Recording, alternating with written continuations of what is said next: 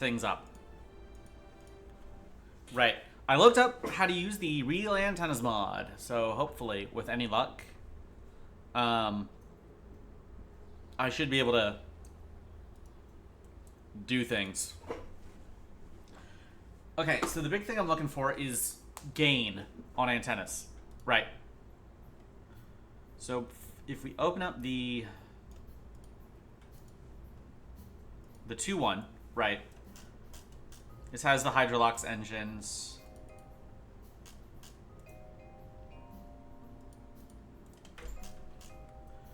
Right, so we have this final stage.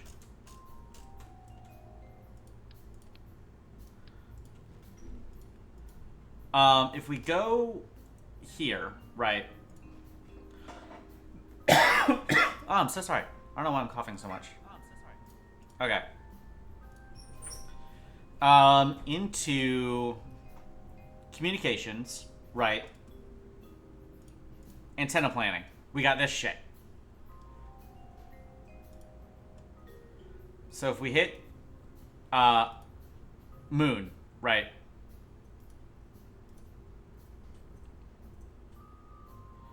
The J21 avionics to that. And we hit apply. No connection, right? Because the antenna is too shit. So we want one with really good gain.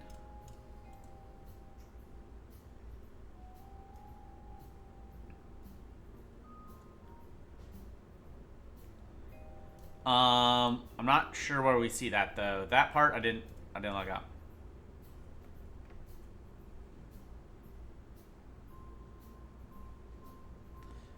Right, I think the gain is that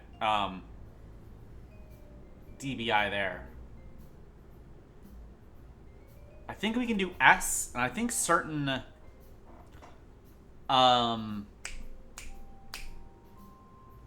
certain stations on Earth can handle that.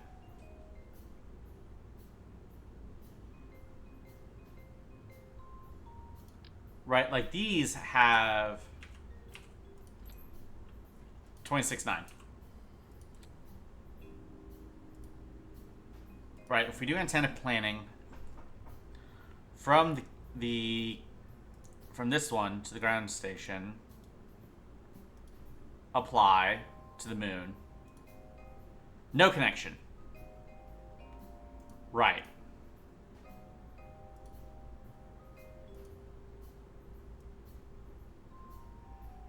If we do 40,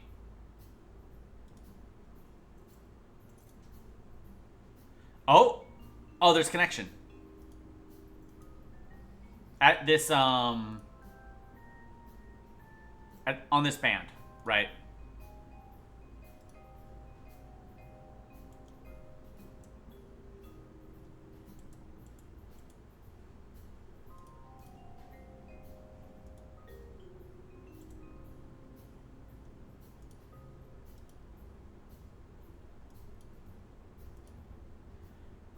We're going to toggle the antenna.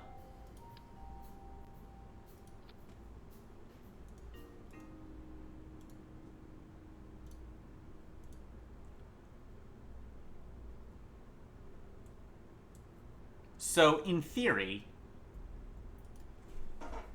this should be powerful enough to give us range on the moon for communication.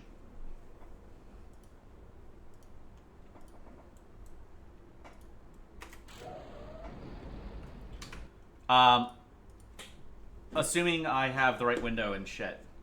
I mean, we are just doing a test, but still.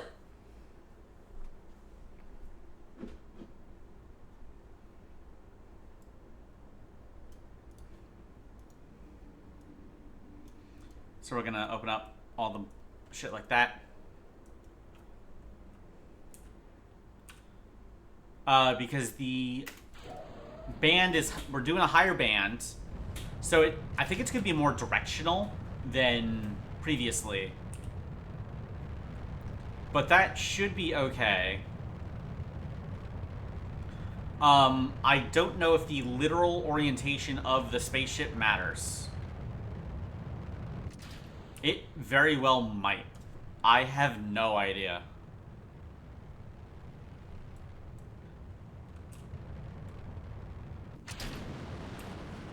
But yeah. Okay, we can also extend those. Right, we are still gaining power, even with the more... Even with the antennas. Very good.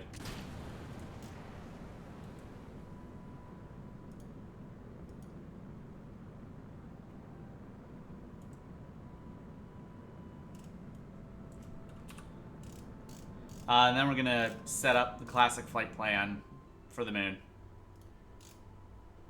Right. Flight plan, maneuver. 10 days. Tolerance.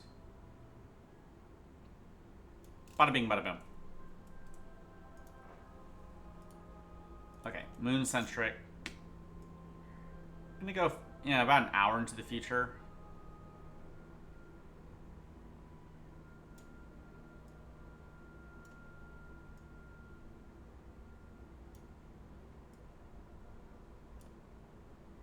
There's perhaps.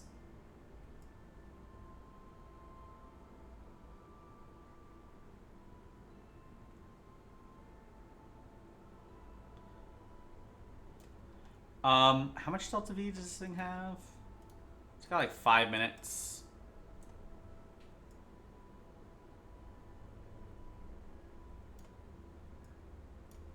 Alright. I mean, we are just kind of...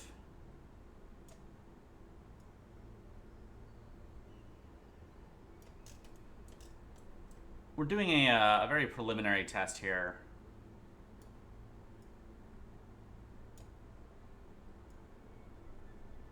So, that'll do. Alright, hopefully, when we get out closer, it'll still have signal. Because if it doesn't, I don't know what to do. Because it did say connected. Right, I looked at the GitHub wiki, and it didn't say anything about, like, needing relays for being within the Earth-Moon system. It said, like, yeah, omnidirectional should be fine. I think so.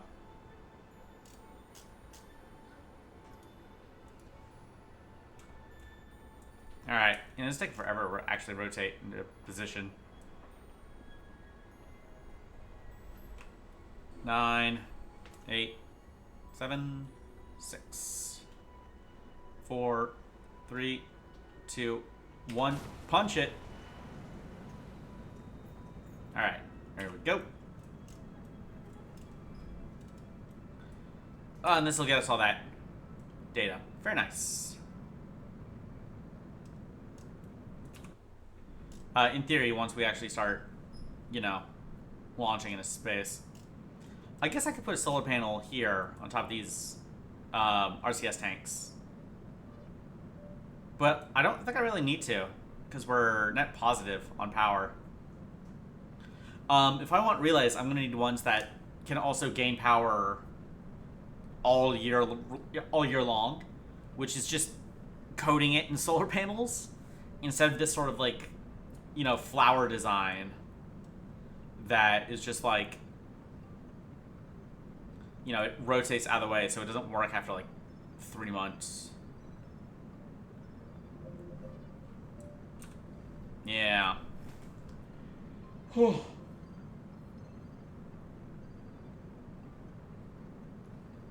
yeah.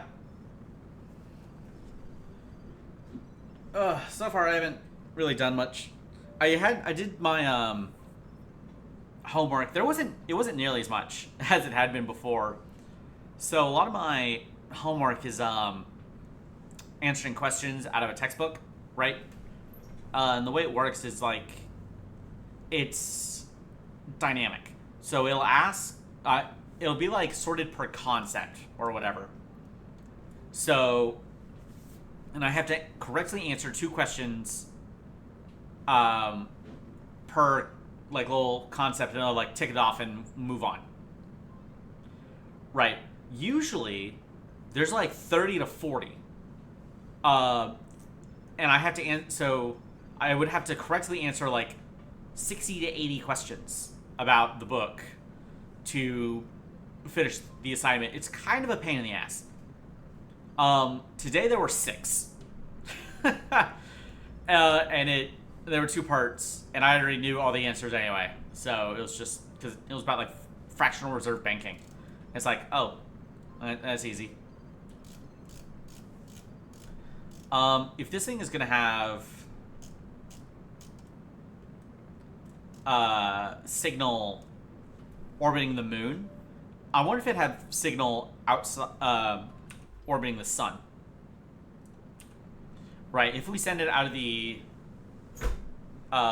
into interplanetary space, how long is it going to pick up signal for? Right, because I would love to be able to use lunar slingshots to go out into the solar system. I don't know how feasible that is with this. Like with this level of tech, I'm not gonna go to like Mars or whatever, right? Or Venus. Like I'm sure, like maybe if I was cracked, I feel like I could probably do Martian flybys, but I feel like I definitely need the improved communications technology to like get meaningful science out of it. You know, because if it doesn't have, if I can't get science back, then like honestly, what's the point? No, actually, lunar orbiter.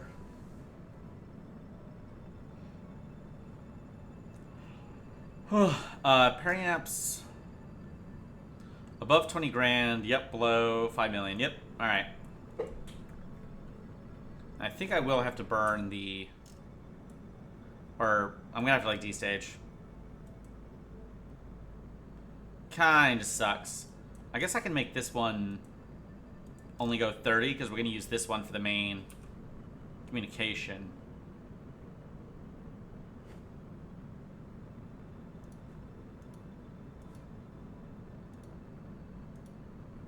Okay, that showed something. I'm not really sure what or why.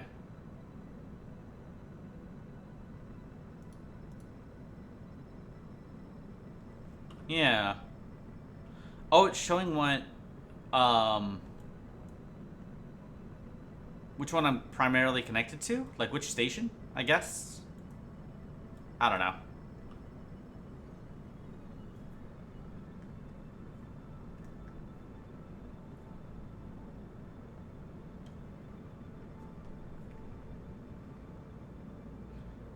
Yeah, it says White Sands.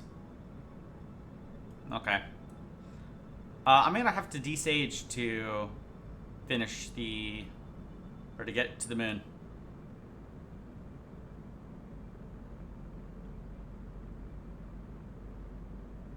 So that'll be nice. 11, 10, 9, 8, 7, 6, 5, 4, 3, 2. There we go. Smooth.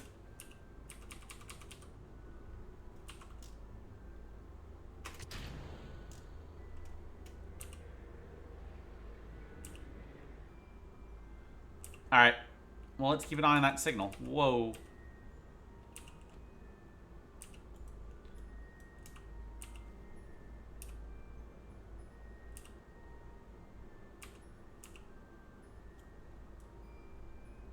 Insufficient avionics. What the fuck?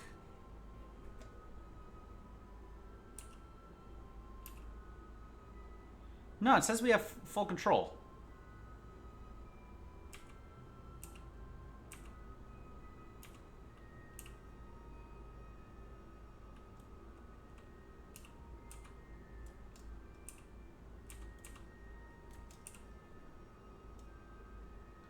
All right.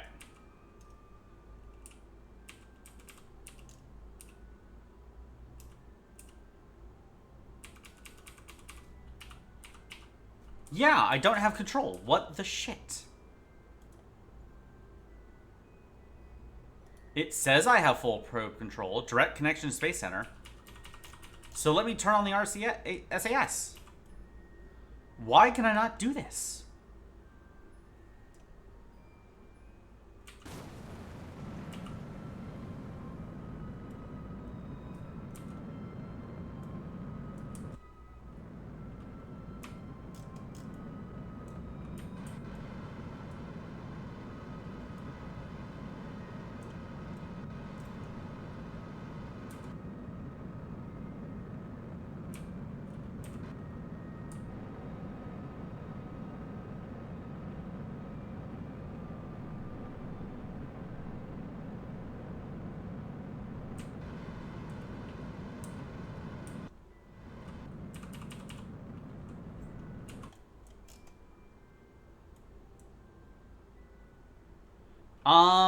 Well, shit.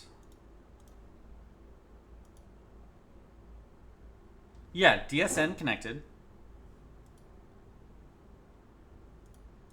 Control path. It says it's connected directly.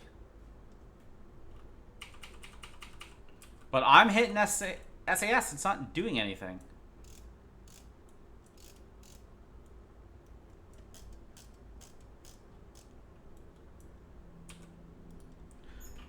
Let's see here.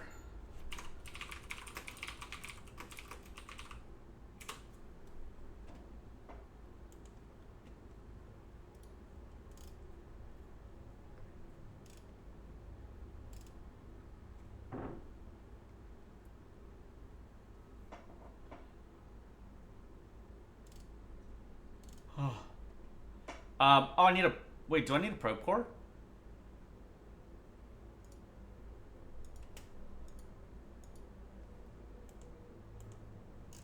Oh, is that it? I just looked it up. Someone suggested like a probe core for... Okay, maybe that's it. Maybe that's why I can't... Like, the avionics won't work this far out.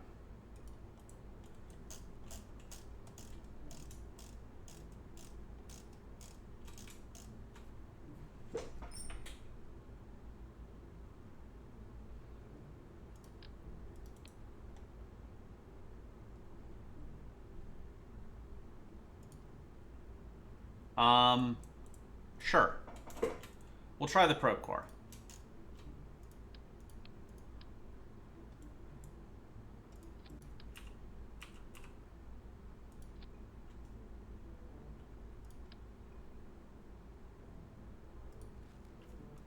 I'm also going to... I want a different...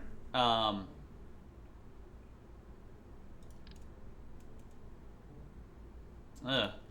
don't want tanks that big.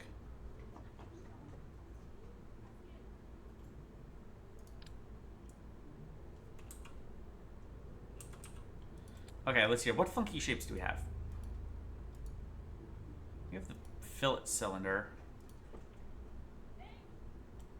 With RCS blocks for that one. Right, we can make it like... We can make them way smaller.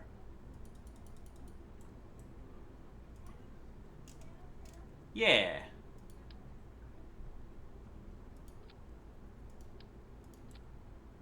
Those look good.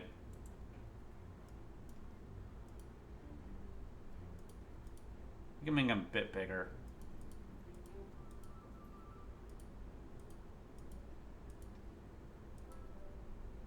We'll do it like that. Right? Why not?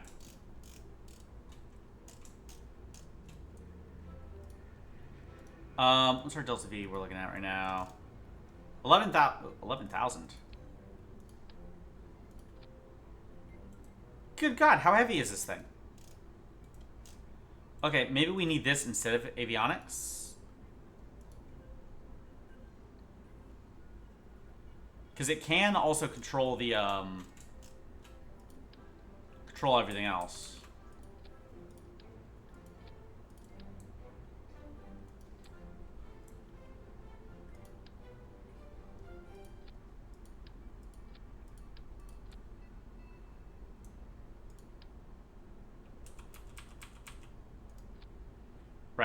we'll... Whoa.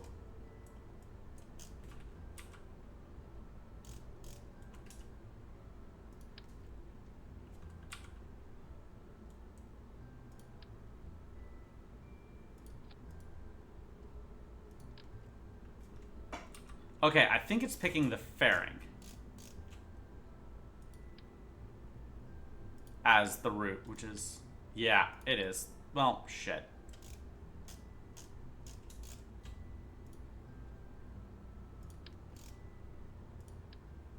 There we go.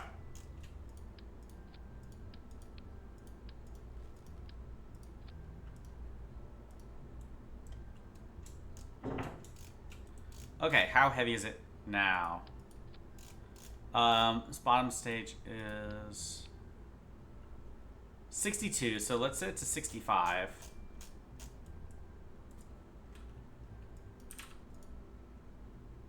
Ah, it's nowhere near big enough.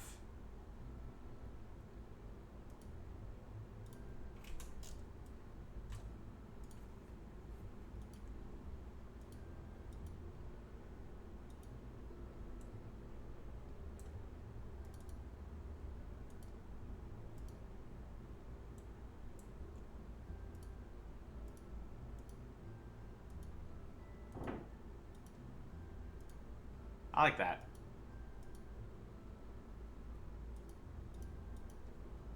All these science doodads appear to have shifted off of it, which is not what we want.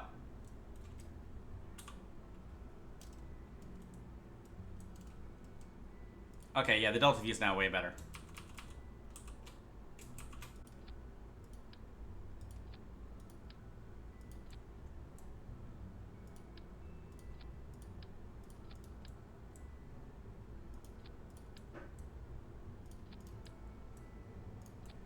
Kind of like the idea of having a different one on every face. That's kind of cool. Okay. So we're still looking at... Oh, now it's 60 tons. So let's set it to 65, I guess.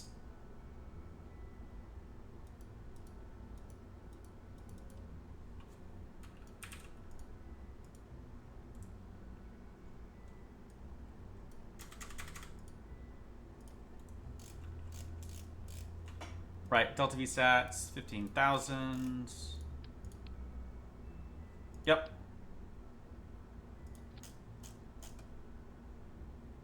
It's actually too tall now. Whatever. Oh, wait. Retract. Close it. There we go. That always confuses it.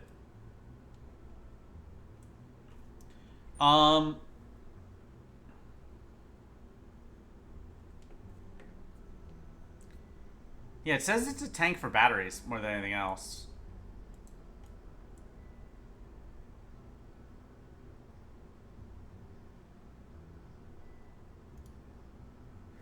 Wait, hang on. Do we need deep space?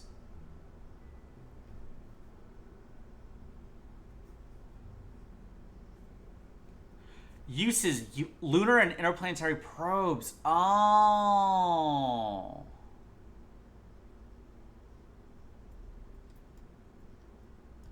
Oh, shit.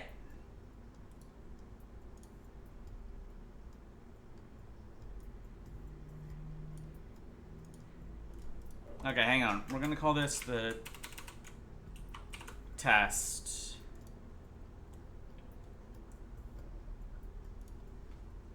Okay, let's just see if being a probe core will make it work better instead of being avionics. If not, I'll switch to deep space. That might be it. Right, it's possible that it literally will not function close to the moon. I need the deep space one for whatever reason.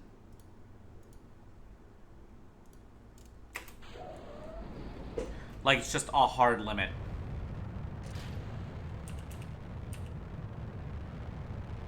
Okay. So it might not have been communications at all. It might have been the avionics.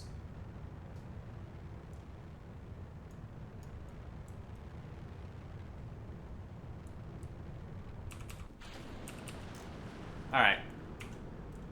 It always does that, which looks kind of funky. Oh, I guess I don't need to put more science in it. I guess I already put everything I want out on the outside. It has no charge.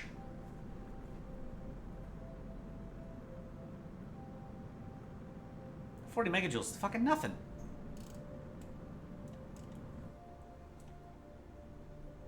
Okay.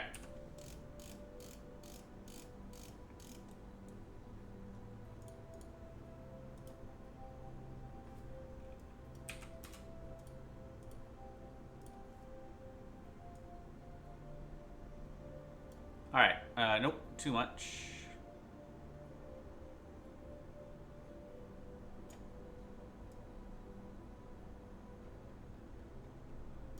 There we go.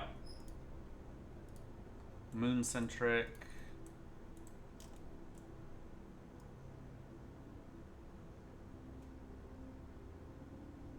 Burn right about then.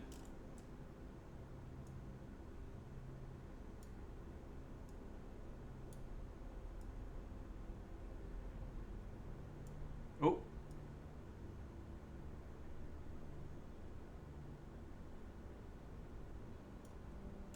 Yeah, there we go. Like on top, like, okay, if the communication works, then obviously I want to test if the upper stage can make it, because that'd be nice.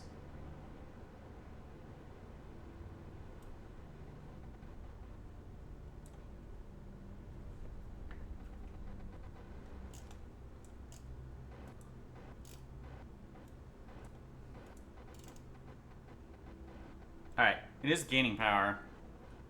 Yeah, if this doesn't work, it might be the, it might be that it has to be a deep space. Which is not something I was, prepared for.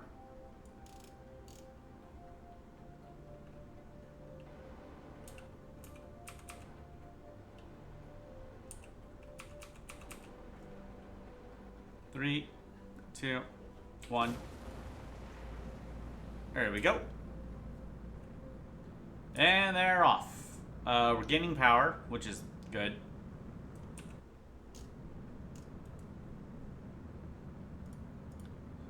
Yeah, so I would need more advanced avionics to do more advanced deep space probes. Because otherwise we're back to like basic avionics, which kind of sucks. I think they're heavier and more power hungry, which means even more mass in the form of solar panels. So, not great. It does have hibernation, though, so I could tell it to, I don't know, sleep for 2 days and not do anything. Which would be handy. I want it to get science on the way, though. Like some of these, temperature scans and whatnot. But, it might be, you know, an acceptable loss. Because, like, how much science am I going to get from a high-altitude temperature scan? You know, being real here. I don't know.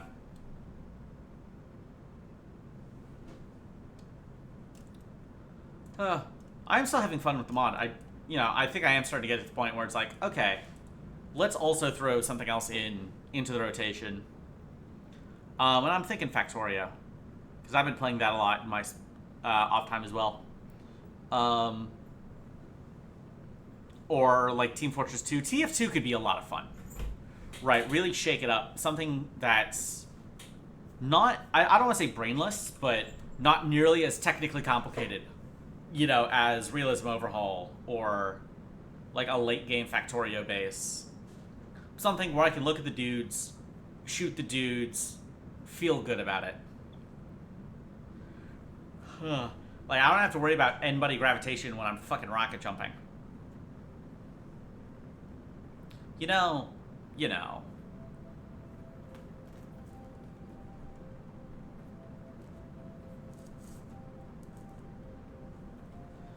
and I'm not exactly flush with cash for new video games.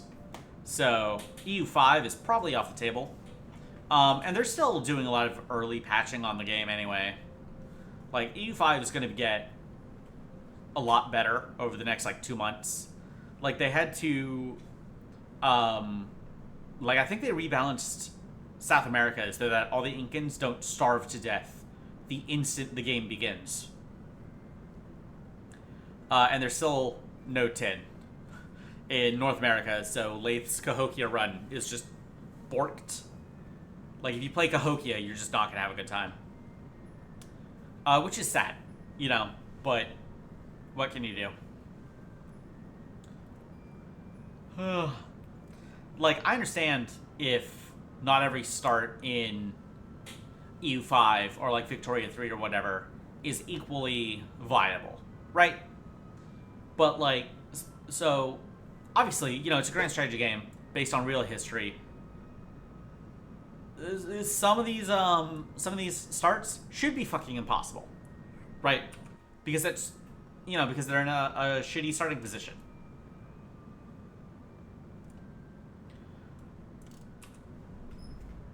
Right, but if you're gonna have something that's so obvious, that's like on its own in a hey, look at me kind of way, you should at least have some kind of custom content to it, you know, to reward the players who are going to do it, so they have something to do, you know? It's like, yeah, it's like, hey, come play Cahokia, come play Iroquois. You're gonna have a bad time. It's gonna be rough, but also we're gonna make sure that at least you're not bored, right? You're gonna have something to do. The features are gonna work, even if they're hard to get a hold of. You know, versus something like every German state, every German city in the HRE, right? Like, they don't need, you know, 500 custom flavor events. Except Ulm, obviously. But, like, if some of the German miners, if most of the German miners are kind of generic, who gives a shit? Right? If you're in Germany, you're gonna play as, like, Austria, Bavaria, or Brandenburg. You know, maybe, or like Dithmarschen because communism meme. Like, unless you are German and you want to play as like your great-great-great-grandfather's house. Because I guess that's a thing you can do in Voltaire's Nightmare. Okay. Which does look insane. Also, I played Voltaire's Nightmare for EU4 a little bit. And it's a lot of fun. One thing I haven't seen on YouTube, I don't think anyone's done like an Ireland run yet, which is kind of shocking. Because Ireland. Alright. Let's see if we have signal. Nope. No, we have no control. Alright. I think it is Deep Space Core. Because I have communication, right? So we're going to open up the other 21L. 21212121L.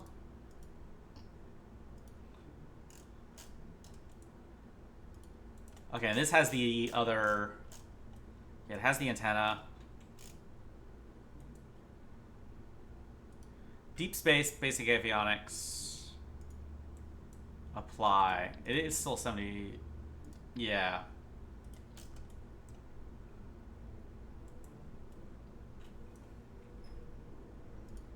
Yeah, as much power as we can shove on it.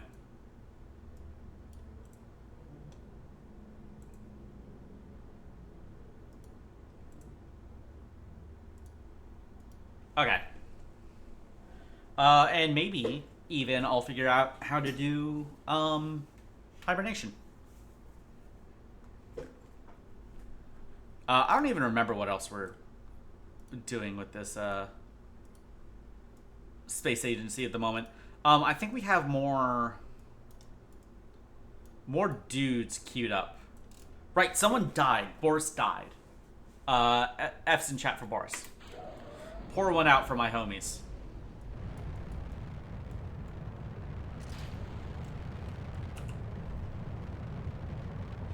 And we're going to... There's like... You have to do a different crew science to do this contract. So we're going to do that one with the next launch. And we're going to stay up for at least a day. Maybe even longer. I don't know. We'll see how we're feeling.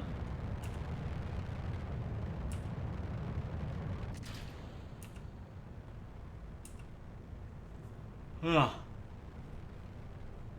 Right, that's how that works. I forgot to check if this seriously impacts total delta V or something. There we go.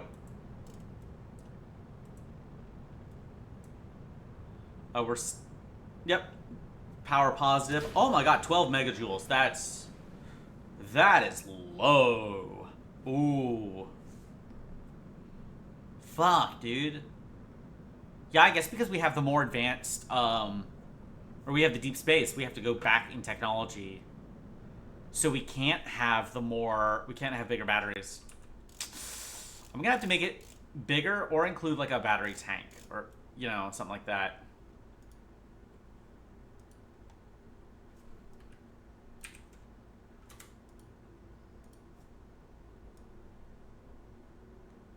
All right.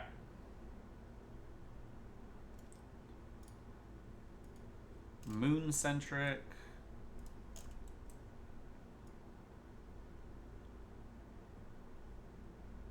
One thing I definitely want... So I saw a tutorial for... real antennas, but like the problem is it was like a 5-year-old video. And his version of Realism Overhaul was like obviously way more barren. Which kind of sucks. So one thing I want to do with the... supercut is whatever has annoyed me about not being told in Realism Overhaul, I'm gonna put it in. Right, so it's gonna tell you how to use Principia, it's gonna tell you about, you know, how to build like the sounding rock on the V2, it's gonna tell you how to do the real antennas. I assume life support is gonna be a mechanic I have to deal with eventually. That's going to be its own special ball lake.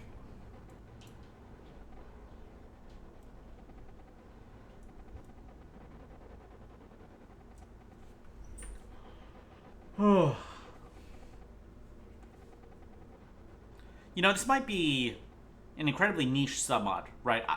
I was reminded of this when I was watching the new Patrick H. Willems video about, like, legacy sequels. And how technically, like, 2010 is a legacy sequel to 2001. Like, I read the books in high school. I actually read all 3 of them. And I was thinking it might be a really interesting mod for, like, a sub-mod for Realism Overhaul. Right. Turn Jupiter into a star. You know? Like, melt Europa, make Jupiter into a star, rearrange it so that it makes sense. Because that's what happens in... Is it in 2010 or is it in 3001? I actually don't remember. In one of the books, the monoliths turned Jupiter into a star. Right. Because David Bowman... He, like, saw life on Jupiter, and he was like, well, they're not going to, like, become technologically advanced. Because that just doesn't happen in gas giants. And he saw life on Europa, and it was like, okay, these guys are going to, like, develop. Right? Or they could if they could, like, hit the surface. So he uses cosmic power, like, magical cosmic power to turn Jupiter into a star. Right. I say magical cosmic power. It's the power of the monolith, but... Yeah, if you were confused by the end of 2001, the book explains it a lot better, because it uses words. It's a lot more of a direct explanation, I should say. I watched 2001 a long time ago, I'd have to rewatch it and see if it's like, because like I'm sure it's fucking Stanley Kubrick, right? It's probably all visual storytelling. It's probably how it works. And I was just a dumb teenager when I last saw it. And I am used to more modern sci-fi and fantasy movies where they will just like sit down and hold your hand and explain literally everything. As opposed to 2001, which is definitely more, definitely much closer to like high art than pop art, which is not, it's absolutely not a statement of quality,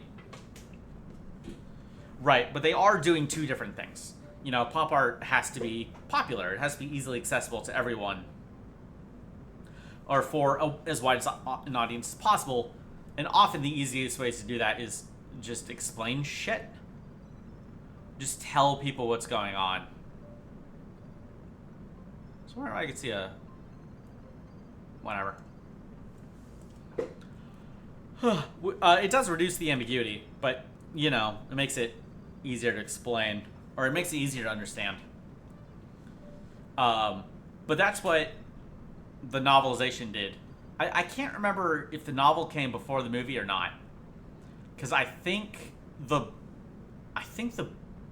movie was based on the book, right?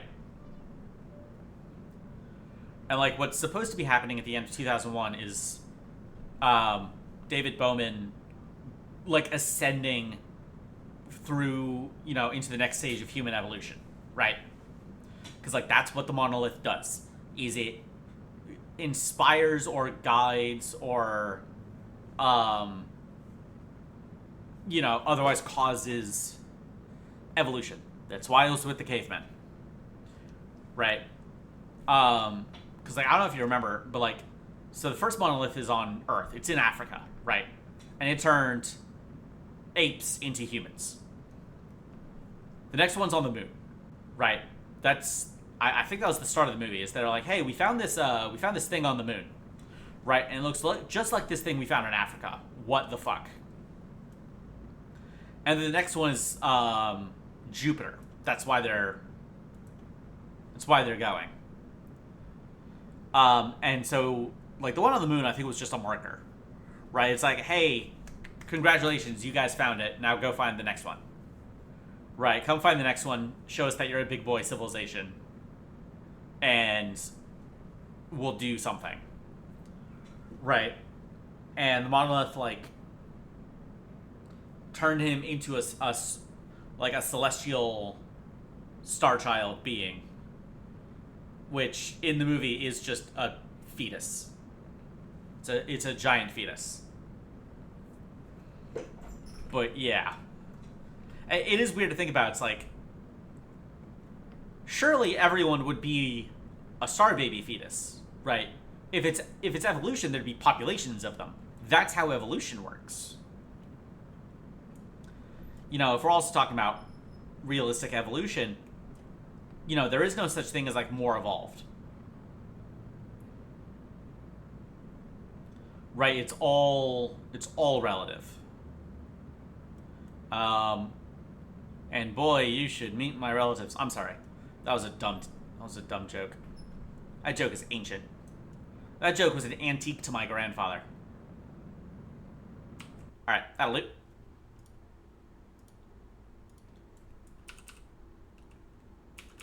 The fuck do you mean?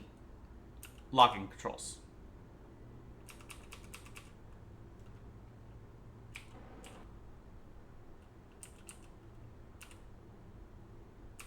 Whoa.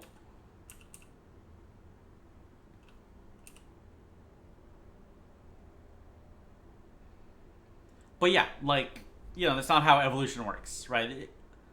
Evolution isn't like a scale of more to less evolved. It's like...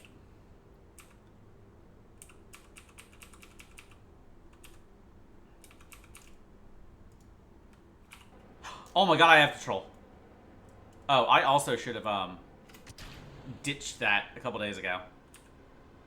Whatever. I have control. Hot damn! Yeehaw!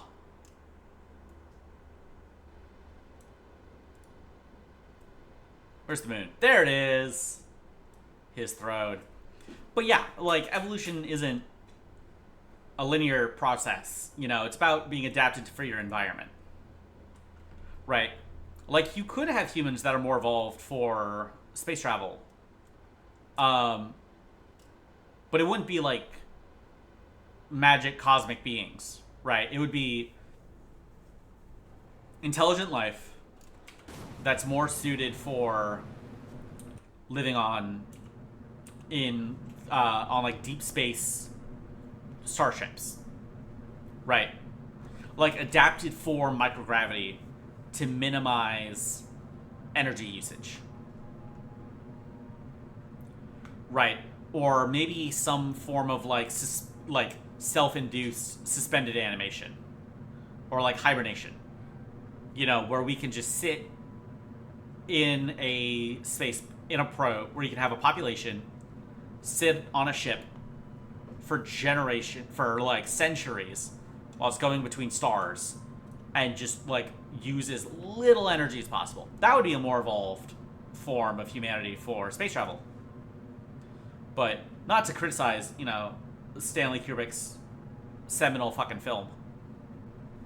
Okay, I need that apoapse below 5 million. I cannot believe all this, and it really was just, hey, build a deep space probe.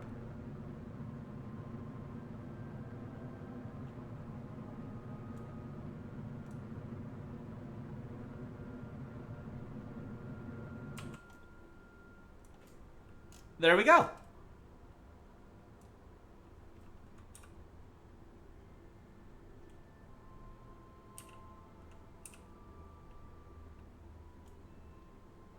Oh my god. We are in orbit. Around the moon.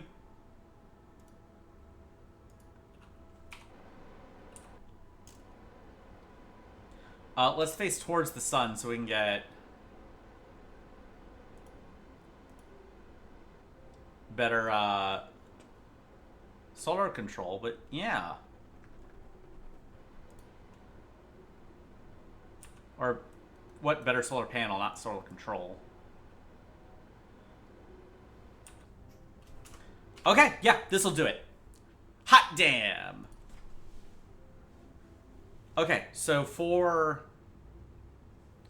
to go to the moon, we need deep space probes. Okay, so we need avionics upgrades. That's going to help tremendously. I also need the Hydrolox engines before I can even start building it. Well, that wasn't too difficult. Uncrewed lunar surface exploration. Lunar landing. Orbiter and orbiter and mapper.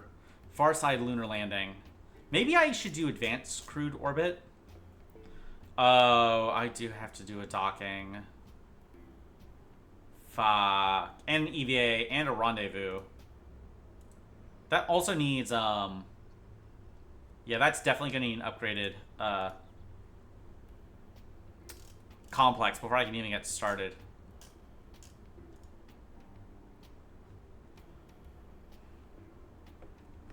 I guess I could do interplanet flybys.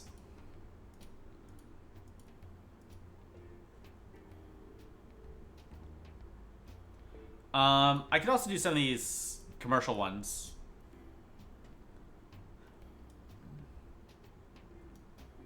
I might.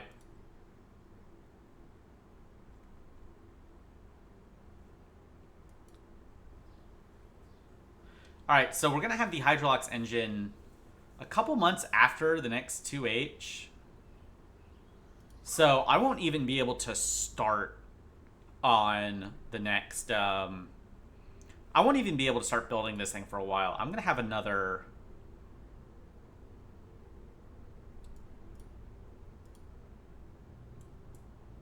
I'm going to have another one of these ready to go.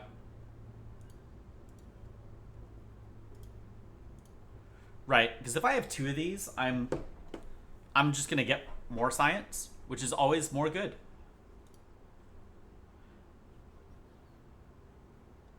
Oh, I forgot the goobers.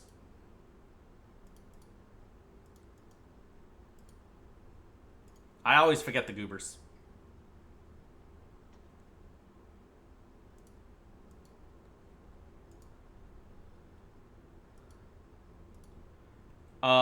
What do you mean that they're gonna be ready in March? Really? What do you mean it only takes 2 months to build one of these things? Good God. We have it down to a fucking science. That was a pun. That one was a pun. I'm so sorry. Alright, yeah, we'll launch one, then the other.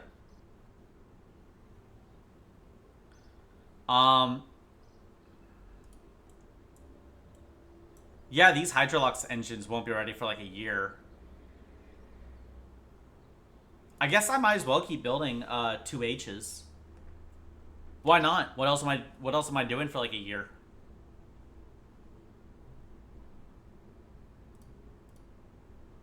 Yeah, we'll queue up another 2. We'll send these guys back up into space. We'll send them on different orbits, I guess. I don't know. Oh, wait, I did actually... I kind of forgot I fired all my researchers.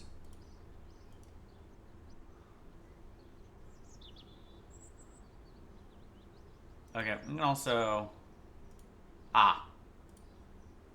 Alright. Mark Kelly, so far the only man who has gone into space. That's it. I was gonna say alive, but Boris sadly didn't actually make it very far. Okay, Mark. We're gonna go on like a polar orbit. Apoap's below 400k. We can do 350. Why not? We're gonna have the Delta V for it.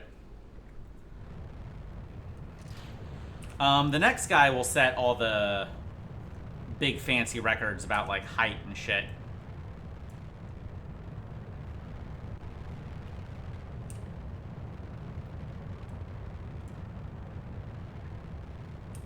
Yeah, I kind of forgot I fired all my scientists. I was wondering why Hydrolux engines was taking so long. My bad. Yeah. That's fine. Okay. Oh, shit. I forgot to turn those on in the,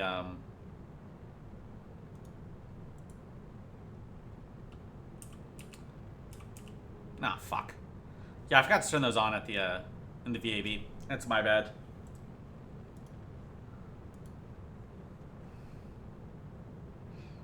Yeah, we need 100% of science about these. He's gonna have to be in space for about a day. So, alright.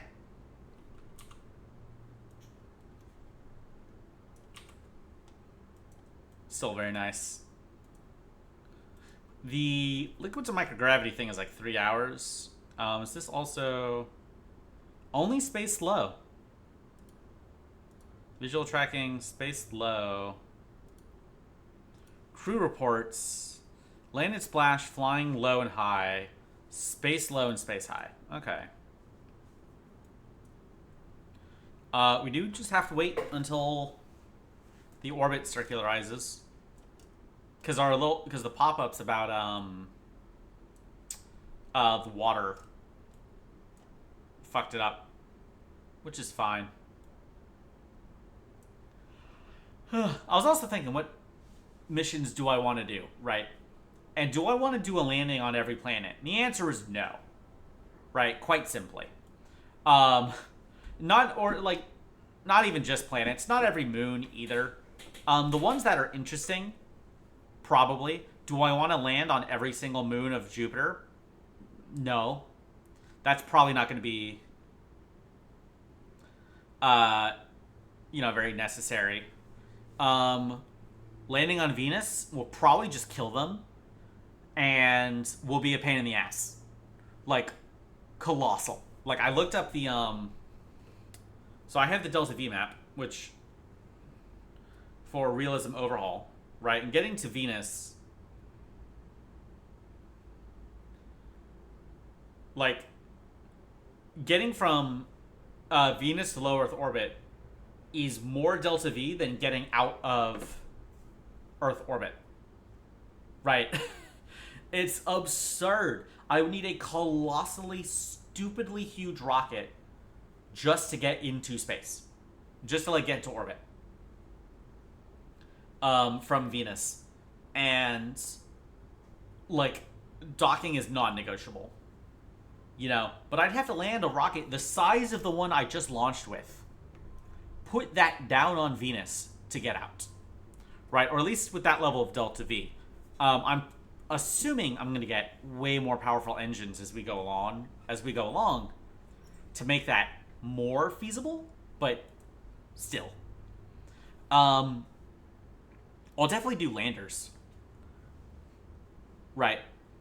I'll definitely do landers on Venus and Mercury, but I probably won't send a dude. I mean, Mars, absolutely. I do want to go to at least one moon of the outer planets. Right. Basically what I'm doing is I'm just writing off Venus and Mercury because they're too close to the sun and they'll probably just die. Right. The instant we get close. Maybe it'll be like iRobot and we actually can land on Mercury. I'm full of classic sci-fi books today. I don't know why.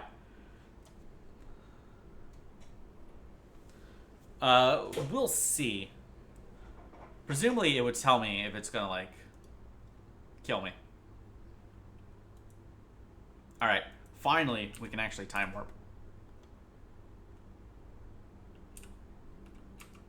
We're getting all the crew reports.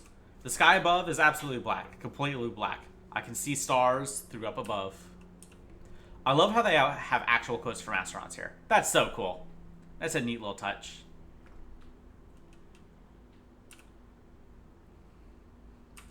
Okay, we saw that one yesterday. I'll try to describe what...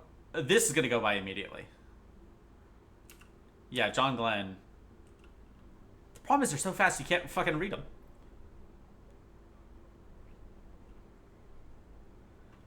Wait. Reach test. I can hit directly to any spot I want to hit. Okay. So this one is not biome specific, right? No. Neither is visual tracking. Alright. The crew reports are. So hopefully we'll get a good amount there. And with the next one, which will be more, less polar, but still more inclined than... Oh. Oh, that's mean. That's just mean. It said Boris's mission training expired. The man's dead. That's a little gauche game. Crew report. Crew record for a day. Hooray! Crew record for 2 days.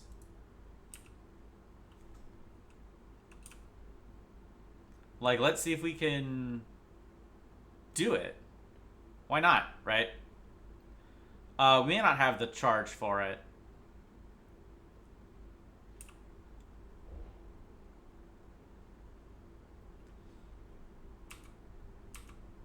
Oh. Mark Kelly is losing his mind. Concentration is becoming a problem. Okay. Also, we're running out of electric charge. Let's get Mark out of here. Are we gonna have to send up, like, entertainment? What's wrong with Mark?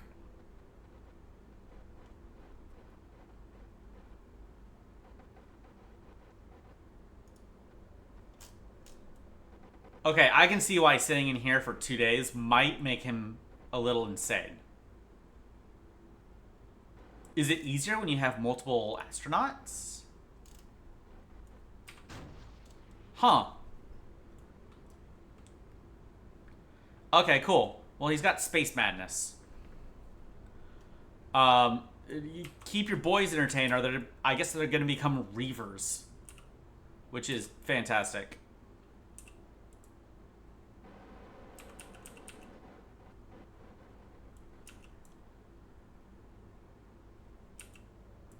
All right. Yeah, let's also burn off the rest of that fuel. Oh. Where's he dropping, boys?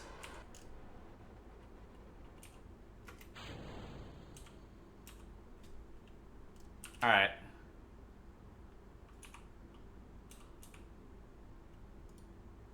Oh, shit. I keep forgetting the, retro thrusters, which I insist on putting on here. There we go. Looks like we're dropping behind the Iron Curtain. Or maybe in, like, no, wait, Romania was communist. Yep, we're landing in Eastern Russia. This will be fine. Well, Mark, you're gonna get that European vacation you always wanted. You're showing up in style.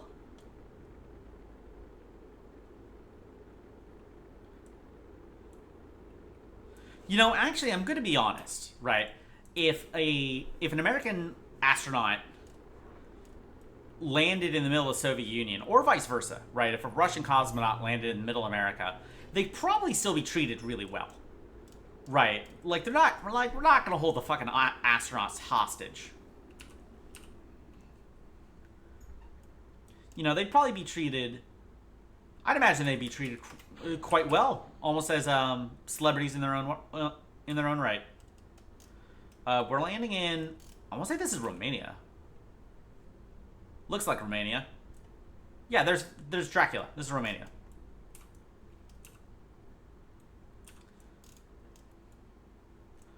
No, I think these are the Carpathian Mountains. Right. Yeah, because this is Hungary. This is like Pannonia. Again, my knowledge of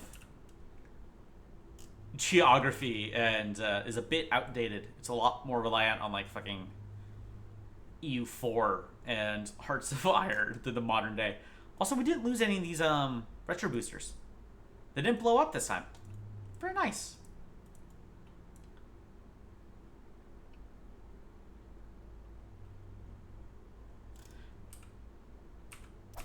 All right. Amazing. Recover vessel. Woo! Very nice. I love it when a plan comes together. I'm gonna not wait. I have 190 science. Oh my god. Alright, we're so back. It was Jover for a minute there, but we're so back. Alright. Improved avionics. Bam. Oh my god, lunar exploration era material science. Shit. MLI wrapping upgrade. Extra insulation. Okay. Saturn V launch tower. Fiberglass fairings. Okay. 64 orbital rocketry. The new AJ-10? No, praise be the AJ-10. Better Hydrolox engines? Oh, I have 100... Ooh. Maybe capsules. Right, because the next program, I need the better capsules. I also need to get to docking procedures. So we need stability, flight control, early docking procedures.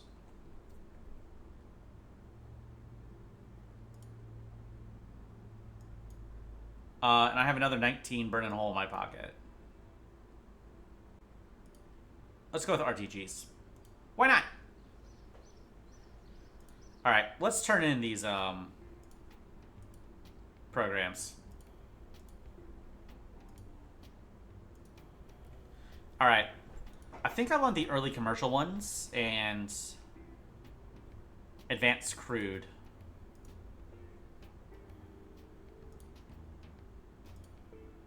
Yeah, and early commercial. Alright, so the satellite has to be satellite relay to be maintained for a year.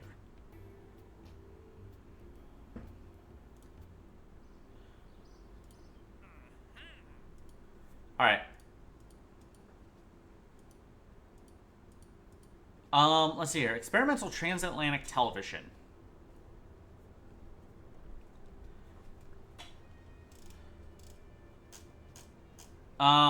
Let's see here. Transatlantic television for 3 months with 1% availability. The Scopus window. Okay. Support broadcast.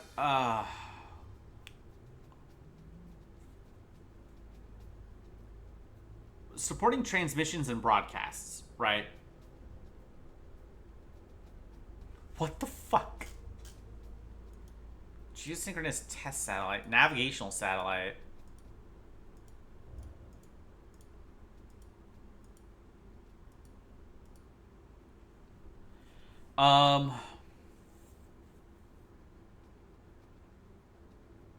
Okay, check for stable orbit. Eccentricity below 0.05. Period of about a day. I can do that. Right? Yeah, I can do that. Molnia orbit satellite. An inclination of 63.4 degrees. An argument of perigee of negative 90. What? This orbit will cause the satellite to appear to remain nearly stationary in the sky for a short period at apogee.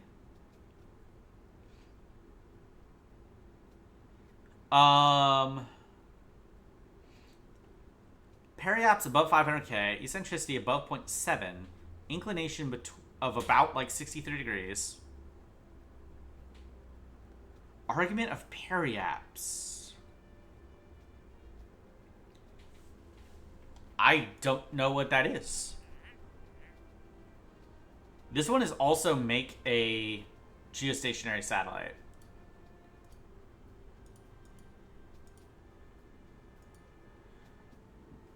Orbital flight with at least 3 crew. Isn't that the next capsule tech? Doesn't this have 3? No, crew capacity 2.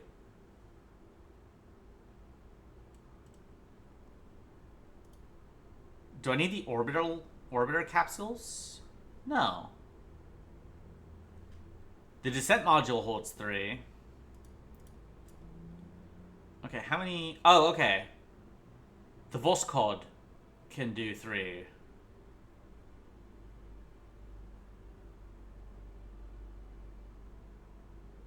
Okay, but these Gemini ones can only hold 2. Okay.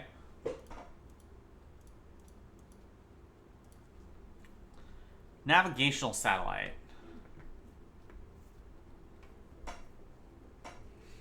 Navsat payload, at least 50 units.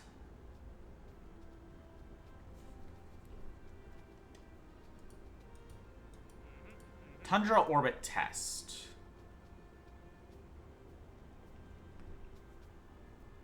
A tundra orbit is a highly elliptical geosynchronous orbit.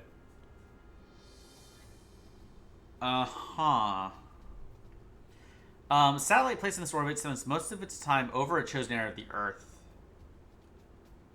allowing it to maintain...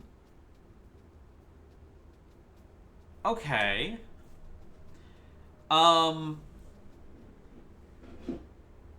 the argument of periaps values mean that the apogee needs to be high in the northern latitudes. Okay. I think we can do that. Right, I want to do some of these optional ones first. Just cause. So we would need inclination above 40. Really? This is it? Are you joking? Yeah, no wonder that one's not giving a lot of prestige. Orbital flight with maneuvers and 2+ crew.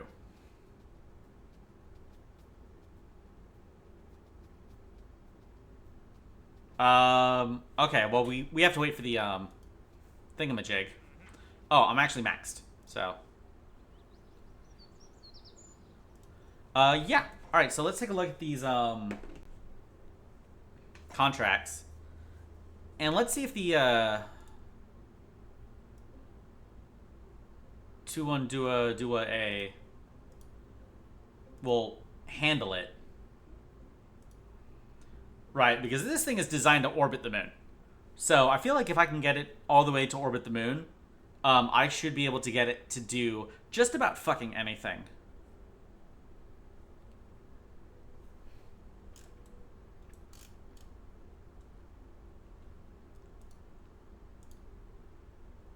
Let's see here. Geostationary test satellite. Super low eccentricity. Which ones can we do first? Like, at the same time.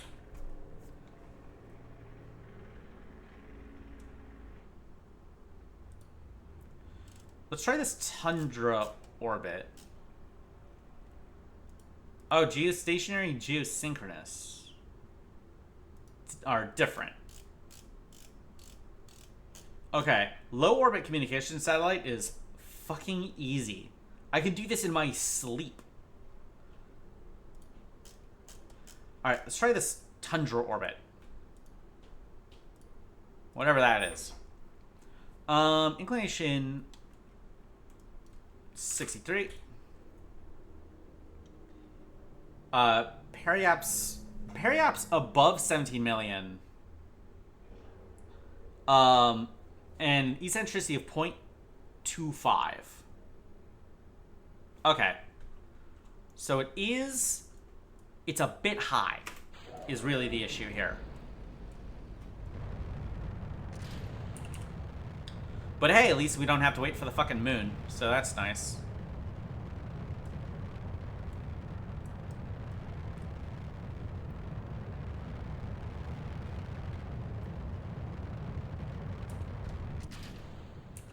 Okay, argument of periaps between 220 and 320.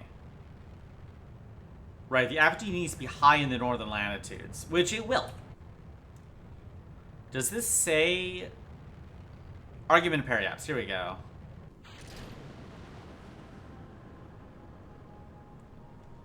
Yeah, does it need to be higher? What's the inclination?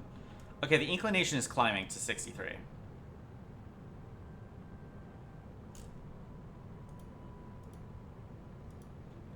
Okay. Yeah, this thing should be able to do Tundra orbit pretty comfortably.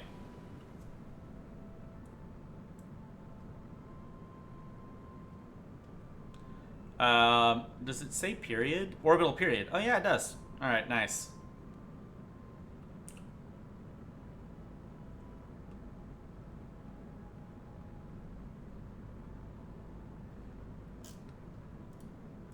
Alright, so why would we not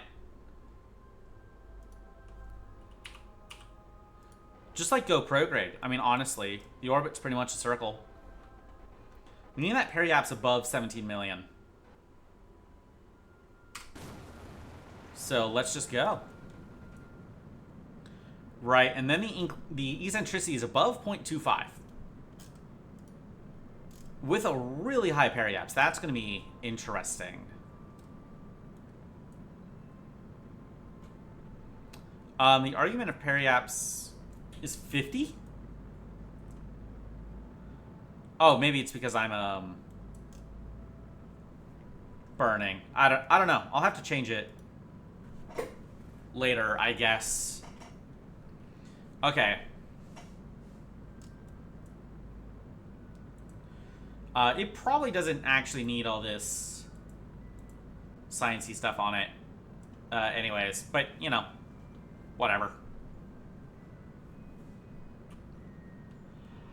Yeah, that's an eccentric orbit. What the hell is this?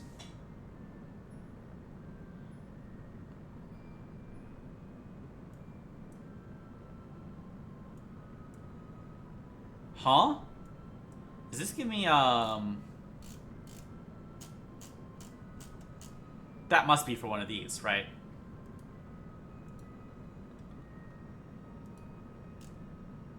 Interesting. Okay.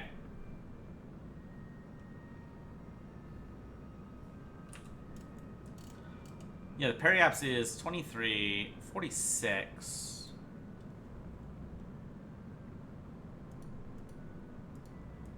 Is that about the geosynchronous? I don't know. Is this? It says it's from Fédération Aéronautique Internationale.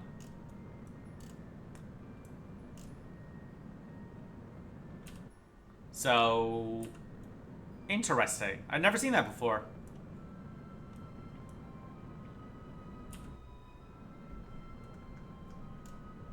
Yeah, we're waiting for 17 million. It should have the Delta V to do something like that. Right. Right. And like this upper stage has 2 burns. This one has unlimited. But, you know.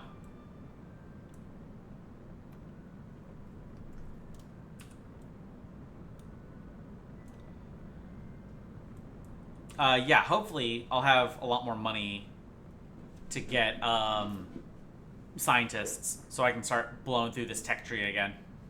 Because that'll be nice. That'll be really nice.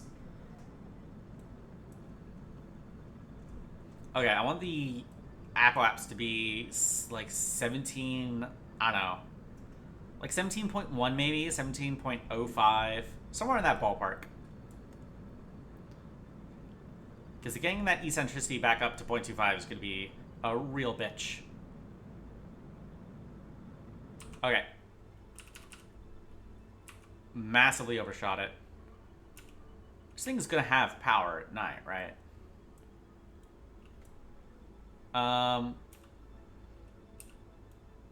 Yeah, Apoapsis is in about an hour. It's about...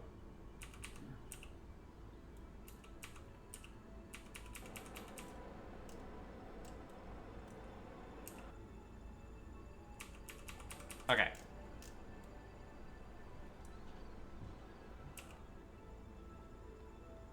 We're getting close.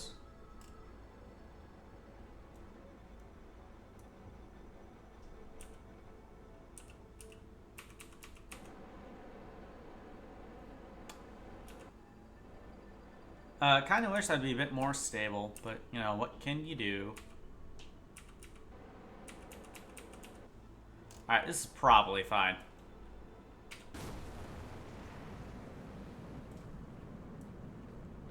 Alright. Yes, the periapse is going to be above 17 million, and then we have to wait for the eccentricity. And figure out what the fuck argument of periapse is.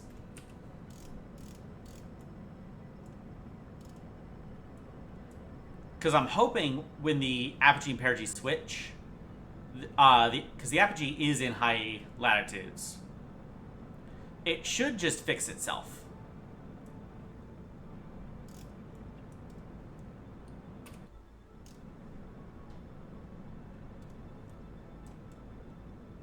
Hopefully. I sure hope so.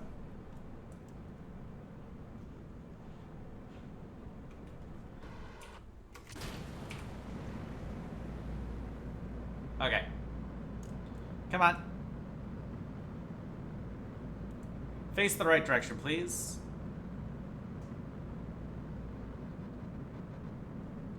There we go.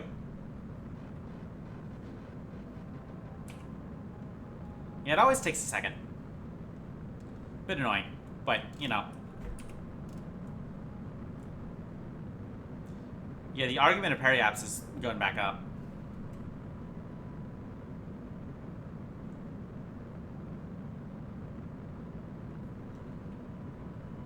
Alright, there we go.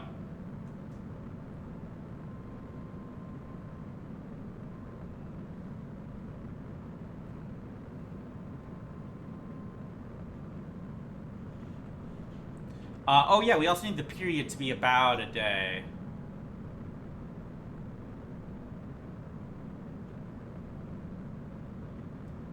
We need it to be actually really close to a day. Ooh.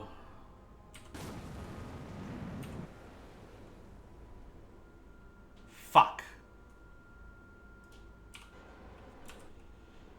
Alright. That's okay. It's off by like 2 minutes. Yeah, this does that contract. Also does low orbit communication satellite, just completely on accident.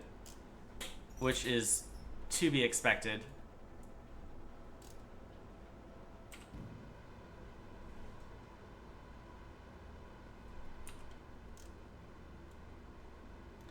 Okay. Yeah, I'm starting to understand why these satellites have really tiny engines up at the top for these sort of really delicate maneuvers. Fortunately, we need it 23 minutes, 54 minutes to 23 minutes, 58 minutes. 23 hours, 58 minutes.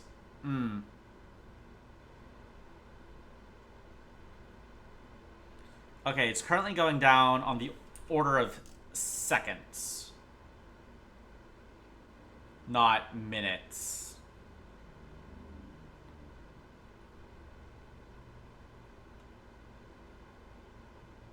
Okay. So it has the capacity. What it lacks is the fidelity, which does just mean quick saving. Like, if we're being honest, that just means quick saving, which is fine. I'm willing to do that. We'll pretend that the boys in Houston are much more careful with their calculations. Okay. So that's Tundra orbit. That's low Earth communication satellite. Can we do both of these at once? It looks like we can, yes. So situation orbit. Eccentricity below 0.01. The period is exactly the same. Stable orbit is exactly the same. Okay. We're going to do geostationary because it's actually stricter. What was geostationary orbit?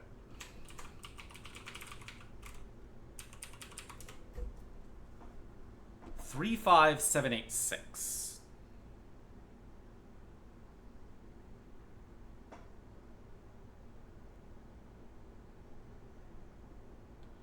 Okay.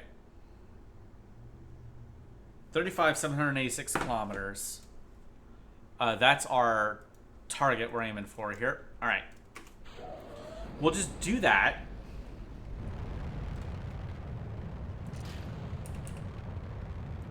Oh, I flipped the camera.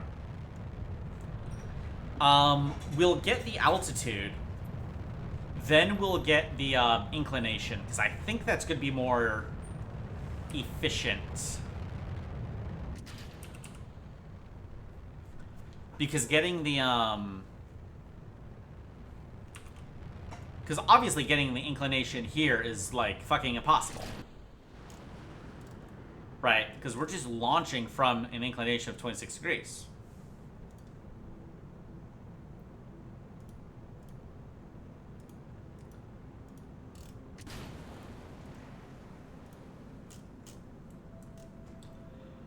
Okay.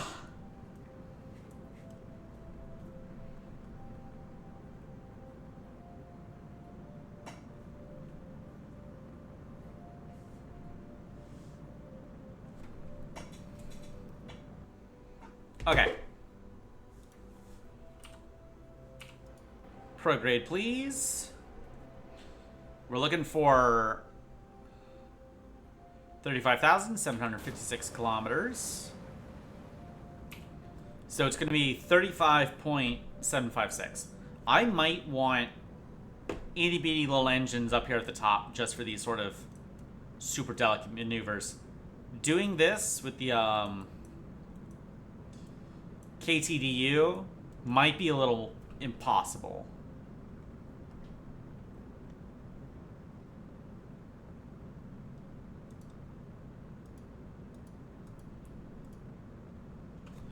Right. I might have to start investing in these super tiny engines. 35,756. That is... It is quite high. Let's not mince words.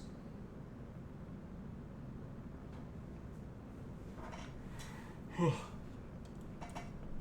I do wonder if I have the Delta V to actually change the orbit. Because I don't actually remember which is more efficient. If it's more efficient to circularize first.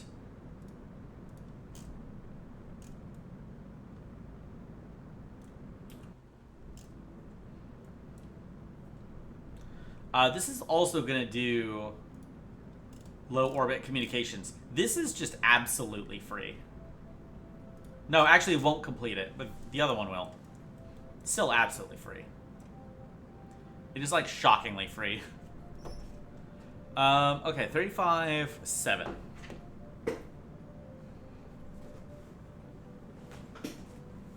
Right, because we can get close enough. I mean, the period is going up quite quickly, but if I keep an eye on it better, it should be...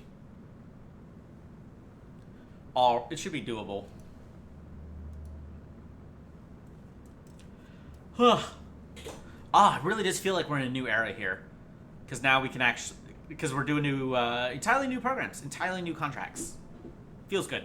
Feels good, man. I should just, like, fucking sticky note this number onto the side of my, monitor. 35.7.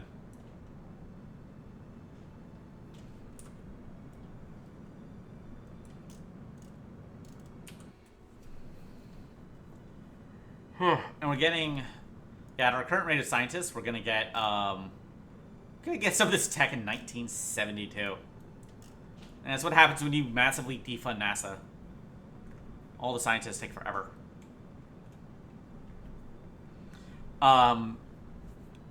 Yeah, and now we're gonna have new program money rolling in, so we'll be able to blitz past 1,000 scientists.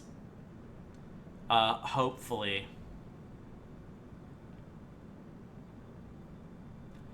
Huh.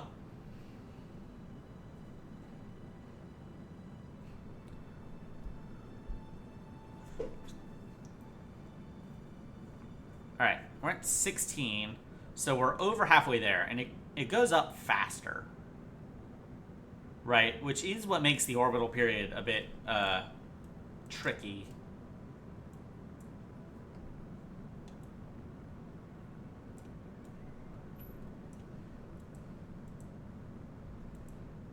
But hey, at least soon people are going to have satellite TV.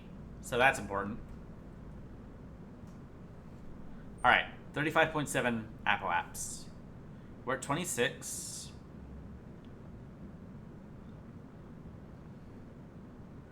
Alright, we're almost 30. Okay, I mean, we're at 30. 3, 4, 5, 35.9. Okay. Yeah, I'm gonna have to fix that. Apple apps in a couple hours.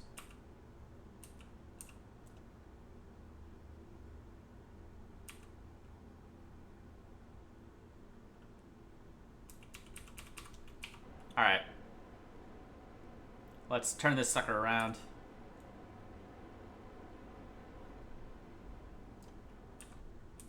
I wish I knew what this meant. I really have no idea. It looks cool, but I have no fucking idea what it's supposed to mean.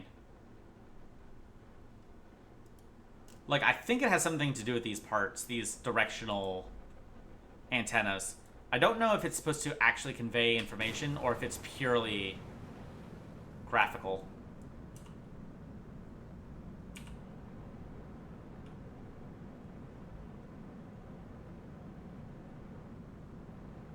Alright, we're about to run out of fuel on that stage.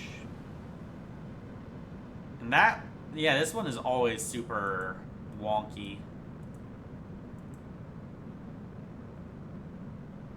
We'll pretend that was intentional. We want this one to be 35.7 as well.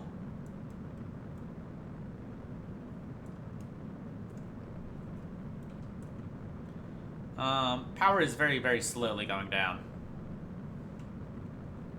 So that's fine. The big thing is we need that orbital period to be a day. Like, so like I know the magic number here. I know the number we need to aim for is 35.7.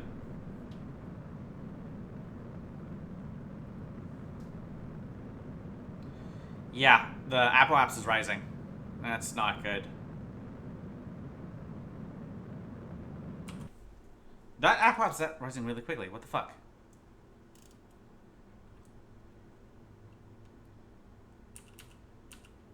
Okay, we're gonna go to apoapse and we're gonna use RCS. No, we're gonna go to periapse. Oh, I don't even have the inclination right. The inclination is all wrong.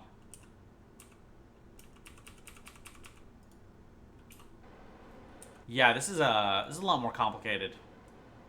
Because I gotta be so precise. I'm using a sledgehammer here.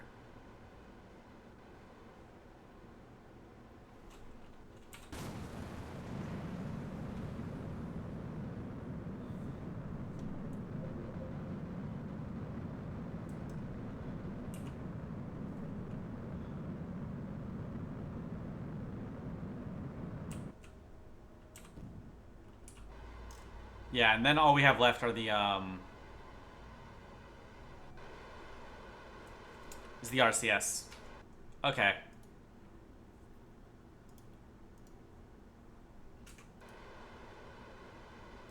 Geosynchronous is easier. But I mean, if I can do geosynchronous, I can do geostationary.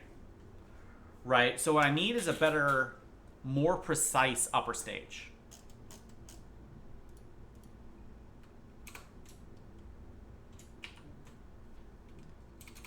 It's gonna be the 2-2. Okay. Let's re-examine this, right? For starters, yeah, that's near Earth. Alright.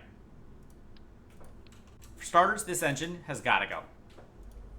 It's too wobbly.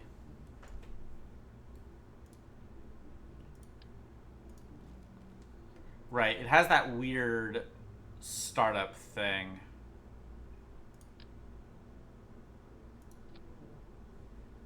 Do I have anything I can throttle? Yes, actually.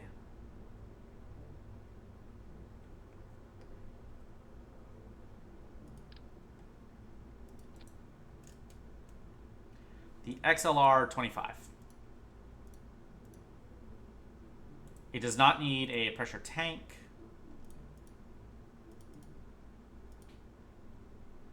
That's 33 seconds. It can go for an hour. Holy shit.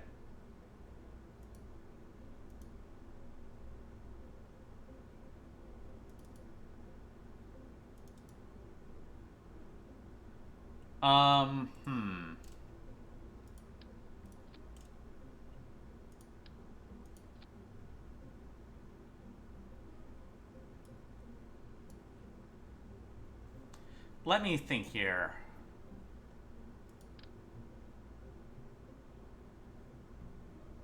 Okay, that's not it. Yeah, I need a multi-ignite. One that has... Like, I think the 25 here really is my best bet. Right, because throttle... Oh my god, throttle's gonna be so big.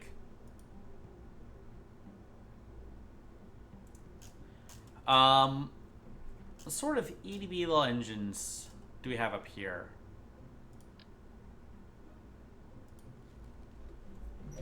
Right. Okay, this thing is designed for apogee orbit injection of geostationary satellites.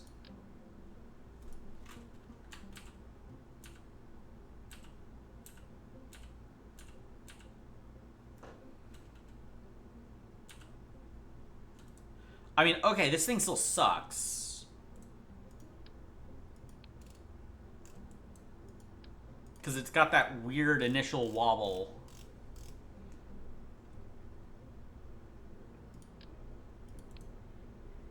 I mean, why don't we just go with an AJ-10?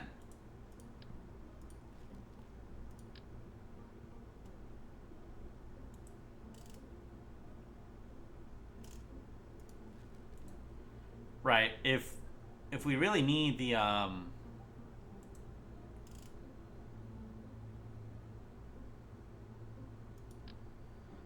that's pressure fed. It's pressure fed. Yeah, we need the infinite restarts.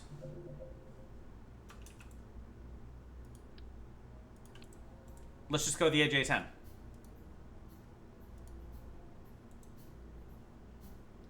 Minute 35. It goes for 5 minutes.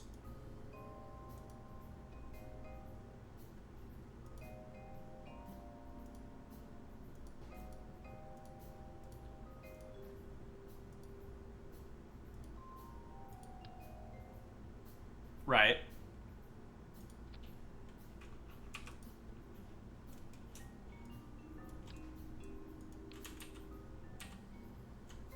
There we go.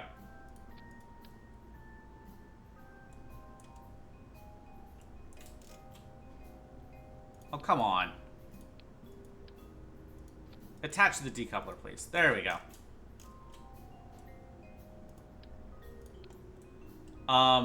And we'll get rid of all these little sciencey doodads.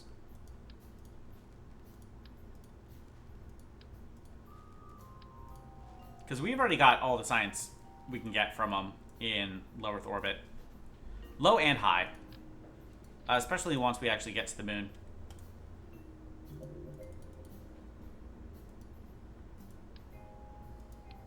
Alright. Whoops. Hit OBS there. Yeah, we'll go for this little thruster, right? It's pressure fed. That's fine.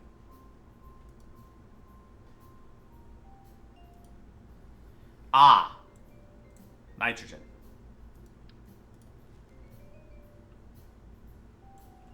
Okay. And it's rated for ever. Because it's RCS.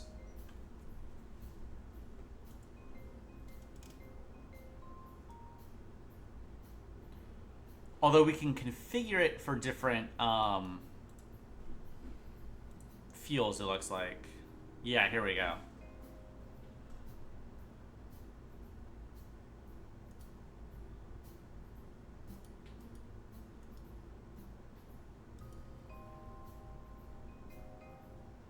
Yeah, we could switch to hydrazine, nitrous oxide. I'm going to guess these have different weights, right? Okay, if we switch to nitrazine, to hydrazine, it's 1.95.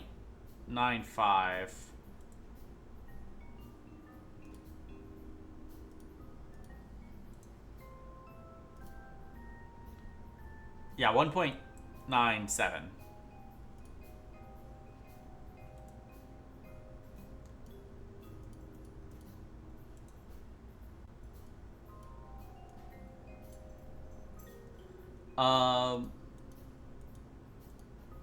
Okay, that's actually as small as it'll get while retaining control. We could do something like that. Stick on another decoupler. It's now too tall.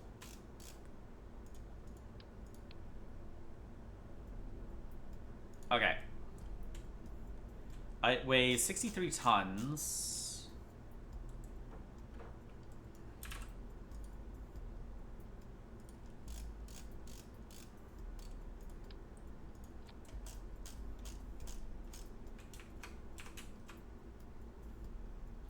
All right. And let's actually stage it properly.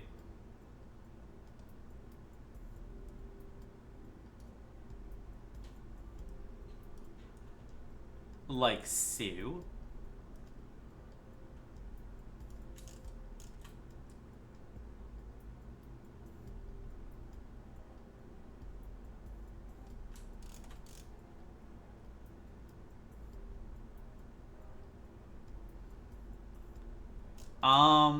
Okay, we do actually want these to go here. Do we want it to be a little RCS here? We might.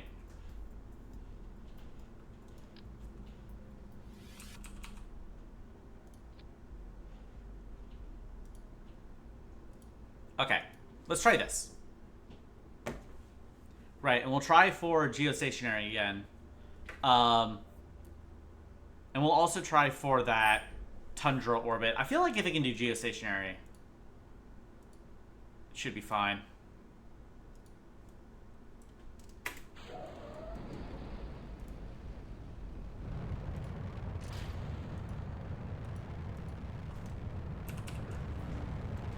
All right, and away we go.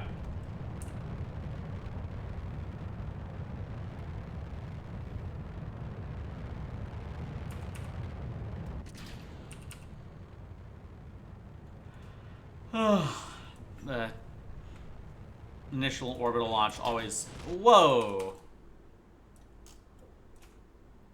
What the fuck? God damn it. I hate it when that happens.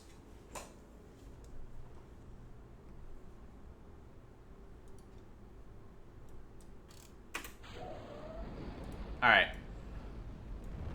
Let's just try that again.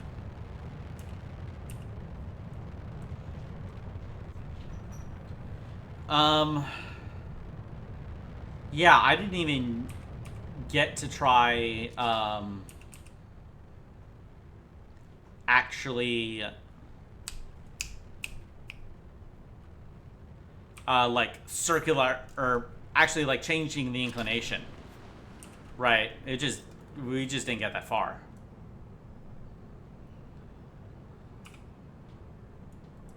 Oh, I guess I should move those up here now. That'd probably make a bit more sense. Do I need them? I might not actually need them. I might just ditch them.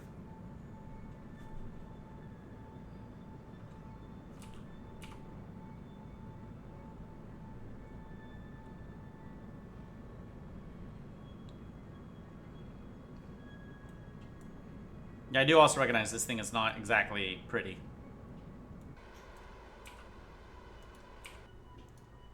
Okay.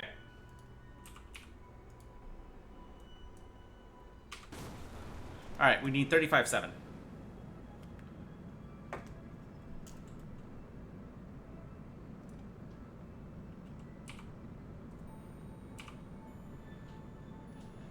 You can use the nitrogen in here. I really don't care. I don't need this nitrogen tank at all.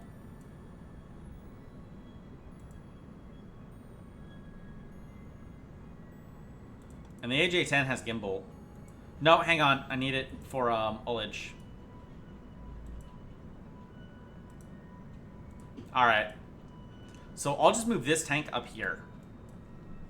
And I'll just get rid of all this RCS. Because I don't need it. This thing is going to run out way before it actually,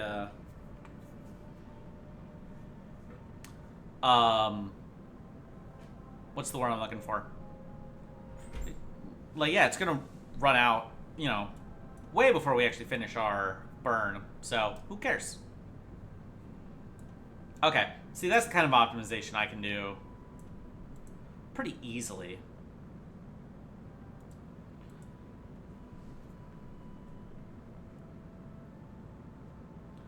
And it is slightly too tall, so I'll have to modify the launch complex. But that takes like 2 days to, like, I don't know, raise the ceiling or something. Oh, we just gotta wait forever on the burn. Always takes a bit. Whatever.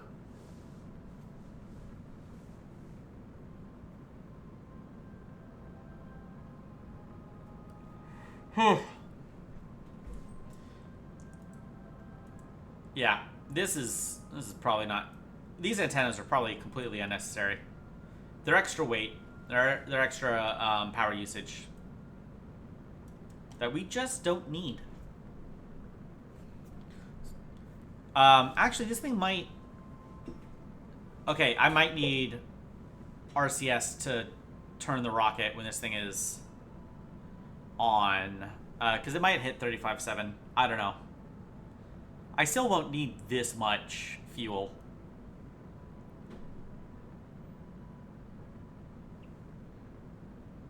These all look so precarious. I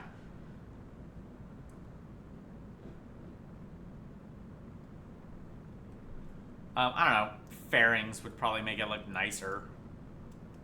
I mean, we're also in space. Who cares? You know, it's not gonna do anything but the aerodynamics. I don't think we're gonna have enough fuel here.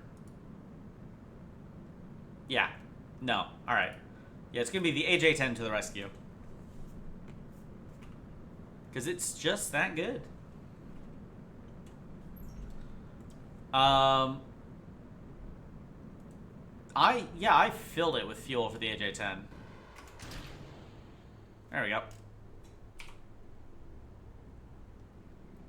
Okay, now saving nitrogen really matters. Because now all these are activated.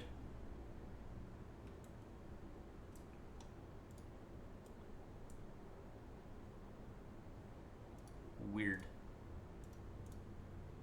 We got like almost 5 minutes of burn. Not exactly a high thrust to weight ratio. I forgot about that.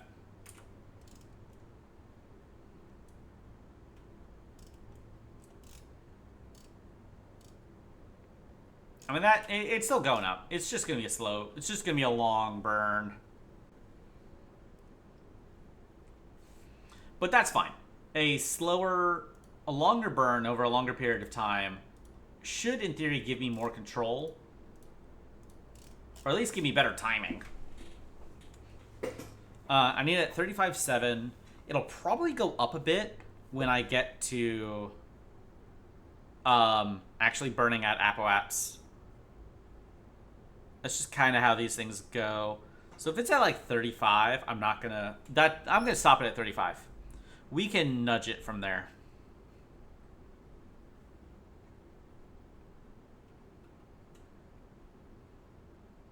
Alright, it's at 23. It'd be really nice if I could actually use the AJ-10 to do almost the whole thing, realistically. And have some fuel left over for, like, circular, or, changing the inclination. Because I need that inclination to be below 2. Which is going to be really hard.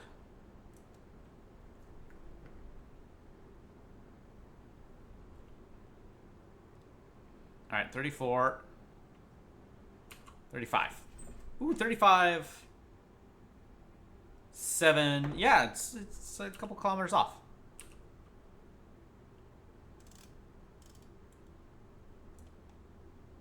Nice. Alright. So now we go to apoaps.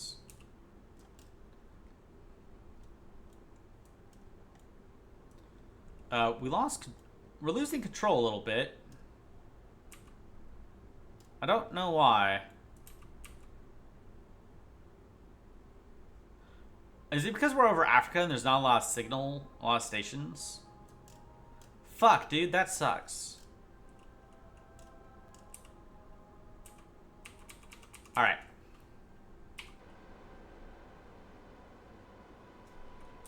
Yeah, I gotta turn this whole ship around. Ooh, almost ran out of power. That would have been really bad. It's gonna run out of power. Because it's gonna face the wrong fucking direction. Are you joking?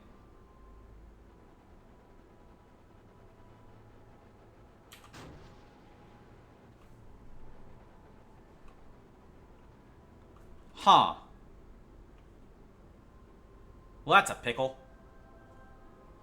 I'll have it target the sun when we're done here. Hopefully it'll be long enough.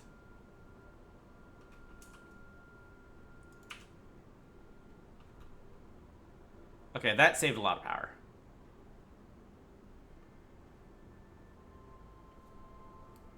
Yeah, the antennae are completely useless. I think. Not really understanding how they work, I'm going to say that they're useless. We might be able to just nail this with the AJ-10. The AJ-10 to the fucking rescue again. Because we might just nail it. Or at least nail the, final periaps. So, I need the eccentricity below 0.01. I think getting the period is going to be the big thing. Right? Because if the period is 24 hours, or 23.9, whatever. 23 hours, 55 minutes. That should just have everything else slot into place.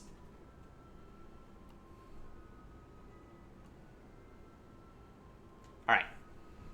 Orbital period is currently 17 hours. We have some charge. We are losing it. Which is super bad.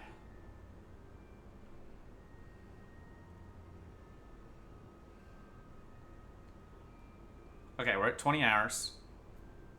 We're looking for 23:54. My finger is on the X key right now. It is itching to go.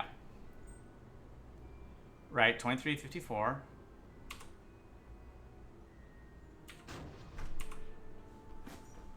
Overshot it.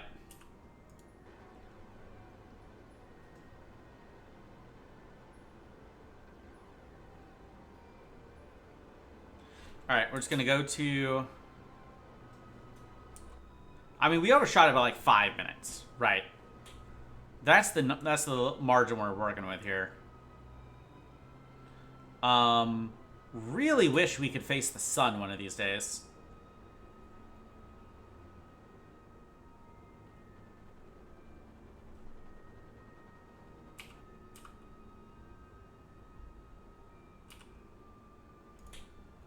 Okay, if we just kind of time her up a little bit.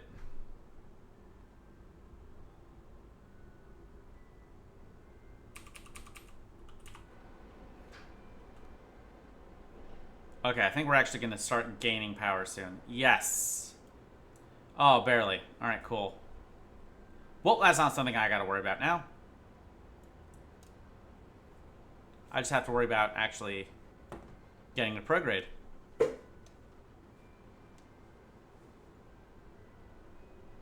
Because it really doesn't fucking want to. And I don't know why. Or, oh, no, retrograde. Fuck, we're going to retrograde. No wonder it didn't do what I wanted it to do. I told it to do something else.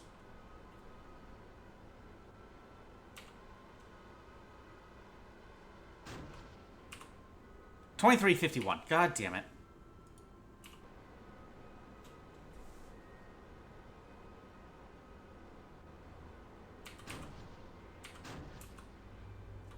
Ooh, ooh, ooh. That's it. Eccentricity below 0.01. Fuck. Alright.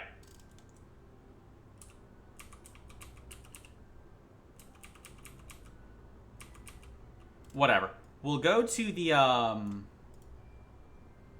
We'll go to the ascending node. Right.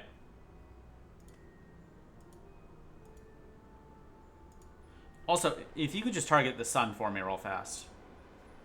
Be much appreciated.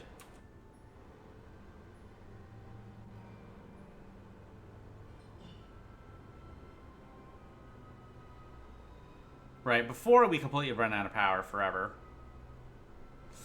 Ah, fuck. I didn't keep track of power on the way up. Because normally I don't have to.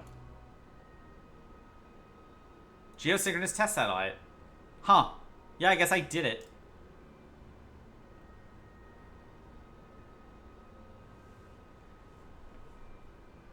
Oh my god. Almost out of power.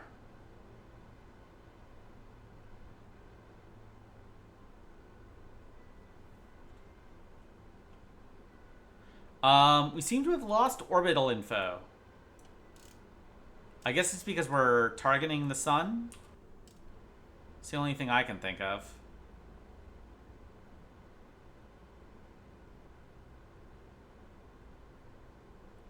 Oh my god, it does not want to... Okay, activate all the RCS. Fuck. We're out of power. Alright, we are drifting sunward. This is so scuffed. Okay, with any luck, it should turn back on soon.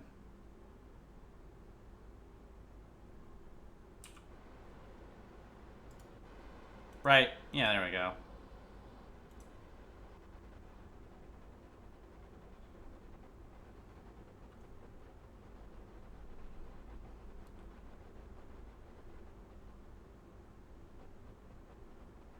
Okay.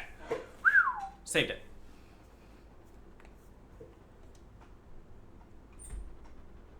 Yeah, I'm also ditching these antenna. I gotta make some changes.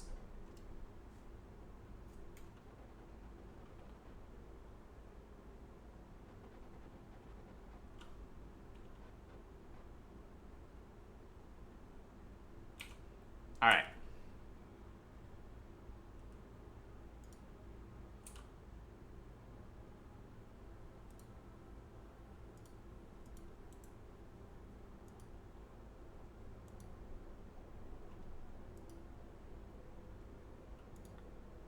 Alright, so now we actually have our orbital information back. Which is good. I want a nice... Oh my god, it is still rotating. Okay.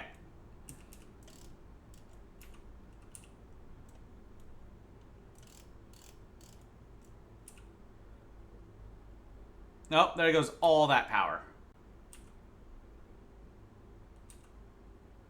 Nope, never mind, power's back. I hit the wrong button. Fuck. Alright.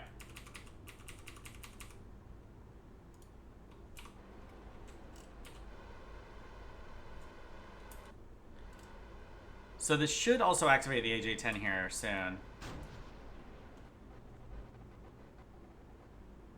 Okay, the inclination is going down. Very good. So is the power, but whatever, it's full. Tank battery's full.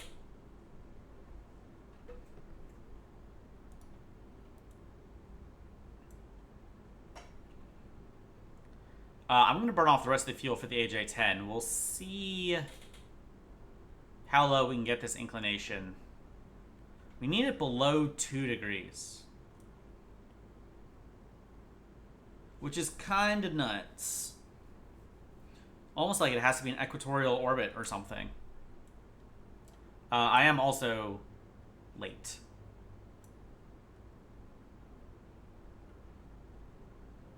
Or maybe it's moving. I can't tell.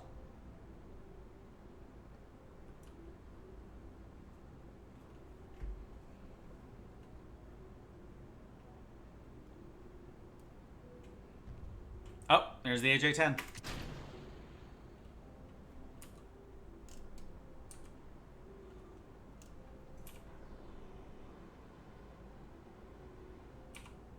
Okay.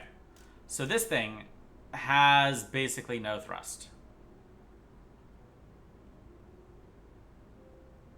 and it's burning through my nitrogen at a rate of knots. So that's bad.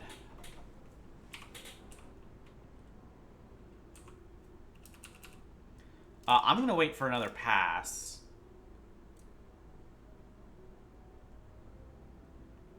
My solar is now... Oop. Yeah, it's not facing the right way. Well... Shit. Alright. But I think this can actually do it. You know, some piloting errors. Some fucking... Not enough, fucking electricity. But... Get rid of these.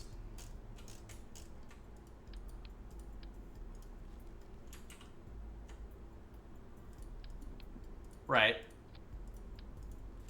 Get rid of these.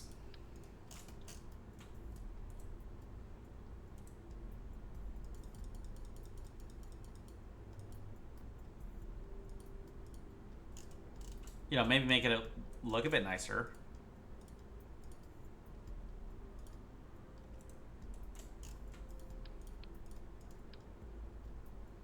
Alright. Oh my god, it's comically huge on this one.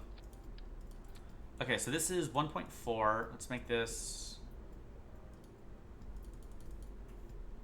1.4.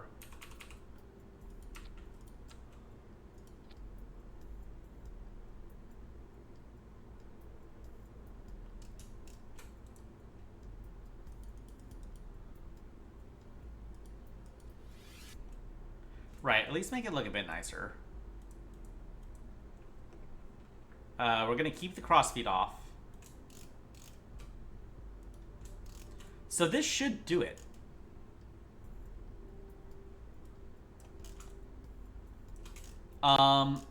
Maybe keep a couple extra...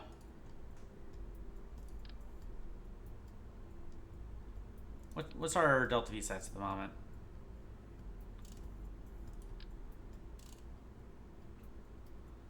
Uh, 14K. Oh, yeah.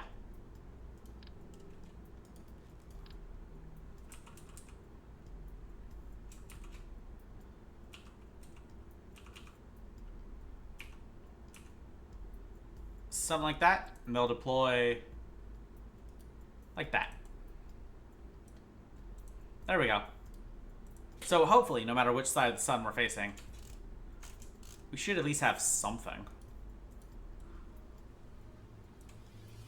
Alright. I have, however, learned my lesson of just assuming a rocket is going to work and then launching it without testing it. Because this is how I forget something critical. And it's something I won't know for hours. Right, like maybe adding the solar panels fucks up the top stage avionics. Or something, who knows?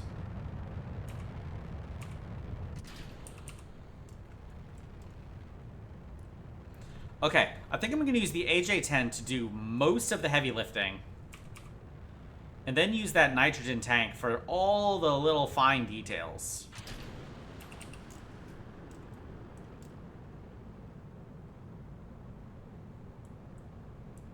Like over a couple of passes.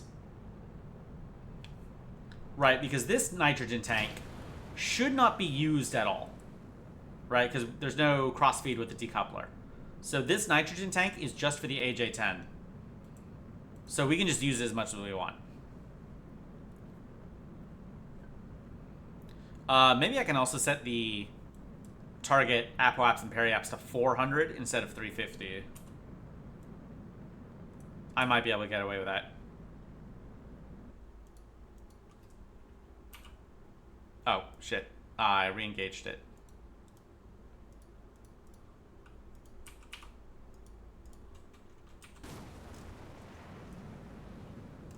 Right, no RCS on this stage anymore.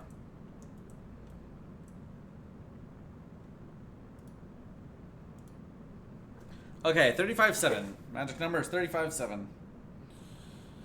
Oh, that is what we're aiming at here. This thing has another 3 minutes of burn. Hot diggity damn. Wonderful. Ugh. Ugh. Yeah, I think the little solar panels here and here hopefully we'll get something, even if it's facing the wrong direction. I mean, like, that'll only apply for the AJ-10 though, right? Once this final stage is in position, nothing is going, like, or once it's just this upper stage, there's no solar panels on, like, dead on the side. But the odds of it hitting dead on the side for very long are very slim. I'm hoping these 4 tiny ones here will be just enough so that I can have enough power to, like, start it turning around. That'd be nice. That'd be real nice. I think, yeah, all these are going to burn. They're going to activate properly. Very nice. And I can always move these down if I want to, if I feel the need. But I shouldn't have to.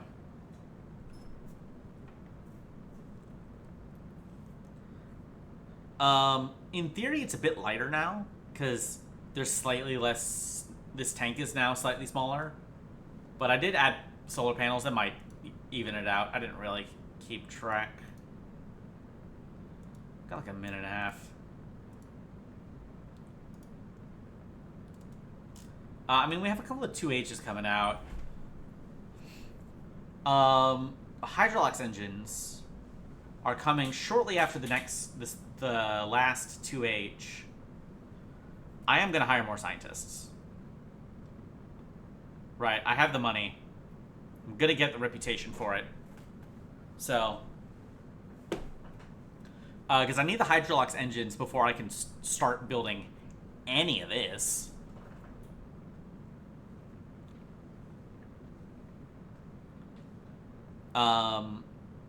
Yeah, and that'll let me do the lunar orbit, and we can finish that. And then we can actually start thinking about a lunar lander, which is going to be fucking insanity to actually get to. Like, oh my god.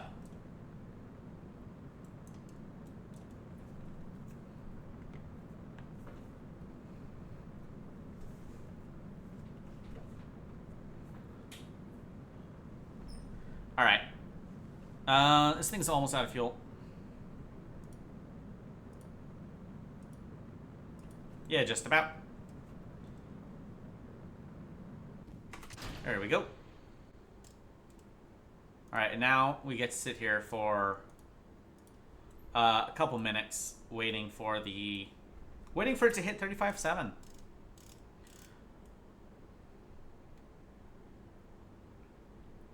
Space is getting busy. Yeah, I think these Skynet relays are doing nothing. I don't think they're actually accomplishing anything. Okay, here's the network.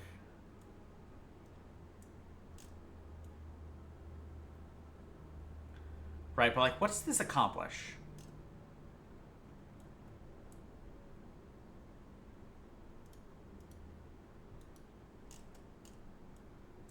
You know, because, like, if you can see one of these relays, even, you know, Skynet 1, which is at, like, 69 nice. Like, if you can see that, it can see the Earth.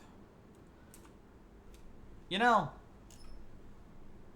So maybe if I put it in orbit around, like, the moon, maybe that could be helpful. I don't know. It might not. I really don't know how this mod works.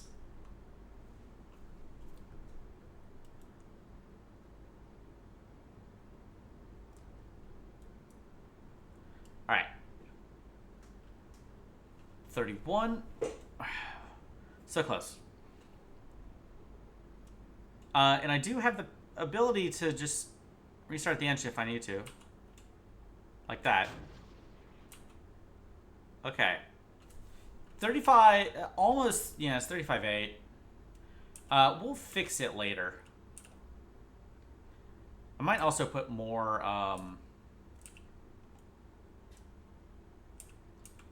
ooh.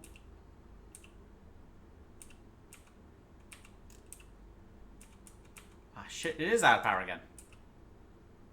Oh, what the fuck?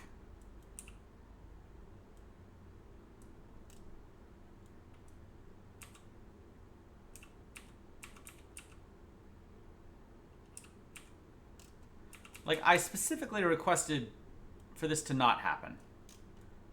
Because even though... Is this actually getting power? Yes. But barely. Well, it's not like the fuel decays, so I guess we're going for another pass. Hopefully we'll have power this time. Fuck.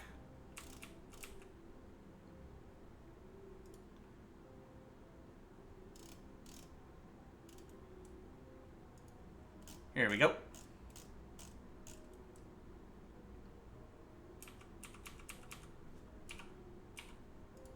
Alright. Face prograde. And it is, of course, backwards.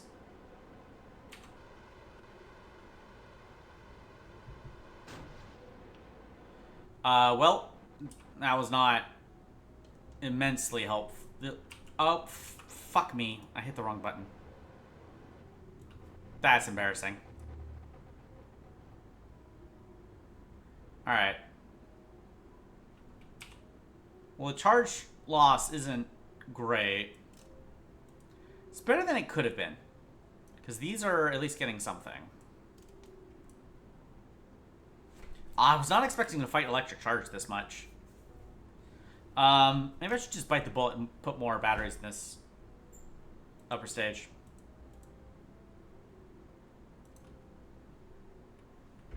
Yeah, I might have to. Alright.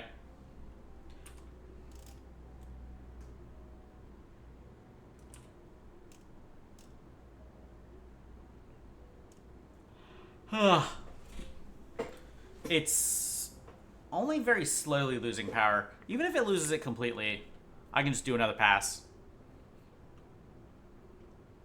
All the fuel's liquid, or it's not, like, going to evaporate. So, you know, unlike some of the other ones, which is such a pain in the ass.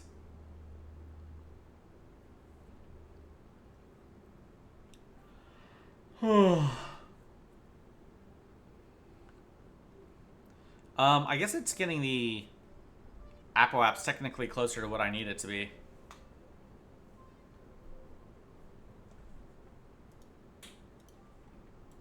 So, you know, that's nice at least. Like, I'm fairly certain this thing can do geostationary. Right?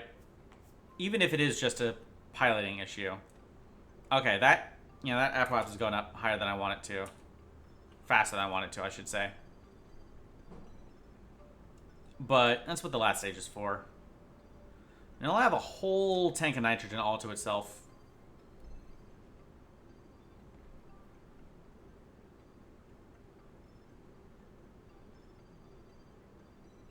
Okay.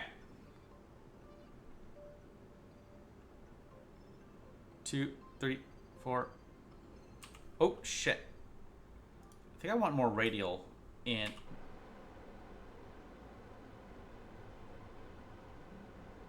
Right, because I want to lower the apoapse a little bit. Raise that periapse. Maybe I should do it at the ascending node.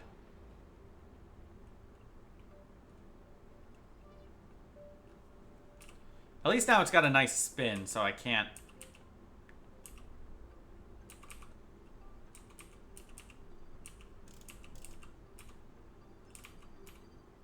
Fuck.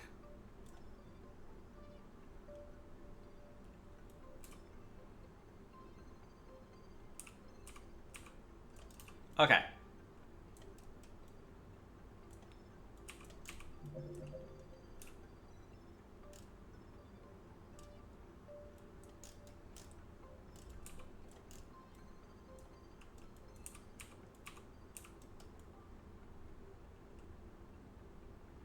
That is good enough. And I have a microscopic amount of power. Oh, goody.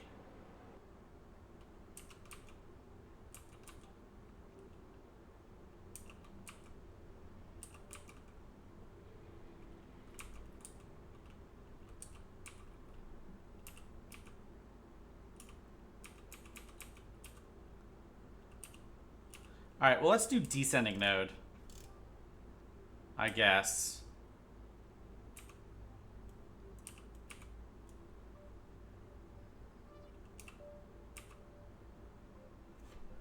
Oh my god, keeping this thing powered is fucking impossible. Especially if I keep warping past the nodes. Like a moron.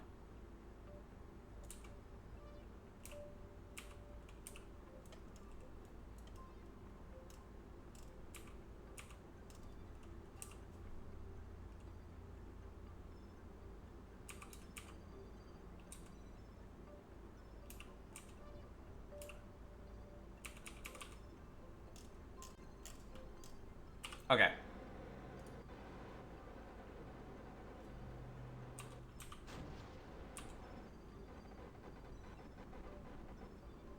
Nope, going up. Other way, right? Other way.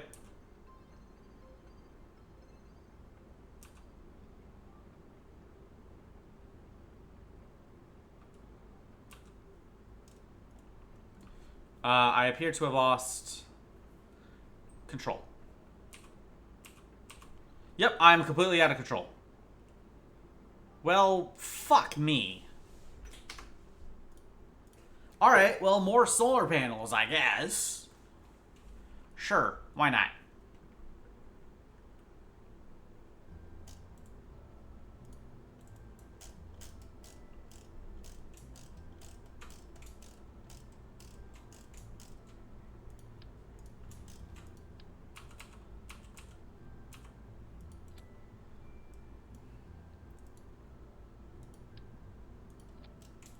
That should just about fucking do it.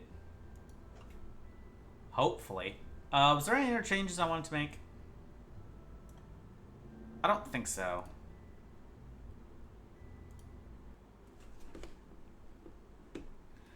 Ugh, good God.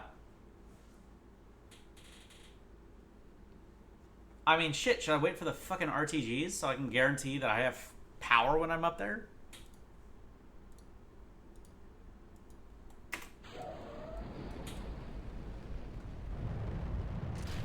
Oh, right. Yeah, I was gonna change that to 400 as well.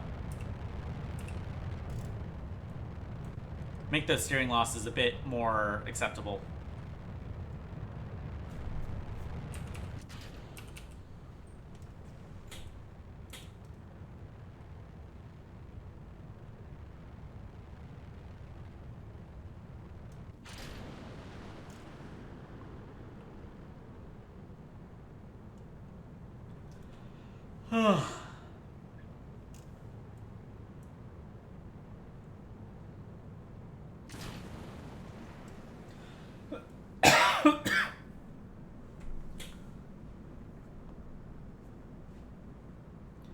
Although really, it could probably do like 500. Holy shit. Like without breaking a sweat.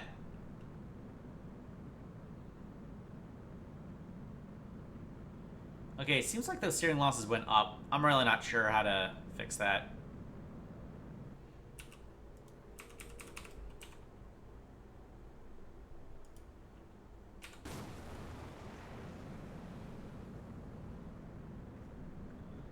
I did forget to make the battery bigger. Not that it would really matter. I mean, it might.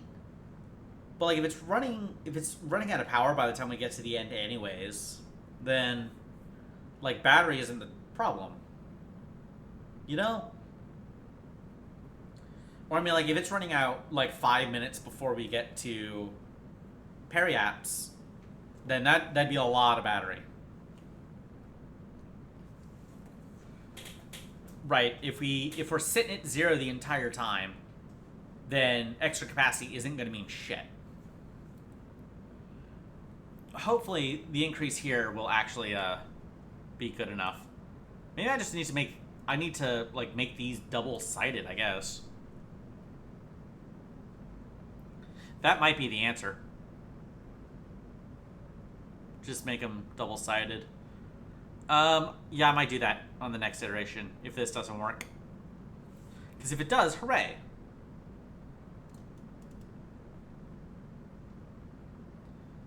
Alright, let's see here. Mission parameters. So I know I need 35.7. I'd like to have enough power to actually control this thing when I get to the when I get to all my various nodes. That'd be really nice. So I could see if I have the Delta V to do this. Or the Delta V and, you know, actual control over the rocket. Be really handy.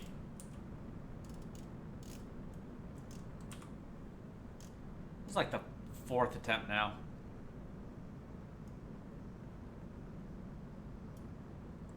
Huh. Can it stop doing that? I don't know why it keeps doing that. It keeps saying... It keeps popping up with random launches I'm not doing. If this thing can do geosynchronous, it can also do the Tundra orbit, like with way more fidelity. So I'm gonna use these for Earth-based satellites where the exact altitude really matters. Because I think that'll solve some problems.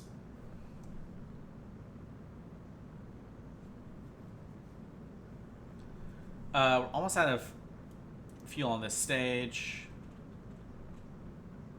I wonder what would happen if you mix that liquid oxygen and liquid hydrogen. I wonder if you would get, I don't know, some kind of liquid dioxygen monoxide. Be a little weird. I wonder if anyone's ever thought of using that as rocket fuel.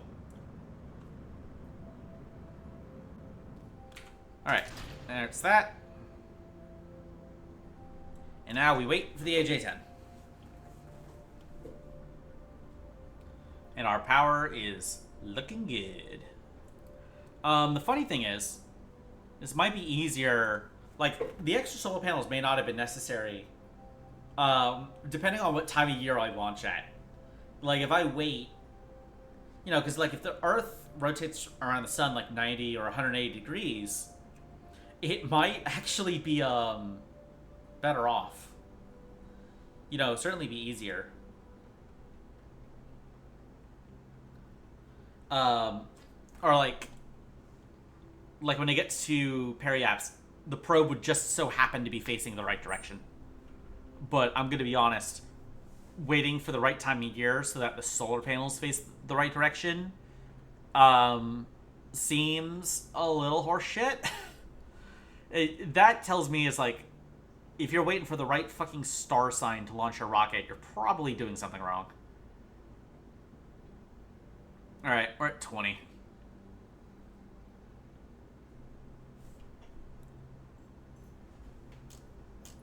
I hate doing the same launch like 15 times in a row to make minor iterations. It just sucks. Alright, we're at 25. I mean, I guess it's what I signed up for, but still sucks.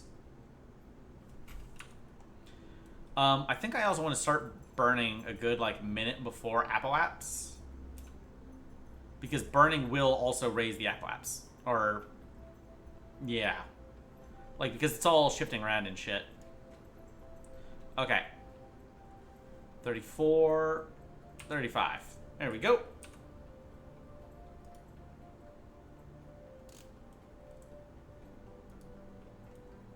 Warp to apoapse. Oh my god, we have power.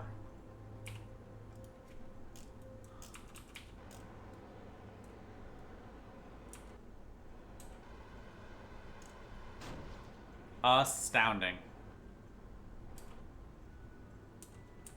Fuck. I hit the wrong button again. Why did I turn off RCS? I keep turning off RCS when I mean to turn off, or keep turning off SAS when I want to turn off RCS. God damn it. Alright. Yeah, electric charge, nearly full. And barely losing any. Very nice.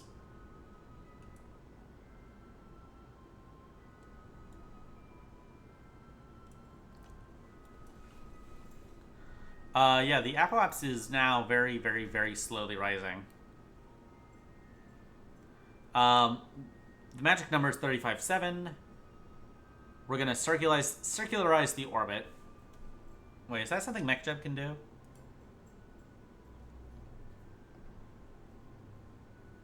Presumably.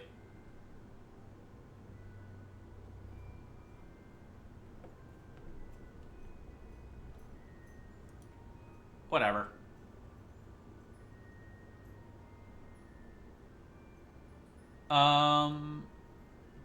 Okay, that's ascent guidance. Would it be under smartass?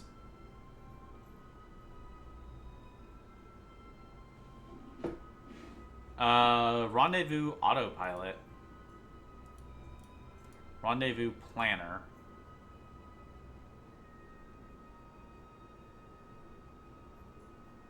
It might have a way to circularize this orbit for me. I don't know how to do it.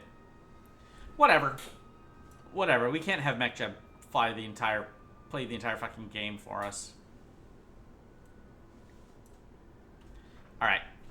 We're at 24. 25.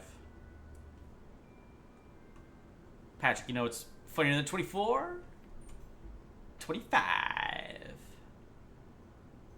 Okay.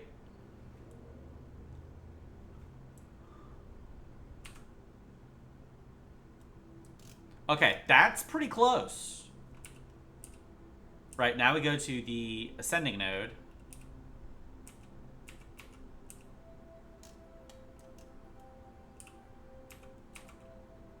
Run out of power. Awesome.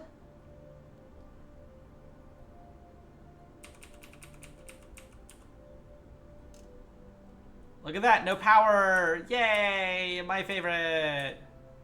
Let's try the descending node.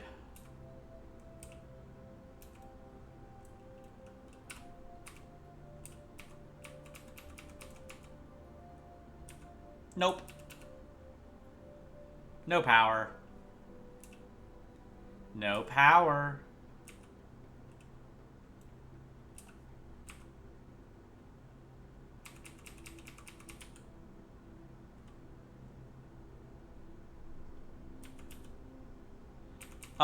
It's gonna run out of power right about now.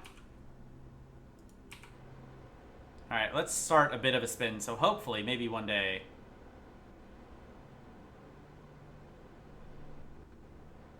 it'll be spinning in the right direction. Or it'll be facing the right direction.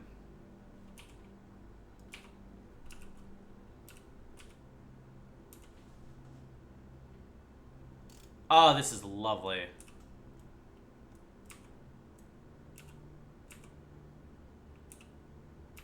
Oh, that was actually like a decent amount of power.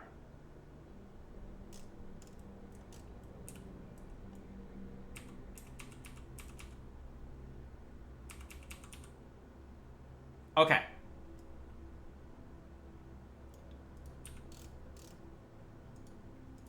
Okay, select target. The sun. Face the target. Please, for the love of God, face the sun.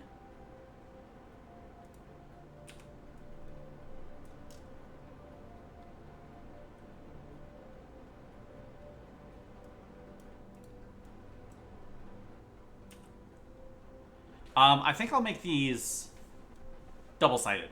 I don't think I have much of a choice.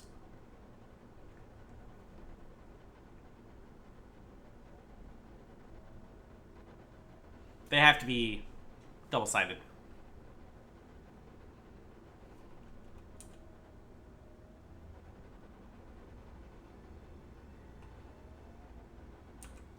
Because that's the only way we'll guarantee having power.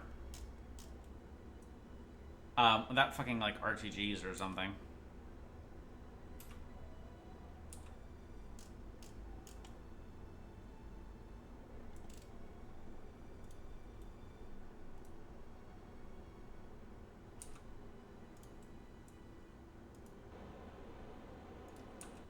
Shit.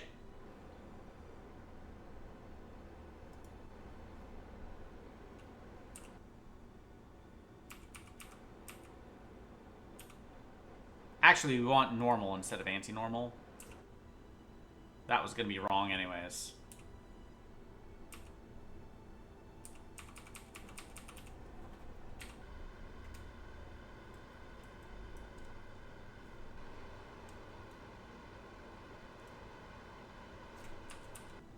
Whenever the engine would like to come back. There we go. Yeah, it sucks that burning the engine generates literally 0 power. It ain't great.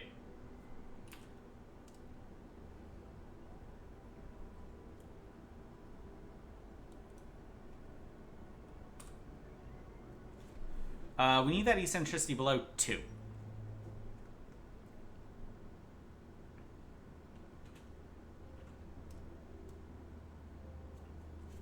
So it is evening out, at the very least.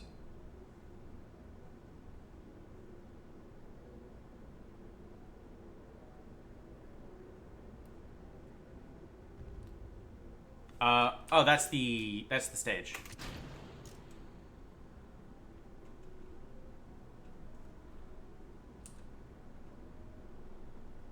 Yeah, I may not have enough Delta V for this.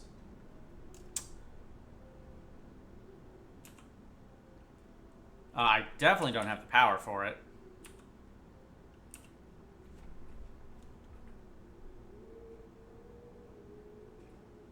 Oh. Apparently it's gonna thunderstorm here. Very nice.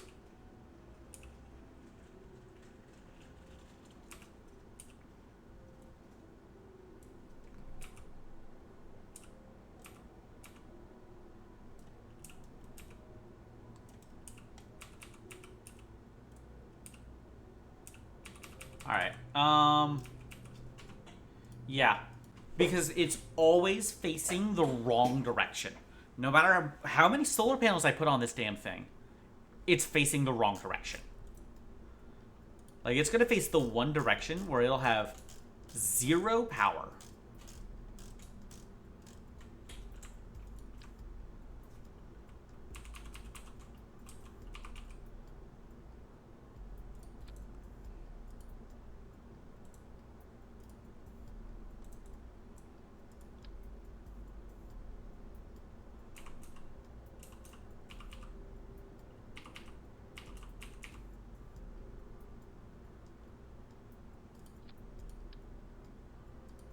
Right, we'll do that. So now they're double-sided.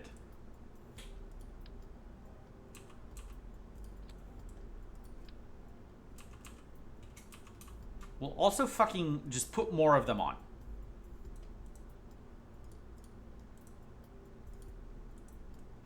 Can you tell I'm starting to get a little frustrated with this mechanic?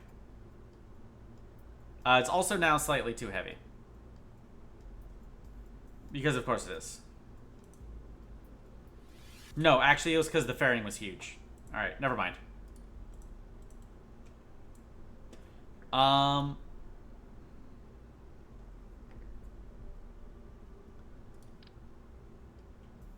these things are tiny.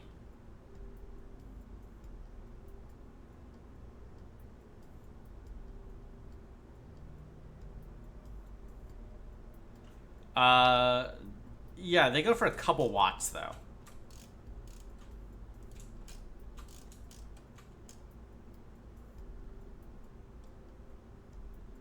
Alright. Let's extend that.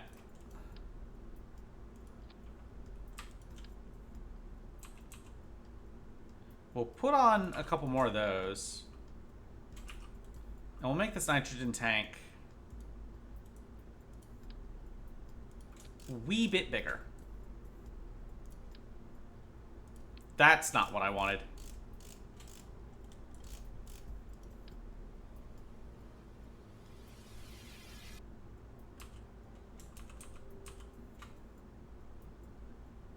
Hello? Okay, there we go.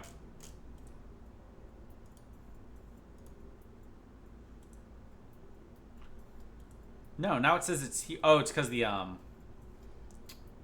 It's because that's out. That's what's compensating for. Okay.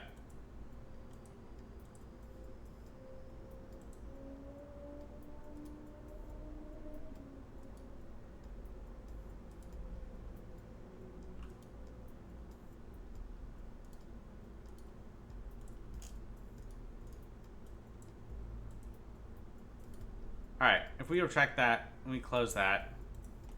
Yeah, like, shrinks. Shrinks a little too much.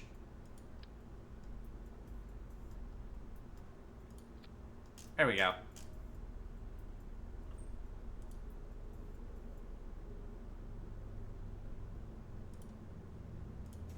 Alright.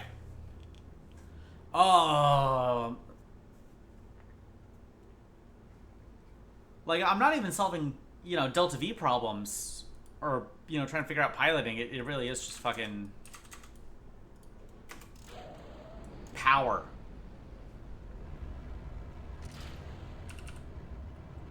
Alright. We'll set it to 500. We'll see if that adds more or less steering losses. Because in theory, we should have to spend less time doing shit like this, where we're above prograde. But we'll see.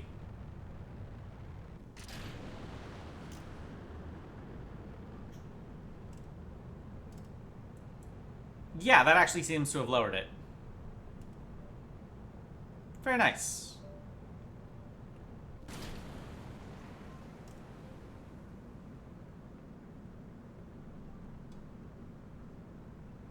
Yeah, lowered it slightly. And we're higher up, so that's always a bonus. Yeah, we can actually disengage the autopilot. Just burn prograde.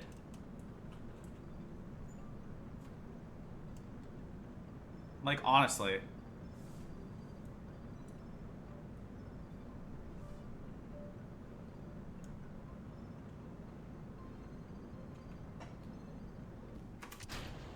And it means we can stay in time slow of time warp. Very good.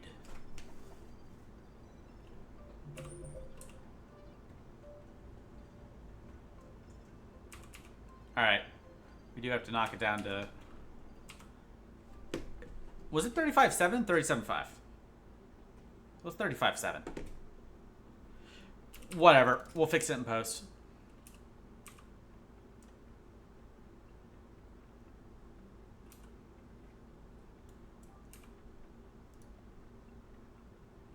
Alright. Yeah, now our power is barely a problem. It's not a problem.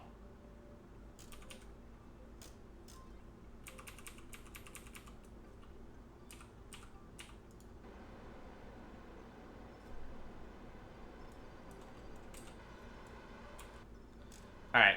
Yeah, the AJ-10 should turn us around way faster. Once it feels like working. There we go. Hopefully we'll have enough nitrogen left over to better circularize the orbit, get it where we want it to be. Because I set it to 37.5 and set 35.7. That's my bad. I was just so hopped up on, oh my god, I still have time warp.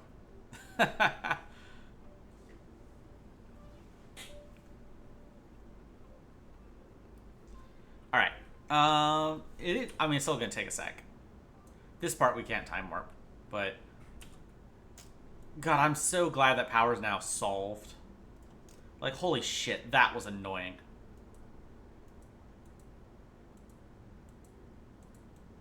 All these are at 49. These are all at 0. Okay.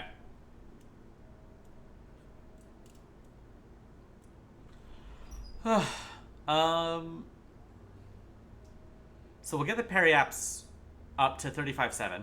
Right. We'll go to the ascending node. We'll go to the ascending node next? Yeah, the ascending node.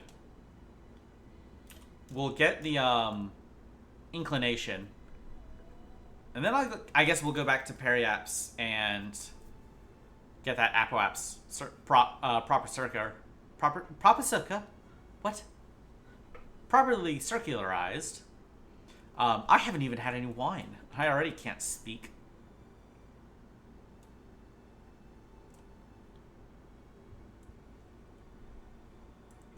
All right. 26, 28, 30.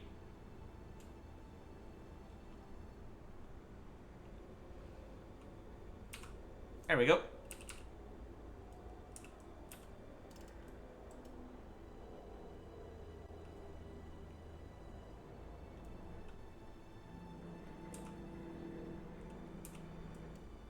Okay, the ascending node is...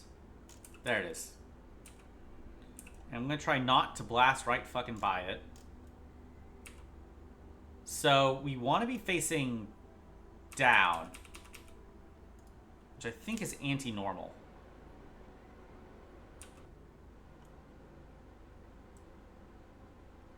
Yeah, it's anti-normal. Okay, I say down. I guess towards, south? Yeah. Like, in the same general direction as south. You know what I mean.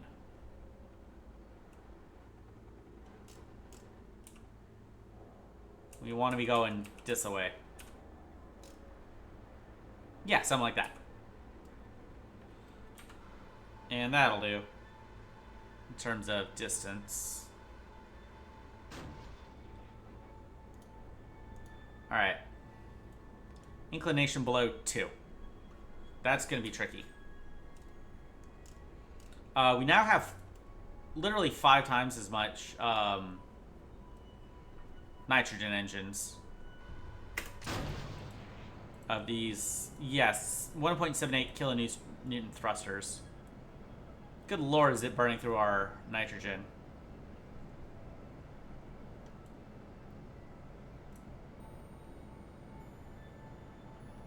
Oh, I should probably also turn off RCS. Yeah, this doesn't have the sauce.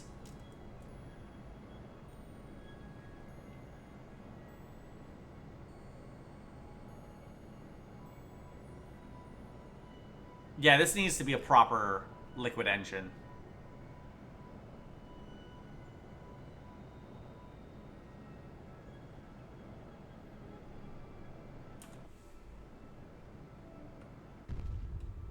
I mean, we got everything...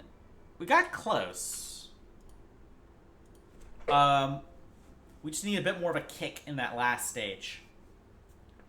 So, the AJ-10 does not need that much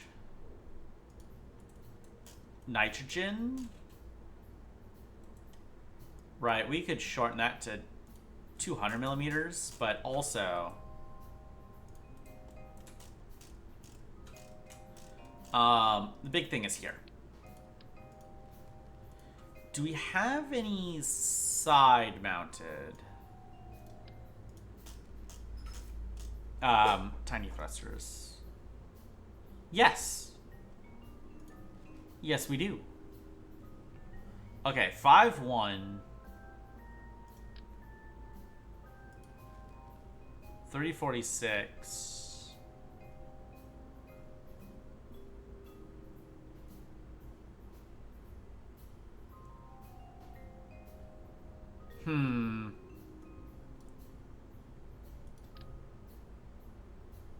Okay, we'll keep those, because I still want something where I can do really minute changes. And that's got to be this thing.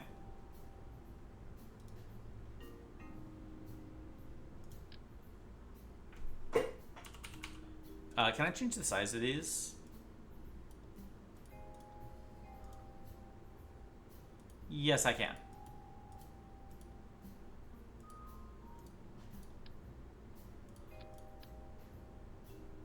Right, so I can stick these on the bottom.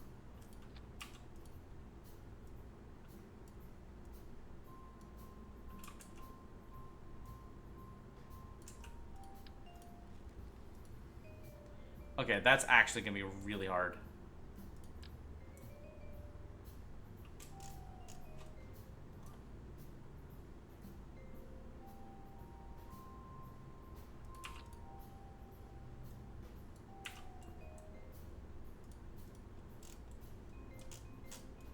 Okay.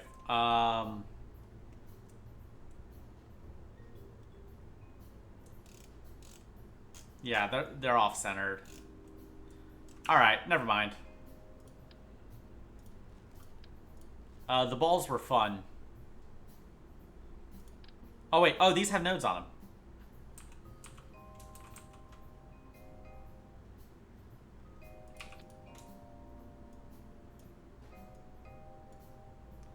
Well, I want to stick it on the side.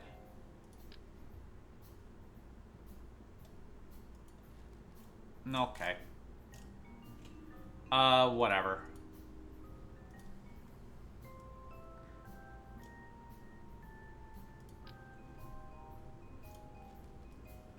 Alright, I need a really tiny engine. Maybe not Araby tiny.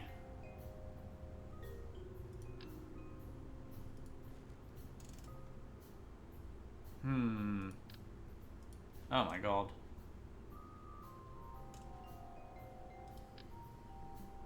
I mean, do I go with an RD 105?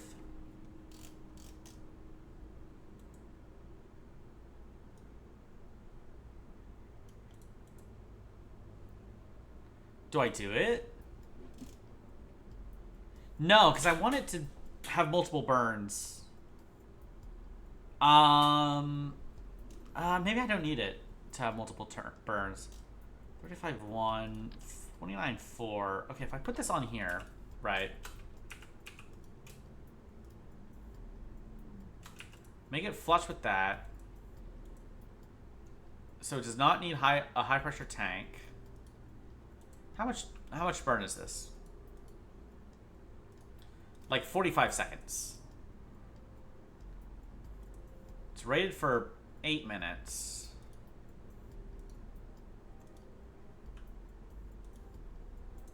Okay.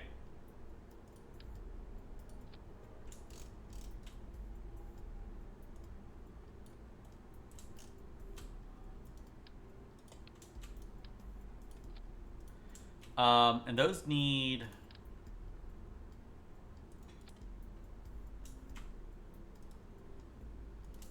tanks.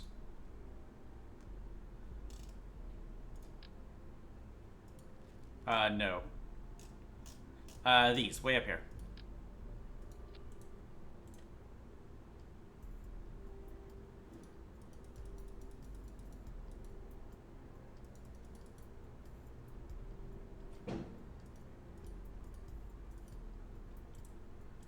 Right, if we do something like this, I can still have the really fine control.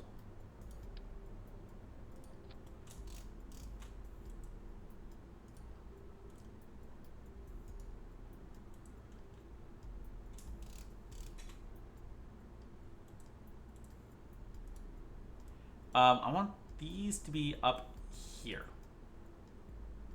Right, and I'll just deactivate that engine if I don't need it. Okay, let's try this. Right, because I am actually running into the problem of barely not having enough delta V.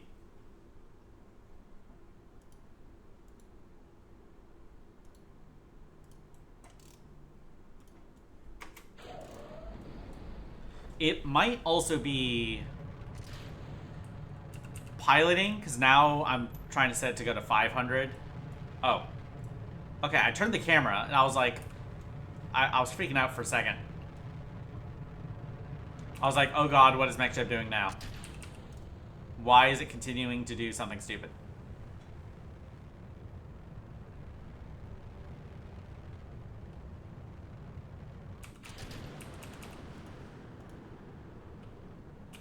Yeah, what if we just always burn prograde? Right? We need it 35-7. So, you know, let's just set it to 35.7. Let's just go.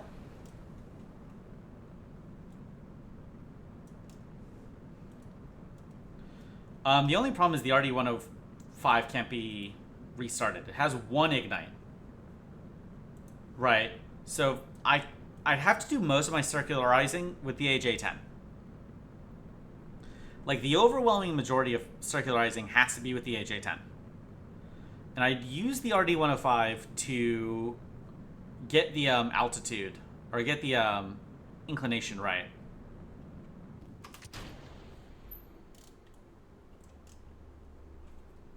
This thing looks more like a lander than an orbital satellite. But whatever, as long as it works. Alright, 35.7, not 37.5, 35.7.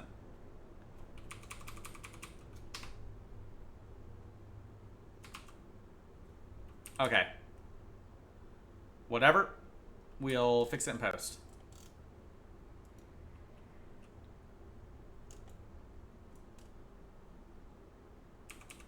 Alright, power is in fact still quite positive.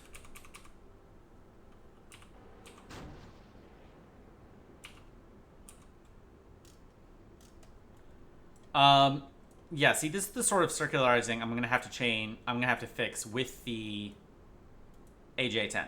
And hope, and just, fuck, it's liquid oxygen, it's boiling away. Right. Shit. Okay, I do have to be fast. Or else we're gonna lose all the liquid oxygen in the tank, and I'm gonna be very, very sad. I also might not actually have enough fuel to do this. Because this, RD-105 is really heavy. That's a problem.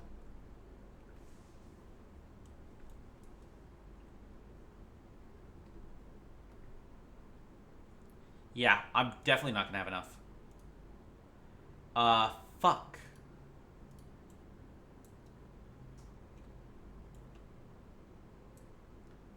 Yeah, it's gonna use the RD-105 to complete the, orbit. Or to circularize.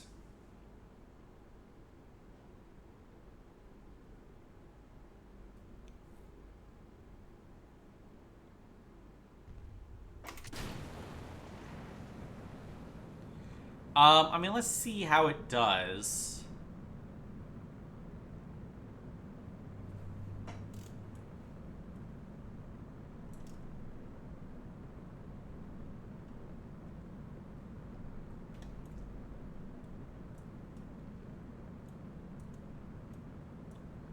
Alright, 30, 1, 2, 3, 4, 5.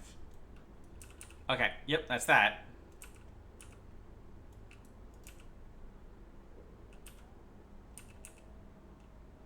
Hello? I'd like to time warp, please. There we go.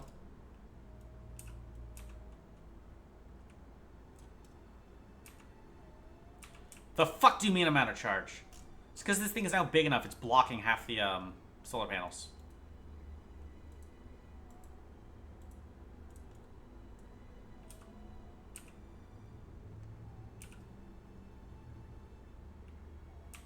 You've got to be kidding me.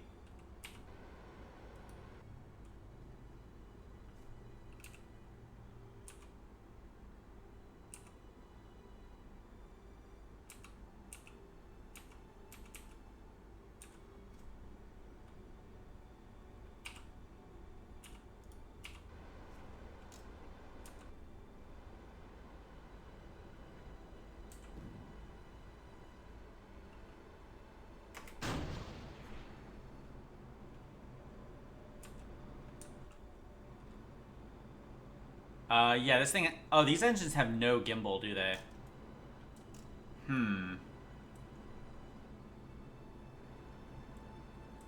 Yeah, I'm definitely not going to have enough Delta V to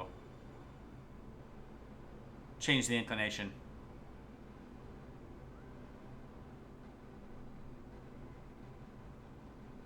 Alright. Back to the drawing board. Yeah. So the RD-105 is not going to cut the mustard here. It's not what we need. It's too heavy. And it requires way too much fuel. Alright.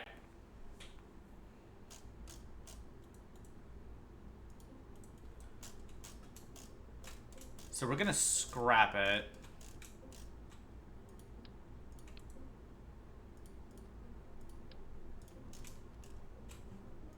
Right, we're gonna put those back.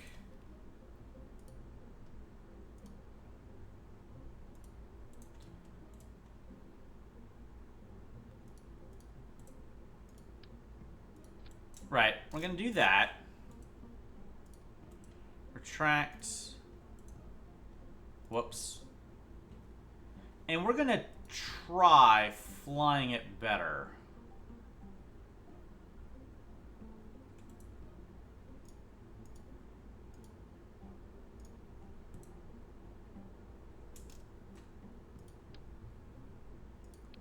I guess I don't...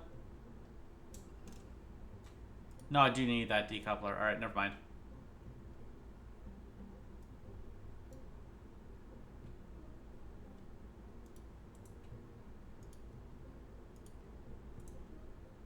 Alright. Let's just try better piloting. Right. Because I keep accidentally doing 37.5, which is, like, way too high. Because I'm getting overexcited with time warp.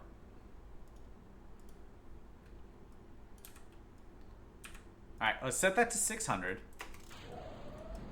We'll see if we can reduce the steering losses on the way up.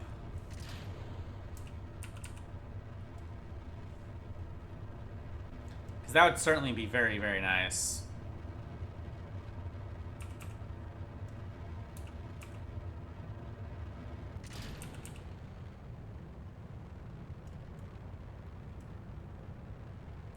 The steering losses seem lower. I think they are. I can't say I kept track.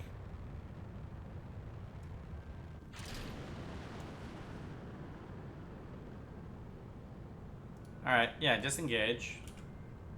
SAS, just face prograde.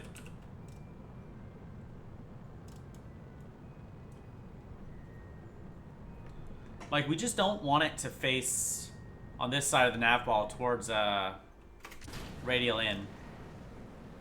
Because then we're losing more delta V. Alright, 35.7.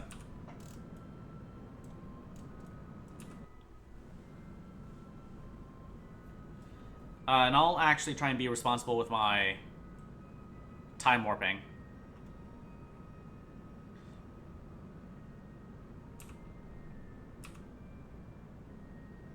No, wait, hang on. 35.7. That's that was like 3.7. I was like, wow, that was way fast. That was really fast. No. It's because it was completely the wrong one.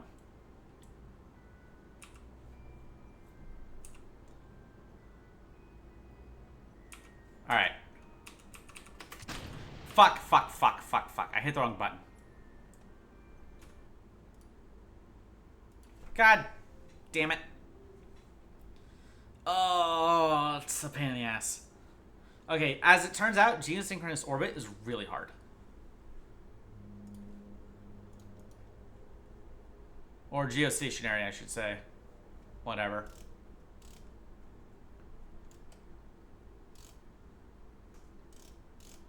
Implementation orbit.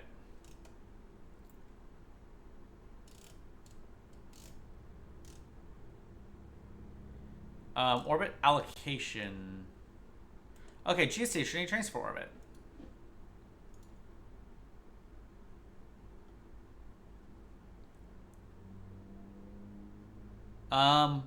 Okay, it looks like it's almost exactly what I'm doing already. Great. I was kind of hoping there'd be some secret that I'm just not aware of. Nope, the secret is play the game better. Alright, yeehaw.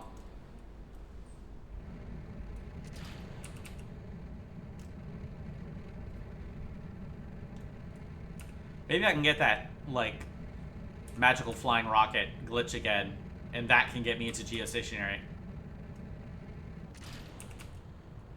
We'll just win the game on the backs of genies. That'll be amazing.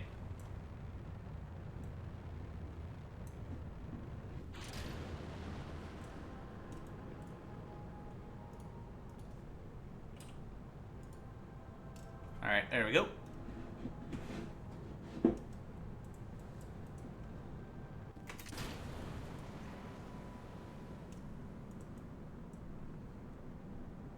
Alright, we are looking for 35.7. Because I can do the geosynchronous. Apparently. I'm not sure how. Oh, it's the inclination. Right, when I don't have to worry about the inclination, I can apparently do it.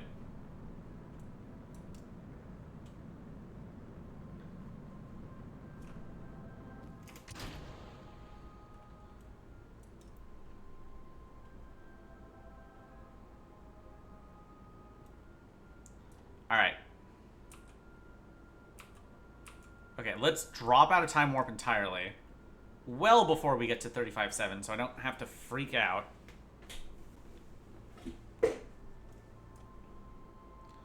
Alright, 1, 2, 3, 4, 5. There we go. Right, now that we're doing this thing called better piloting.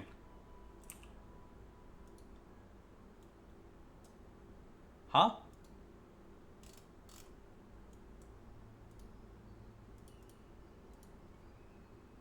Weird.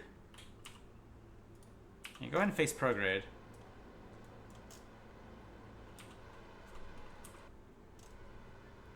Oh, there's Uranus.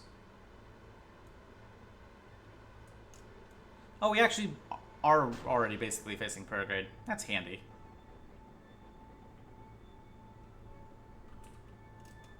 Yeah, I can make this nitrogen tank even thinner. We're using basically 0.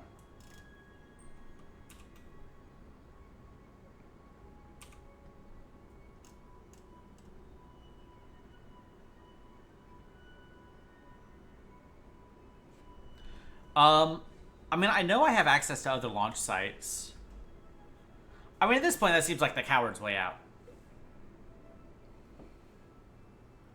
Right, just being like, oh, it's too hard. Let me just go somewhere else. Let me go somewhere more equatorial. But no, fuck that. We're launching from Texas, and that's what we're gonna do.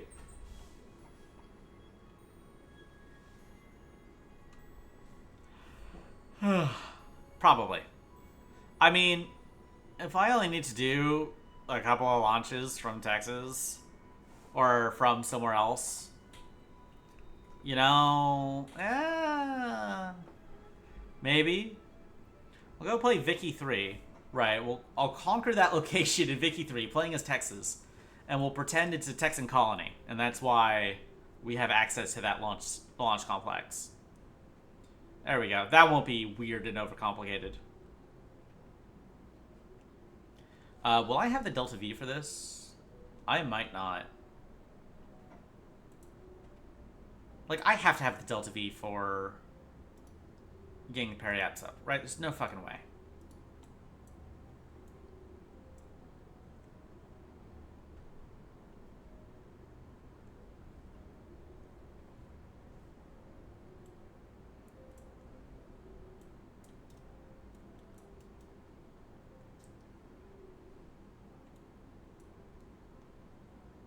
Will I?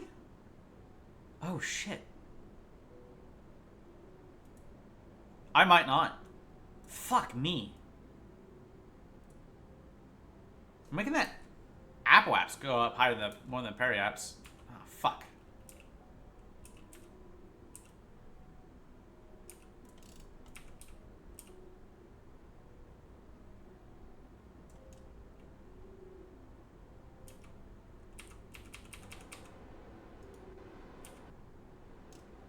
Alright, yeah, we're gonna face this way.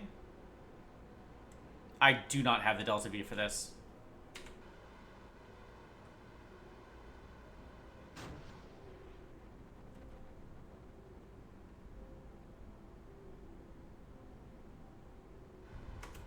Yeah, no shot.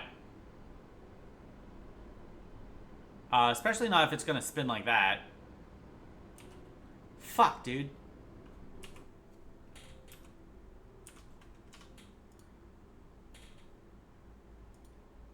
Alright, alright. I'll just launch from somewhere else.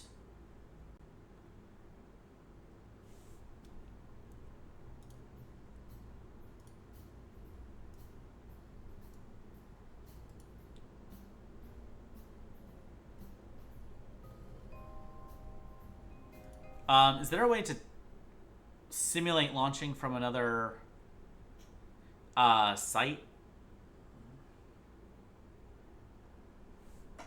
Or do I have to go into the tracking station and, like, change it?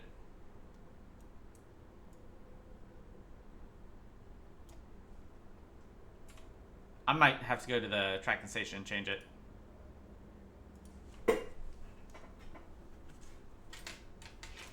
Alright, well, that's a bummer. But that's fine. Look, if he can do the contract, that's really the important part, right?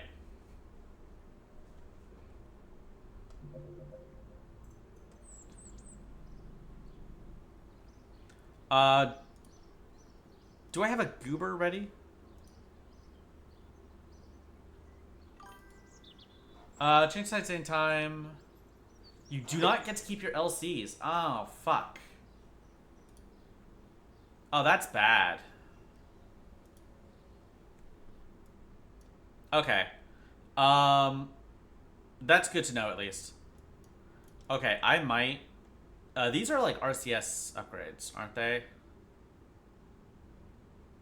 Yeah. That your LCs not move with you. Okay, yeah. Alright. I might put off the geosynchronous satellite for the moment and wait until I have slightly better tech. Because I'm close. I'm so close. I just need, like, some engine configurations or something. Right. Goober status. Is Michael ready?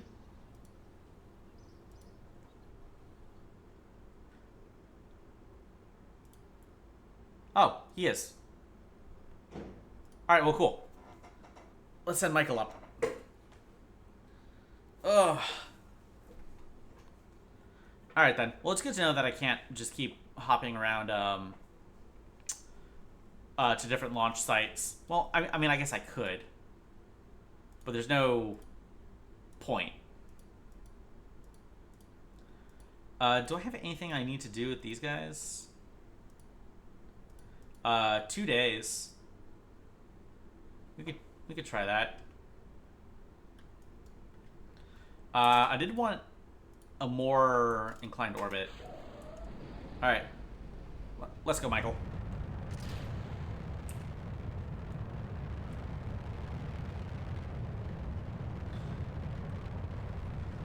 So Mark almost lost his shit when he was in orbit for like a day.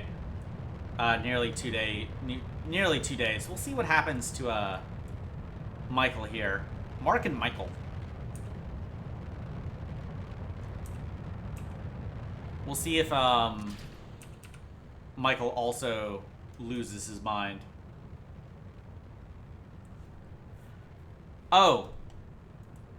That engine failed. Uh-oh.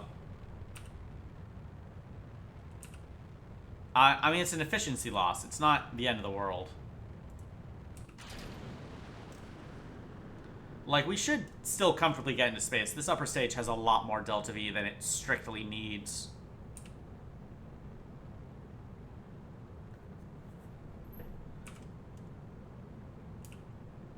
Ah, shit. Oh, yeah, I guess we already did those, so we can't get any more science out of them. That's fine. And worst case scenario, we have the retro thrusters, which are actually mostly untested.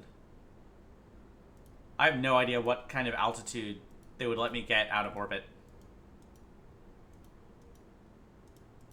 Alright. Yeah. In space for 2 days. Good luck, Michael. You can do it. We probably believe in you.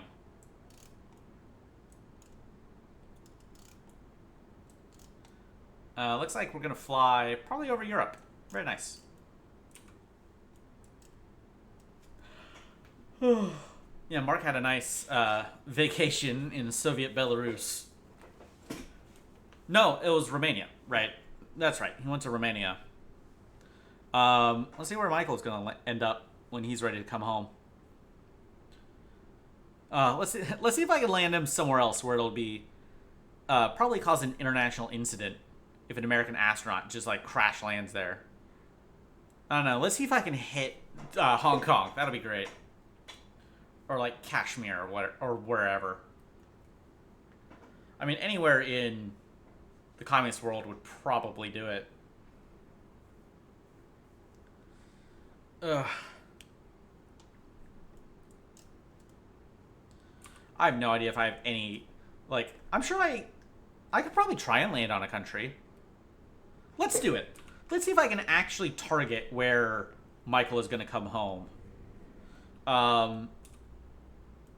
You know, it may not be a specific country, right? Like, I'm not going to say Uganda, because that would be really, really hard to hit. Uganda's kind of small. But a really big country? I might do that. I might be able to do that.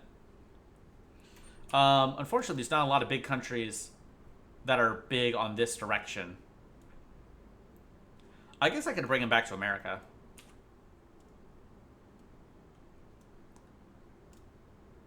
I don't know.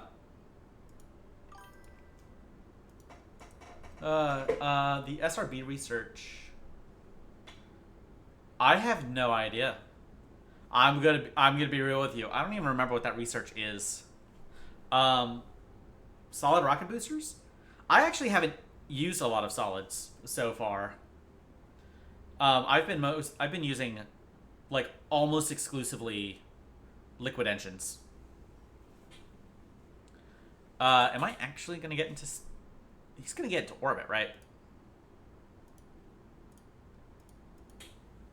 Probably. I suppose we could even go for... We might try for an altitude record and a crude speed record. That could be fun. But yeah. Yeah, I don't know what research you're gonna need. I haven't used any solids. And I also did heavy sat. So, the answer is, maybe. Wish I could be more helpful there. You know what? We're not doing any other contracts, right? Let's go up to 500K.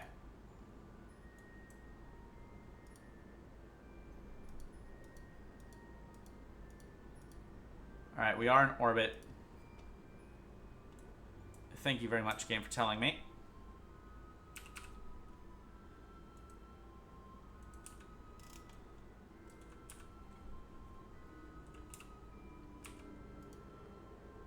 Hooray! Crude altitude record.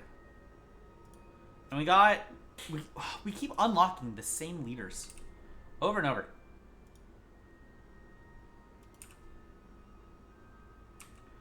Oh. Extreme radiation, you say?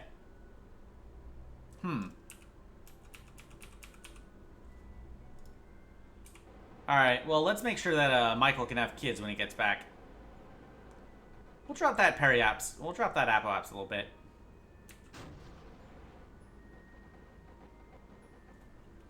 We'll drop it to a respectable 300.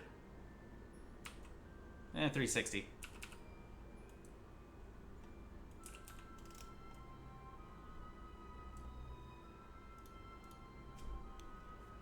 Alright, and he's staying up here for a while. Provided we have enough charge.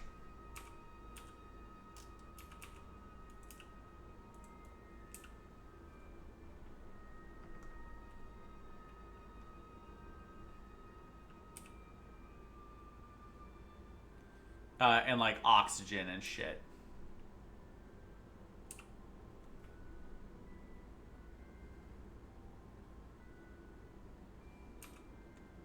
Probably also water. Yeah, he's fine.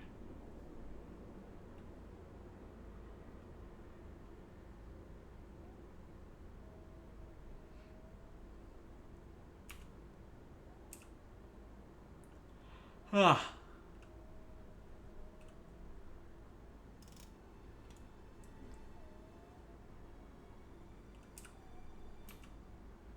Um, you know, actually, I was thinking about it, right? It's 1963. Thinking about it.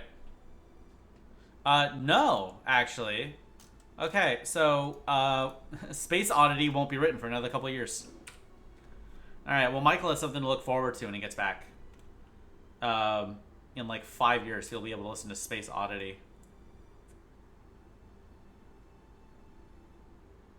And...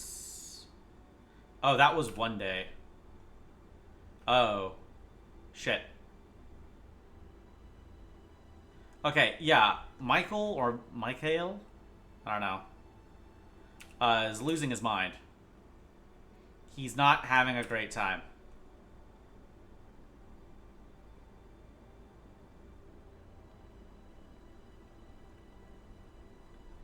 Am I gonna have enough power to do this?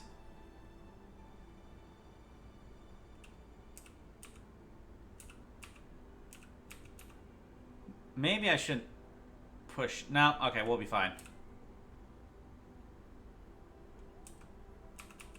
There we go. Oh, a record for 3 days. Alright. Let's burn retrograde. Let's get you out of here. Oh, right. Where am I gonna land? White Sands, Miyamas. Oh! We're going back to America.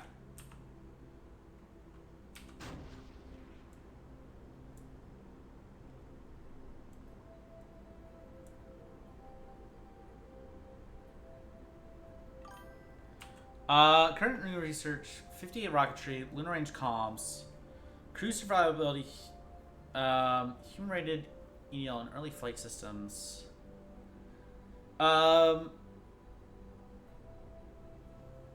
Yeah.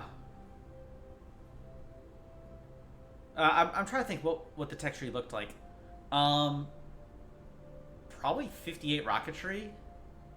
I don't know. Like the getting better engines is almost always more good. The lunar range communications, they're only really important if you're actually gonna like go to the moon. You know, if you're doing like lunar orbiters or I guess a lunar flyby. Crew survivability and human rated EDL are yeah. Those aren't immediately useful until you're actually gonna like go to, you know, send dudes to space. All right, that'll do. Going to America. And early flight systems. I think that's avionics. I can't remember. Oh, no, we're not going to America. We're going to somewhere else. It's the world's worst travel agency.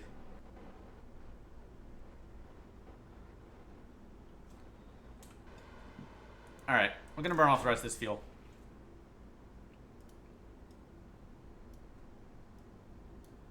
We're gonna remove those. I'm gonna put those there. Actually, I'm gonna put all that on one stage. Fuck it. Should be fine.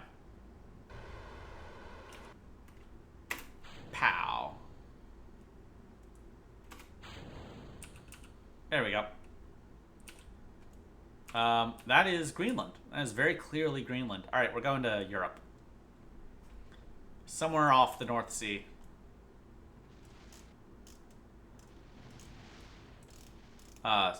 Keyword being somewhere. Goon Hilly? What kind of fucking name is Goon Hilly?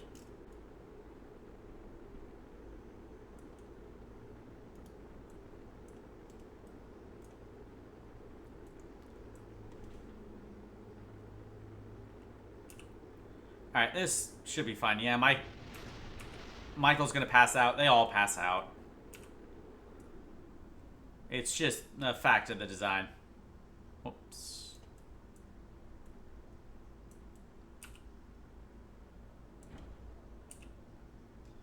Alright, times 12. Are we over land? No. We are in the middle of sweet fuck all. We might be near, like, Iceland or something. I do not. No, I have the, I just have the stock one. I didn't realize there was a compacted version of the tech tree. So it looks a bit more higgledy-piggledy. But it's still, like, it's not unreadable. Okay. What? The fuck? That doesn't count. Okay. Yeah, I have seen it in Martin's streams. But because I already have a bunch of text, I don't know if it would do anything or if it would just or like I don't know if it would fuck with anything or if it actually does just rearrange things.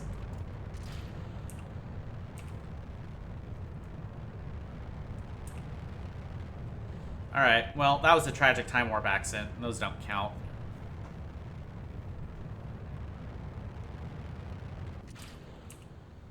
I'm also just kind of used to where everything is now. Oh yeah, this engine isn't gonna fail in this timeline.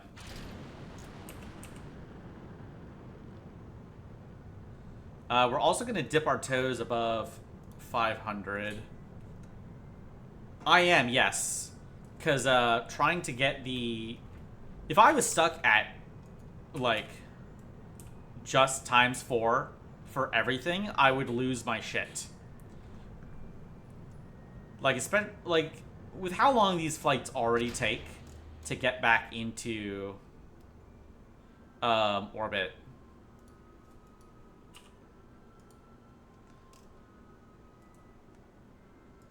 If I was stuck at times 4, it just takes so long. And I am far too impatient for that. Okay, we actually don't need that.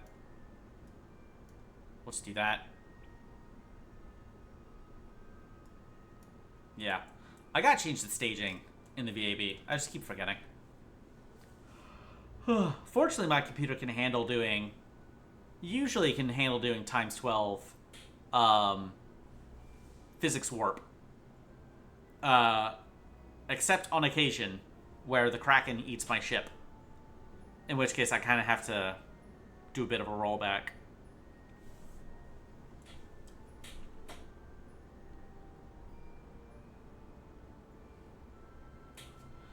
Okay. So we're getting into over 500.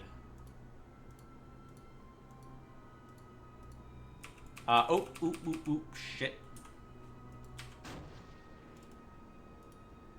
Oh, I fucked that up. The next altitude record is right, it's 1,000.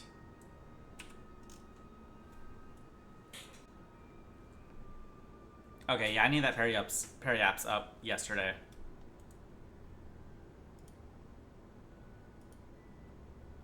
Science archive.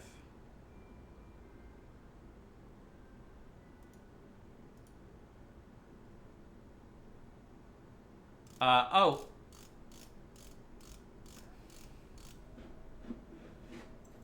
Huh. I don't know. Okay, so we might actually have all the crew data I can already get, which would kind of suck. But, what can you do? Alright. We'll go above 1,000. Michael's gonna break a bunch of records today. And we're also gonna do the duration record of 2 days. He's gonna go he's gonna get some cabin fever. For understandable reasons. That is a little tight. But Michael's a trooper. He can do it. Hi, James. Hi, kitty boy. My cat has joined me. He wants to see what I'm doing and bother me. James, say hello to the internet. Nope. Okay. He doesn't want to say anything. Yeah. He's cute. Sometimes he's super talkative. Other times he is not.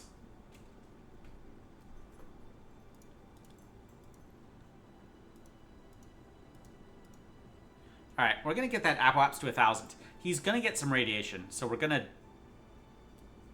to barely get above there, then we're going to dip it back down.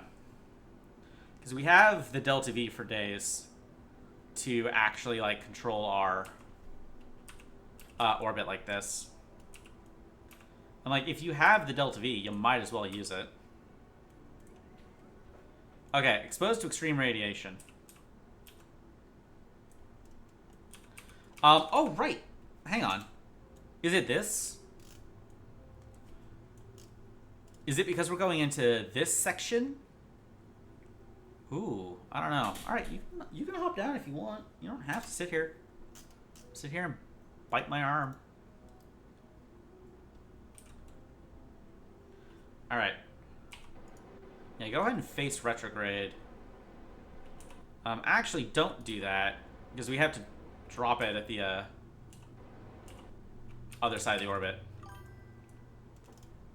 I mean, yeah, that's just kind of how cats work. You know, they just be like that. He's cute. He's very affectionate, especially when he, like, right after I wake up, I'll sit on my desk, and he just hops up, and he's like, okay, it's petting time. He decrees it is time for his pets. And he'll just hop on my lap and not leave me alone. It's so cute. And then he gets bored, and it's my problem. You know, as always. Oh, you like little scritches. Okay. That should be enough for this long-term. Oh my god, quit telling me about the tundra orbit. I don't care.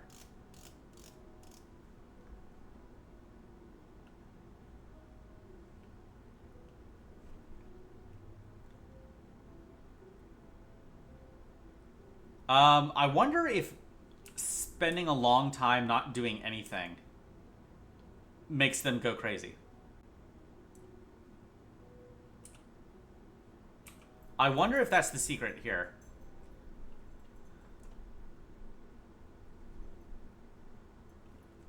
Because, like, if I wait longer between burns, if they get bored without anything to do. Okay, that's 2 days. 3 days would definitely require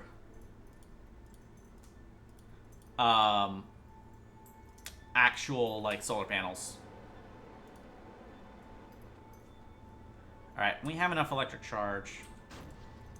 We're gonna knock the periaps down to like 100. I don't know where I'm gonna land.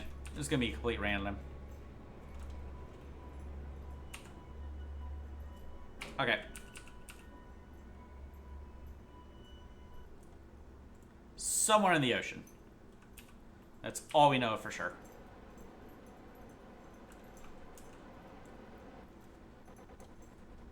Hey, there's a seam. Wow, that one's really bad. That's huge.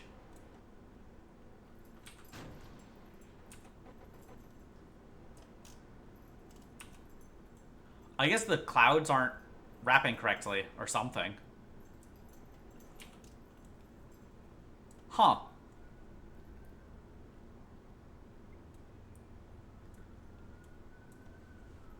Well, that's something. Like, I'm gonna guess this is the end of the, texture file. Right? It's the end of the, it's the edge of the map, and they just, like, wrap it. Because it makes sense. Like, I'm pretty sure this is the international dateline. We're pretty close to it. So if you're doing one-to-one coordinates, that's a logical place to put it. It's also out in the Pacific, so no one's gonna notice. But I did. And now there's permanent recording of it. Probably from lots of other people as well. Alright. I might have started this burn a little early. Whatever. The point is to just slow down.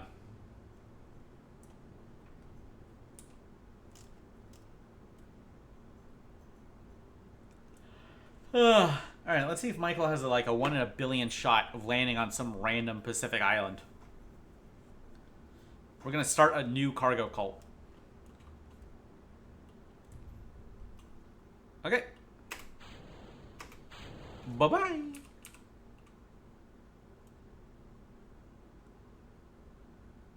Sure hope that catches the atmosphere and doesn't hit us.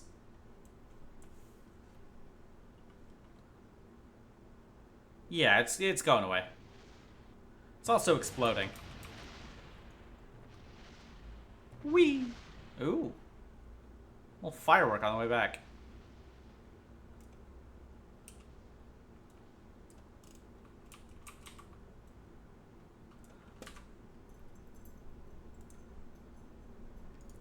Nice. If we... Yeah. Very good.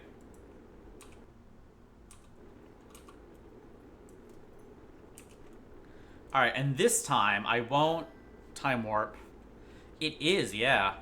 Like, you can get so many really pretty pictures with this. Like, the first time I got a satellite in orbit, it was fucking breathtaking.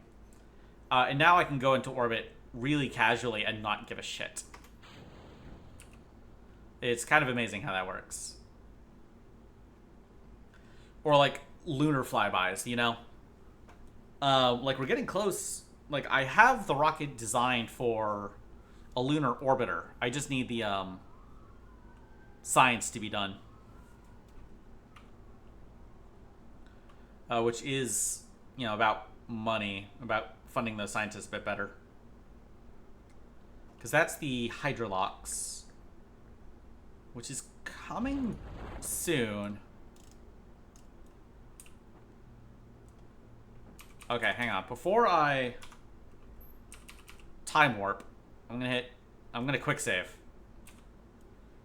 Never thought you'd have to quick save for just just using the parachutes.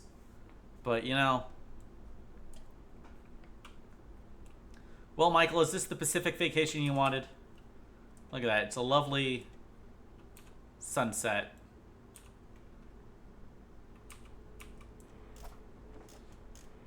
I think in his dreams of a Pacific vacation, there was a little bit more land. But hopefully, someone's going to come pick him up in a, you know, probably within a day or two. So that was literally zero science. Oh. Alright, well, we don't need these then, because they're not actually going to get us anything.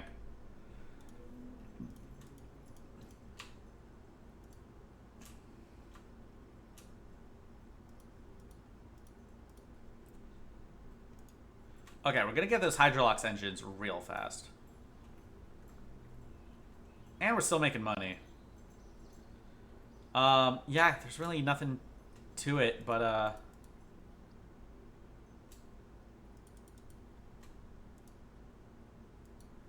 just...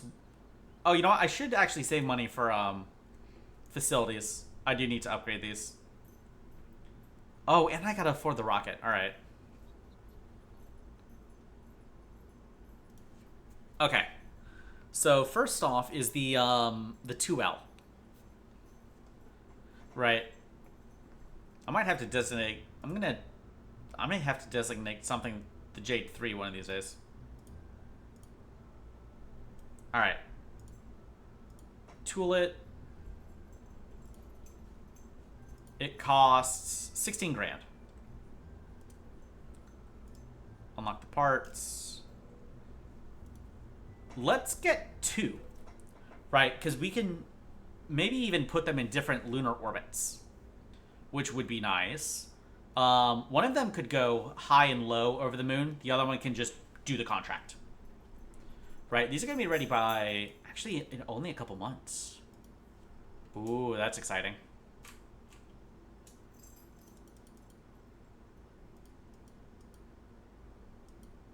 Those didn't seem to impact the completion rate. Alright, I need to upgrade the astronaut complex so that they can do EVAs.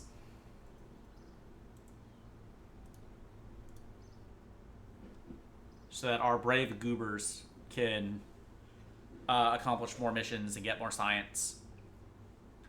I'm gonna have to make a new capsule for them. All right.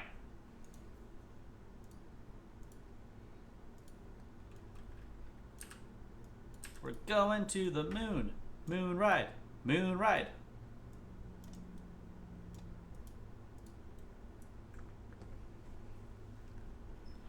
Alright, we're launching actually during the day, which is kind of shocking. Because it always seems like everything that happens is in the middle of the night. Oh yeah, I have Hydrolox engines. I should also queue up a couple of those other satellites that I designed. So that we can do even more of these contracts.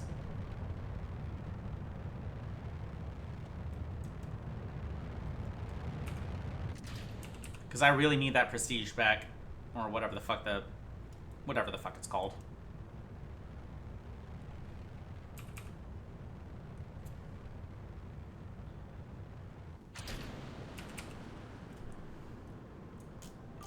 All right. Also extend those. Reputation. That's it. That's what it's called. I misread that. I thought you said retribution. And I'm like, no, I don't think that's quite right. Unless it's the ghost of Boris, I don't think anyone's getting retribution on us.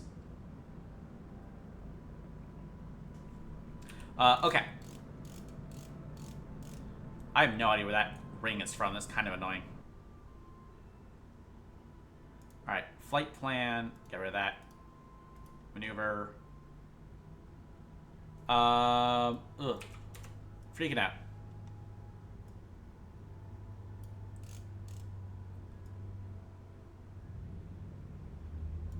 Okay. Moon-centric. Moon.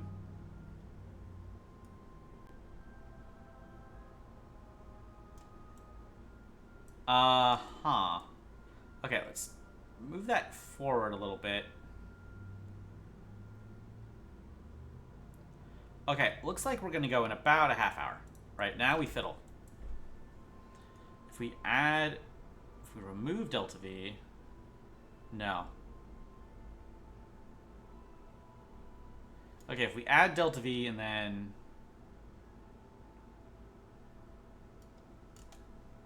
huh. Okay, add more Delta V.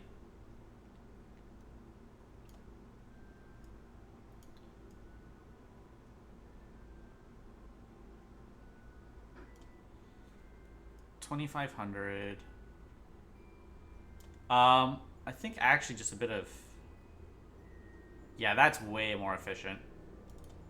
Okay. What were the rules for this thing? Periapps above 20,000, Apple-apps below 5 million. Yep, that does it.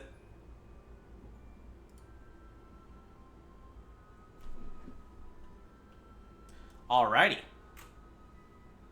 So now we get to wait for these burns.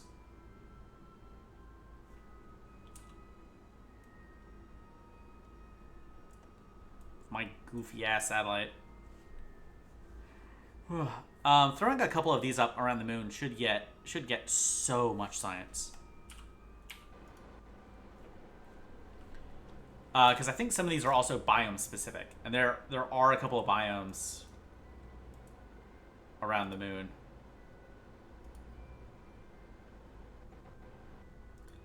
Okay, it is flying. Okay, avionics, or not avionics, telemetry is flying low, but I know infrared is biome. Yeah. Ugh. Ugh. So this one is going to do the contract, right? The other one is going to go way higher. And I might have it swoop down into closer to the moon in a much more elliptical orbit. Because I have the delta V to have a lot of say over the orbit. Alright, there we go.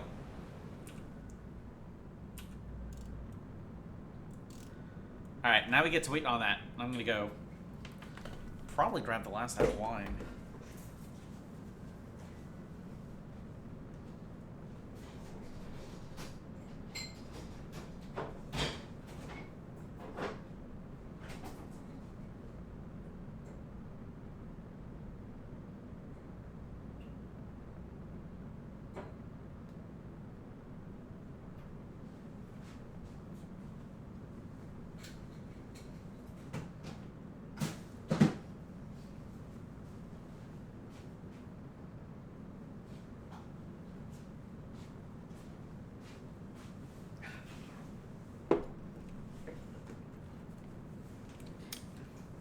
And it is, sadly, the last of the cheap chocolate wine. Oh well. Ah.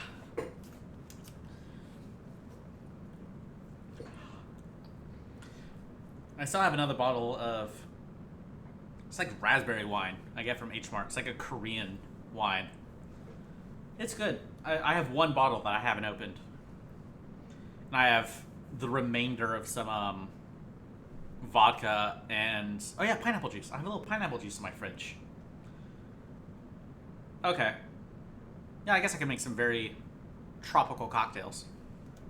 Perfect for a lonely Wednesday night.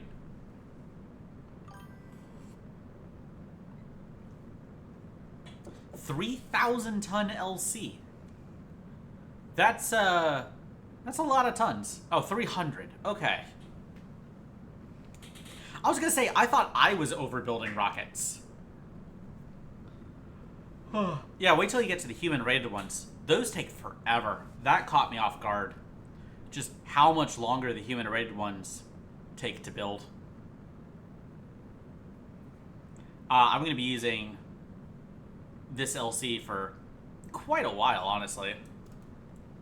I did forget to quick save, so that's annoying.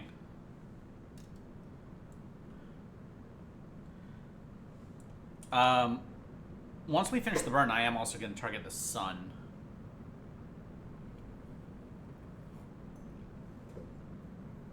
Ugh.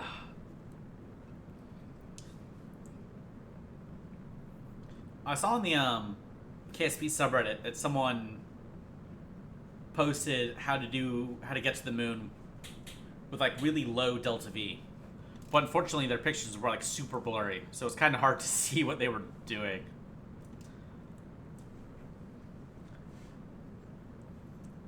I'm gonna have to look up a bunch of cool like Principia videos just to see what kind of crazy shit is doable. But I'd imagine I'm not going to see a lot of really crazy things with, like, I'd imagine the craziest things you're going to see with Principia are all going to be around Jupiter, right? Or Saturn, or, like, Uranus and Neptune, because they have so many moons, right? That's going to be the real trick. But when it's just the Earth and the Moon, you know, that's still... Like, I guess the sun is here as well, but it's not exactly really messing with the orbit. At least I don't think so. I really have no idea if Like, I guess it'd be the time of month, right, affects the orbit at all, or it affects your launch. I can't imagine it would, right? Because the sun's gravity on a rocket ship would be vastly, vastly overshadowed by the Earth and the moons. I mean, it wouldn't be quite zero, but it'd be probably functionally zero. I don't know. I'm rambling. But I suppose I am on twitch.tv. That is kind of how it's supposed to work. Since I'm not a, like, new stream idea every week, like 3 times a week kind of streamer.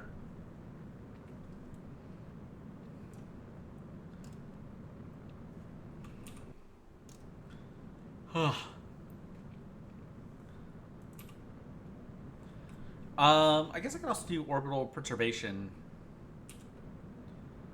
as well, if the eccentricity is, if the inclination is high enough. But inclination is not something I have as much control over as I would like. That one's going to be more difficult. All right.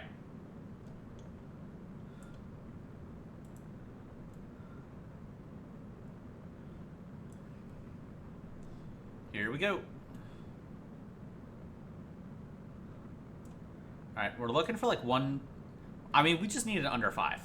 Anything under 5 is good. I'm almost out of fuel.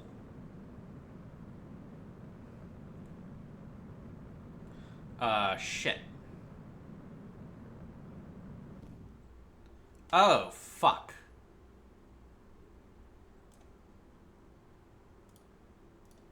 Alright, well, we're gonna roll with it. We're gonna see if I... Because my next stage has 2 burns.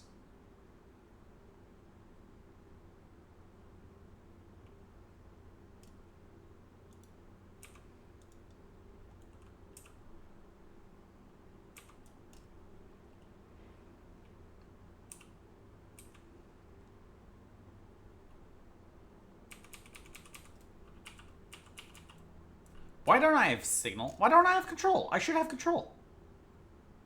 I specifically tested if I would have control. Huh?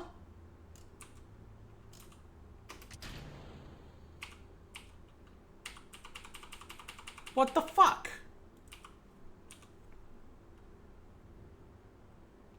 Like, did I not save it?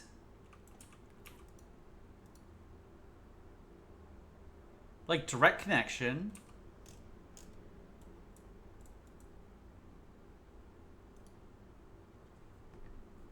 Command state operational.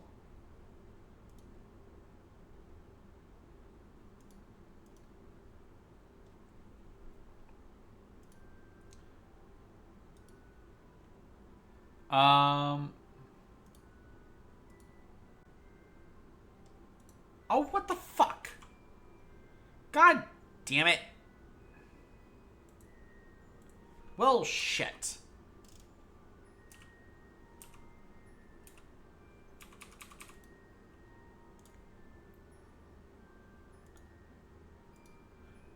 Alright, we'll scrap the other one. We'll, reconvene. Am I even in space over the moon? Yes.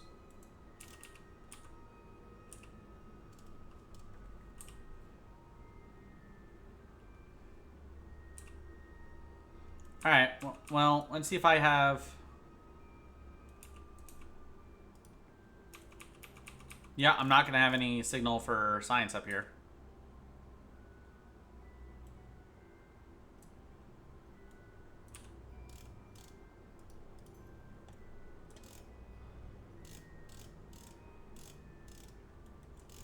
Motherfucker.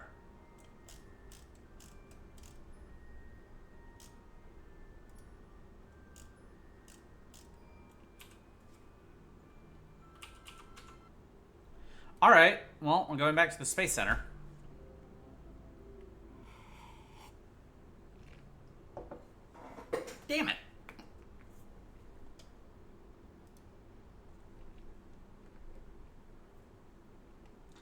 Let me see this thing. Did I actually forget to make it a deep space core?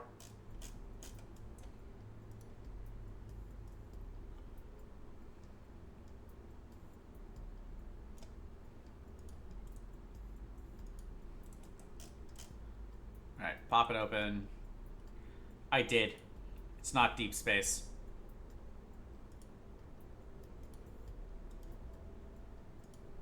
Oh my god.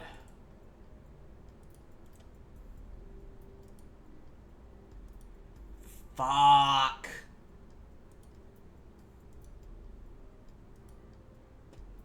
That's rough. Yep. I thought I did it. I thought I did that. God damn it. Alright, well, let's queue up 2 of these as well. Well, I can't afford it. I need another 19 grand. I'd also have to modify the launch complex. It's about 2 meters too tall. I could probably make it shorter. Oh, yeah.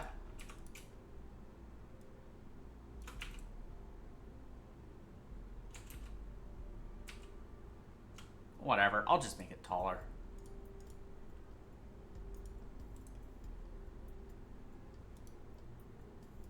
Well, shit.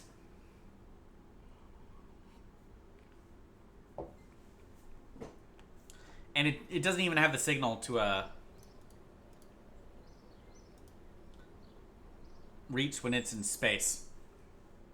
So that sucks. I'm gonna build 2 of these things. Because I still want my multiple lunar orbiters.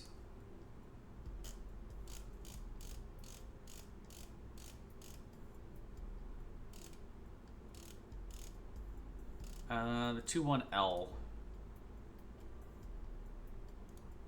Oh, I don't have enough money.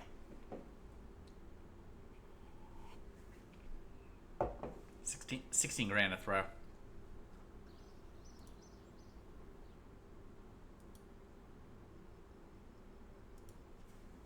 Alright. I'm getting the more advanced material science, though.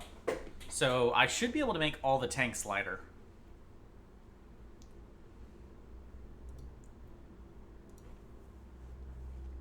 I might also... That might be the start of the Megiddo.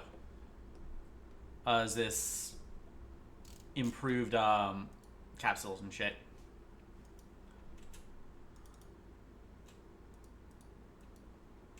Alright. Yeah, let's just warp to complete. I really need the money for the astronaut complex as well. Probably also mission control. Yeah, that I'm thinking about it. Because that's upgraded to max. Yeah, I think I'm going to do astronaut complex first. Because I need these guys to be able to... I need the goobers to do EVAs. That's going to be critical for the program.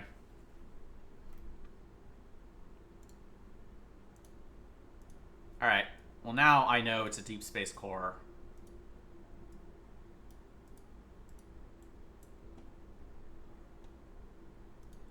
We're launching during the day again. How lovely.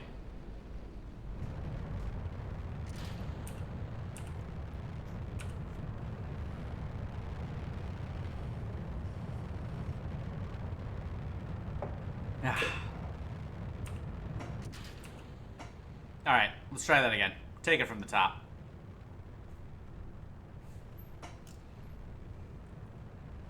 At least we got a little bit of science from the flyby. I guess. If we're really determined to find some silver linings here.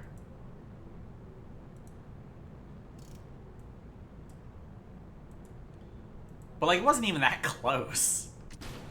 That's the worst part. It wasn't even super close to, the moon, so it wasn't even, like, a really big flyby. Damn. Alright.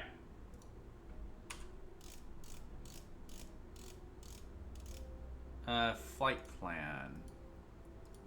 Maneuver. 10. Whoa. Yeah, because it just like completely ran out of Delta V. Like way sooner than I thought I would.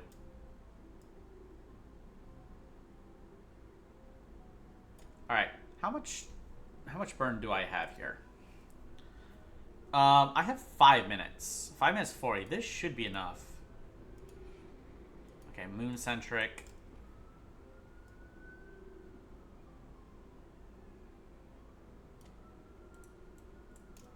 Okay, 120. Oh, wait, hang on. 76. Oh, 43. Alright, like 42 even.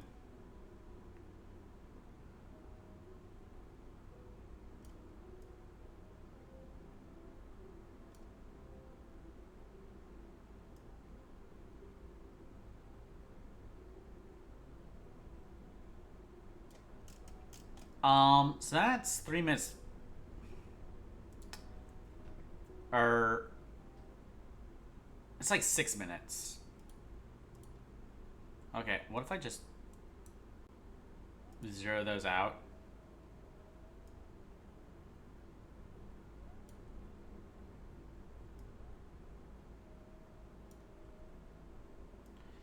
Yeah, as it turns out, just more prograde really seems to be the answer.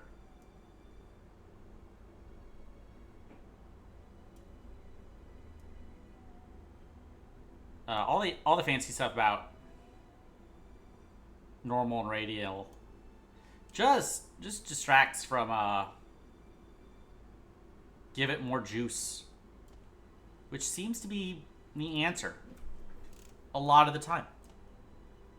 Okay.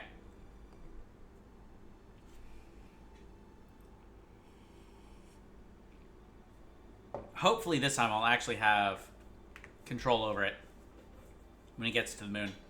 Like, if I didn't have control because it was on the far side of the moon, I'd actually be more okay with that.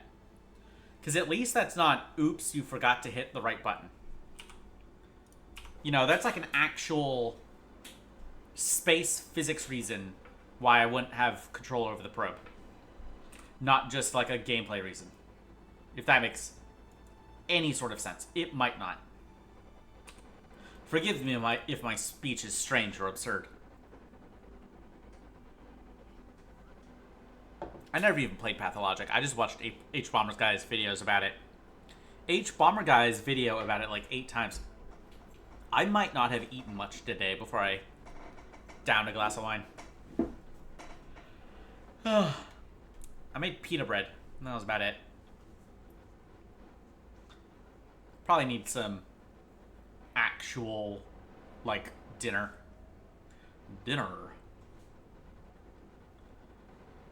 I've tried selling bread and baked goods online. So far, no one has bought any. I've had the listing up for a couple days. How long have I had it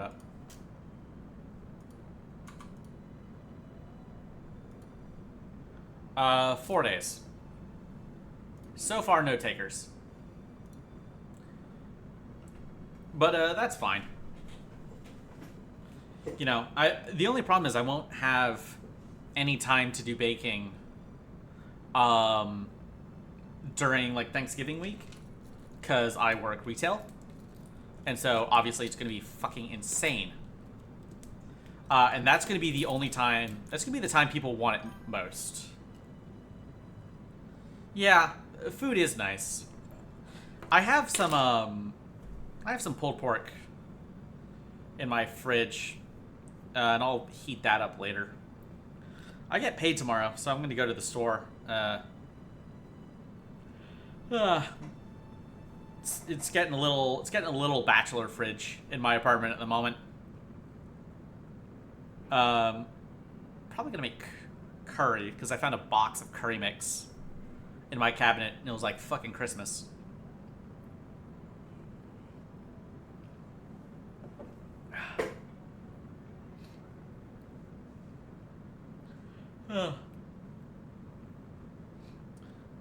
Yeah, at Aldi's they sell like these colossal pizzas for like $5. Right? They're amazing. They're so big they almost hit the back of my oven. Like they're too big for my cutting board to actually fit. It's amazing. And they're actually not even that bad. Right. Yeah, it's huge. It's like way bigger than any pizza I would make myself. And it's pretty good. Like, pizza has a pretty high floor in terms of quality, right? You have to try to fuck up a cheese pizza. Right? I mean, you can obviously put some disgusting toppings on it if you want. And that'll ruin it. But, like, I'm pretty sure it's why every like, kid-friendly restaurant serves pizza. Right? I know that's why, Chuck E. Cheese has pizza. Right, because it was intended to be a children's video game arcade. Because it was made by the same guy who founded Atari. And he was like, I don't know, we'll just have, like, pizza, I guess, so that the adults can have something to eat while the kids are playing. Because, like, you can't fuck it up. And literally you can train any idiot to take a pizza out of an oven. You know? Like, it doesn't have to be fine dining.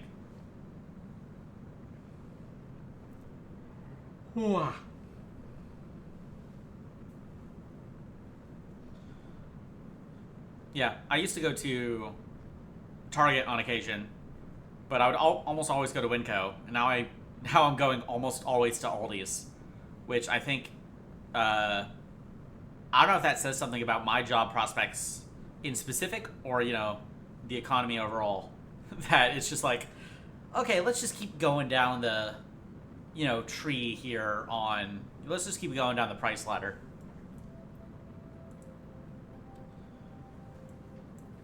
I don't know. These insertion burns always take forever because I can't time warp. So if there's a 5-minute burn, then I really am just sitting here. I should have quick saved. I really should have quick saved. It's a little late now, but oh well. I trust in it. I trust in the engine. Yeah, we got like a minute and a half. We got so much fuel.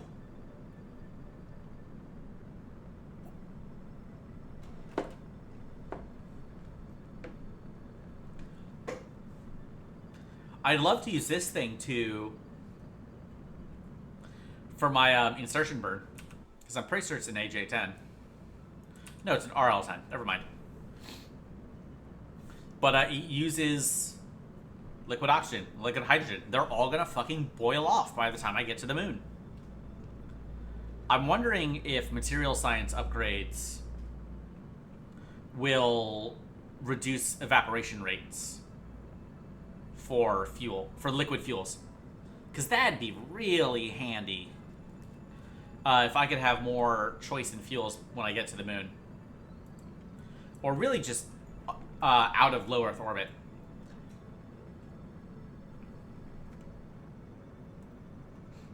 Okay.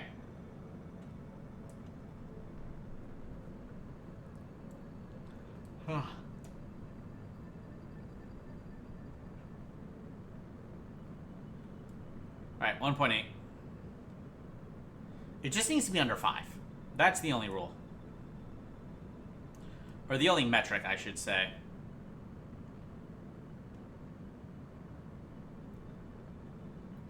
Ooh, look at that. Nice and smooth, like. 6, 5, 4, 3, 2. There we go. Ooh, that's clean. That is so clean.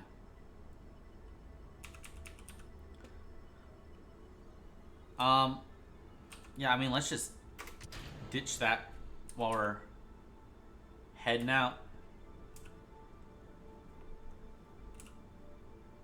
Next stop, the moon.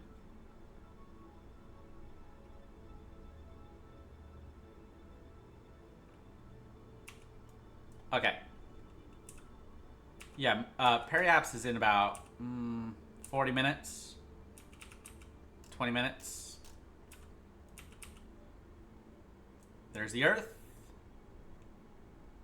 Okay, well, it's hard to see because it's night. Alright. We're going to do like T-5.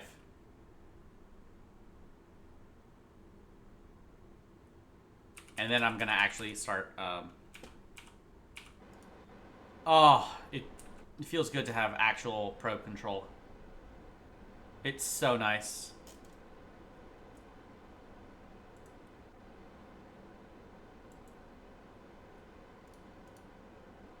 Whoops.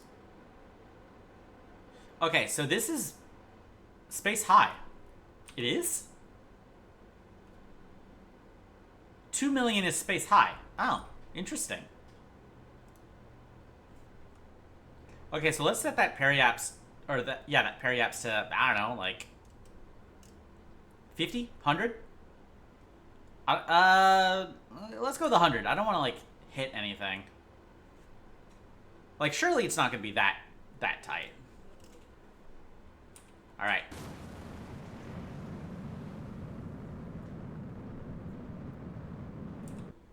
And away we go.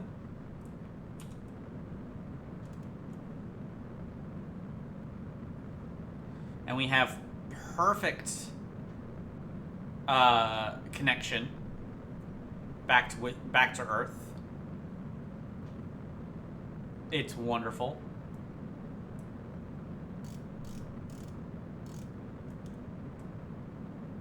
Oh, it's moving. Oh, it's so moving. Yeah, I'll set the periaps to like 100K.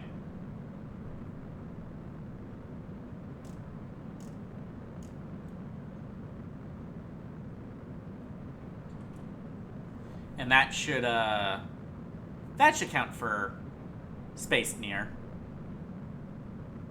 Right, we'll get loads of science.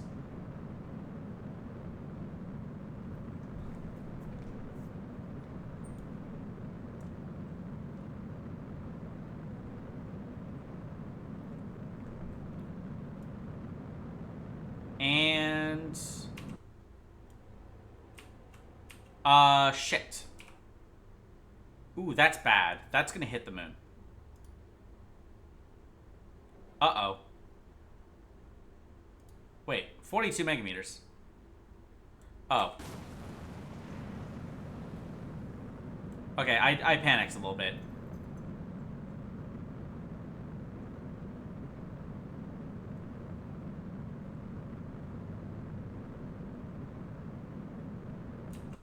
Okay. Whew. No. Almost. If I didn't have another burn, it would have, because the Earth would have fucked with the orbit. But nope. This is actually a proper lunar orbiter. Oh, it's amazing.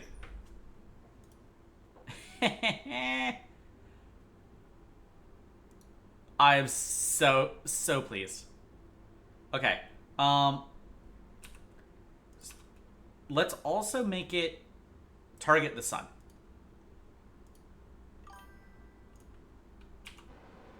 Yeah. I'm so pleased. Okay, I want it to face the sun so that it'll have a bit more, it'll have some actual power to continue to do science. Orbital perturbation needs a more inclined orbit. I might be able to do that with the next one.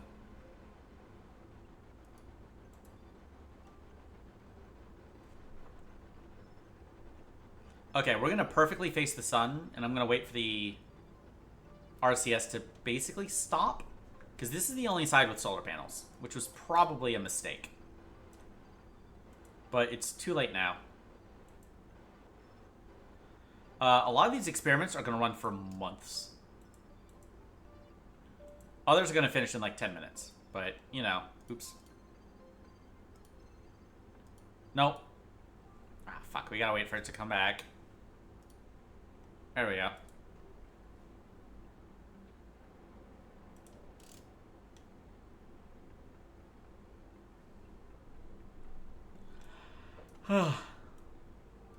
Sadly, the trick of just going into time warp to kill all the spin is not in Realism Overhaul. They fixed that.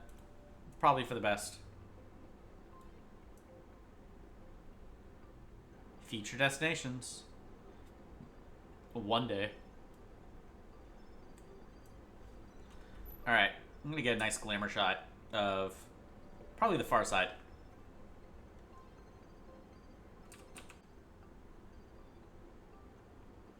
I also want to make sure that under 500k counts for near the moon. Oh, there's Uranus as well. Damn, everybody's here. Uranus, Mercury, Venus, Jupiter.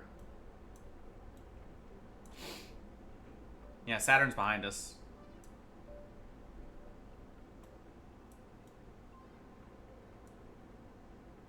Oh, there's Mars and Neptune. I don't think I've ever seen Pluto on this. I know Pluto has a really elliptical or inclined orbit. It's gonna make it a real pain. Okay.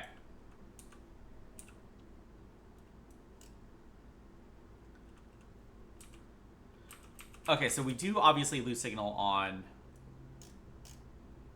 the far side of the moon.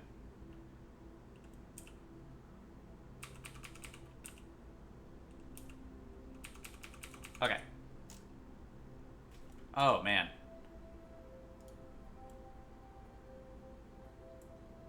That's nice.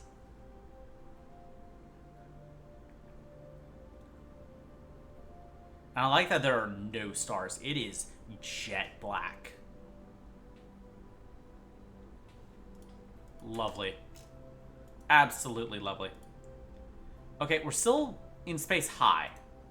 So I do have to actually get closer to the moon to get the,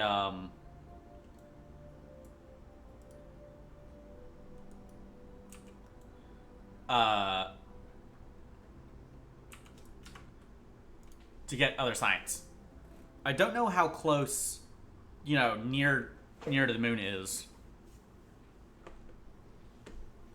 Oh, the moon has a new satellite. Jade 2.1L has become the first human-made object to orbit around the moon. This new satellite will be used to gather information, and scientists expect to learn more about the moon from this orbiter than they have in the last 50 years. Historical information. Luna 10 was the first human-made object to successfully orbit around another celestial body. It entered lunar orbit on April 4th, 1966, and continued to operate until May 30th, 1966. Wait, hang on. I'm only off by like a year. What? What do you mean I'm only off by like a year? That's amazing. Holy shit. Alright. Yeah, that's the Lunar Probe program. Bam.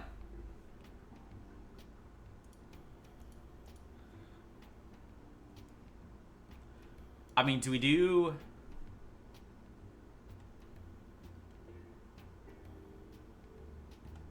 Oh. How close are we to interplanetary, I guess we have interplanetary. Okay. So, before I commit to doing anything, how insane is trying to go to Mars or Venus right now? Right? In one of these things.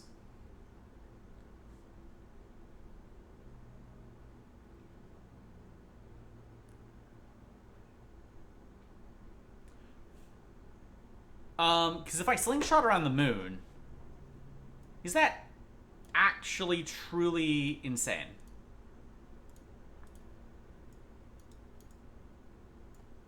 Like, will I have probe communications? Is the big question. Let's find out. Completely raw dogging the transfer window to Venus and or Mars. Right, not even really looking at it. I just kind of want to see if I could, in theory, have control when I get there. Because if I could do a flyby of another planet, oh, that would be so cool.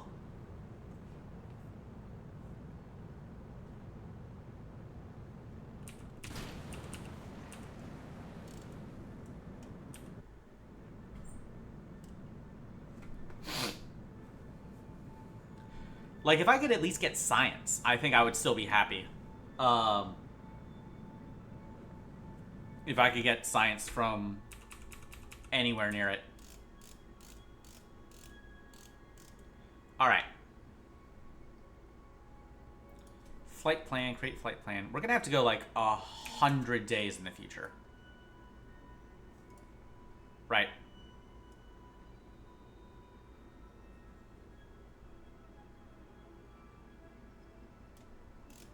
Whoa. Okay, moon-centric. Right, we're gonna... Okay, actually, let's start with 10 so we can get as close to the moon as feasible.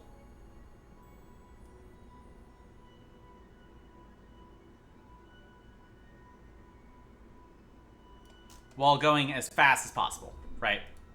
Because we have 5 minutes 40. That's 340 seconds of burn.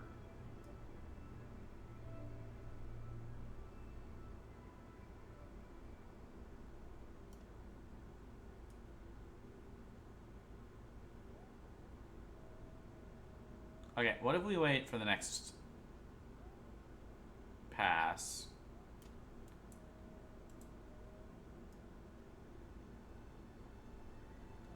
No.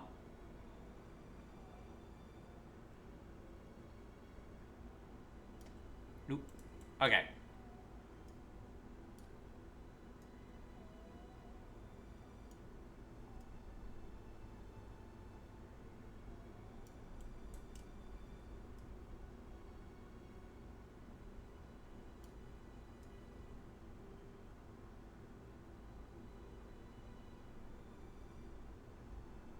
Yeah, let's wait like an hour.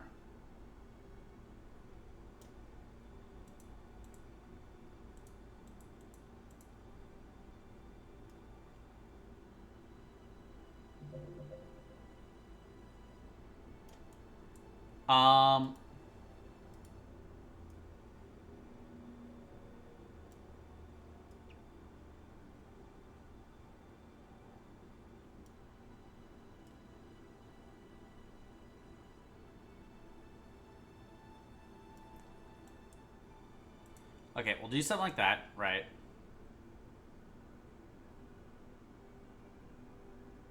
No, that's actually getting further. It just doesn't look it. Okay, what if we add a lot of anti-normal?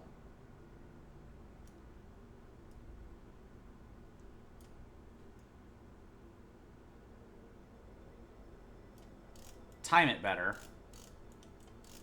Okay, where's that going around the sun? So now we need like 100 days.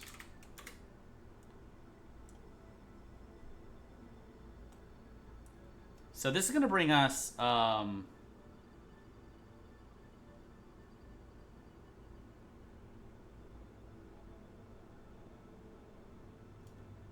Okay, no, that's not it. Oh, it's going to get complicated.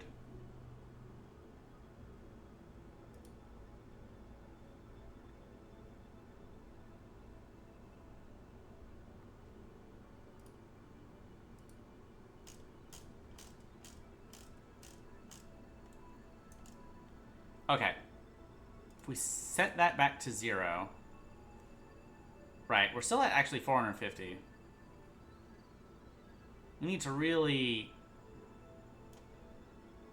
use a lot less delta V.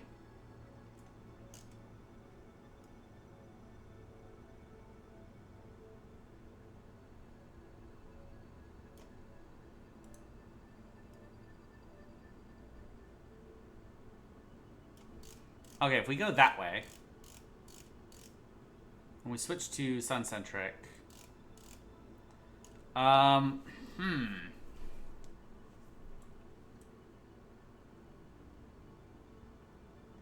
yeah, this is, I think I need bigger engines. Also, I need to set that to like 500 days or something.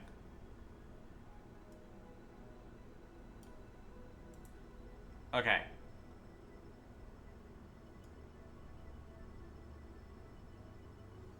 Oh.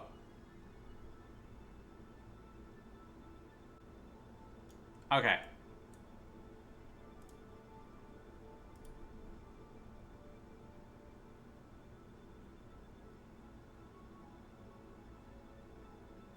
This is the Venus periaps to 122. Or 222, rather.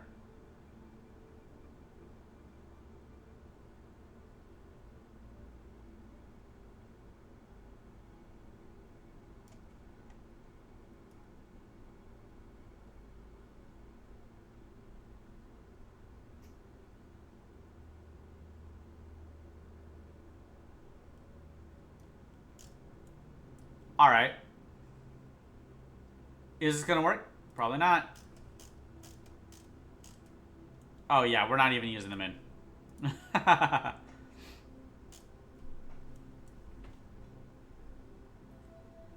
Alright, this is also like, I don't know, 8 minutes of burn. Which I guess I have the other engines, so fuck it. Why not? Let's give it a shot. Let's see how close we get. We have like 7 minutes of burn. So it's probably not gonna happen. But it'd be really cool. Because I don't know how to check for transfer windows to Venus and Mars. No clue. No idea how to do that. All the Jades I've sent out there to Vesuvian and Martian, orbits. Well, not orbits, but that sort of altitude. Complete accident. Complete fluke.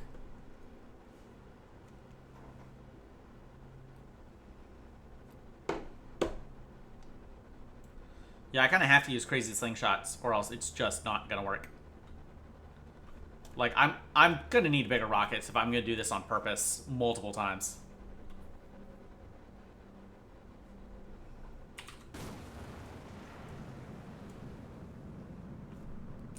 Like, doing it once in a simulation for funsies, is a very different thing from trying to do it multiple times for contracts.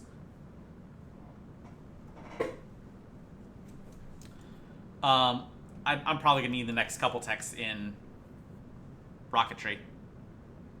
I don't think there's any way around it, but that's fine. If I can get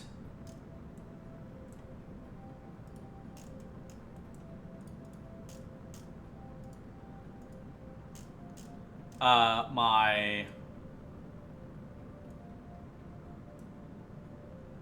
here it is.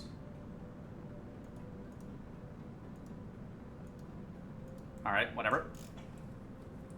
What was I gonna say? I completely forgot. I mean, if I can build a probe that can go to, a probe that can go to Venus and Mars soon, that'd be nice. But I think the main upcoming thrust is going to be, I have to do docking. I have to do a docking contract. And then it's the Apollo missions. Right, landing on the moon. So I have about, landing on the moon is going to be in about 2 years. It's actually kind of nuts. That's a really tight time window we orbited the moon and then landed on it within like 3 years. That's kind of nuts when you really stop to think about it. And I'm gonna need like lunar landers, so that'll be fun. And can I focus on my little probe? Yay!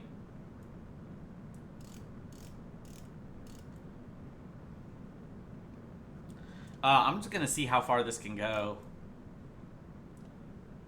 having absolutely no thoughts, head empty, in terms of orbital transfer windows. Like, we do the heliocentric. Right, our planned perihelion is there. Our other Jade probes are still basically in Earth's orbit. There's Mars. Oh, it does. Right, there are a couple of asteroids, aren't there?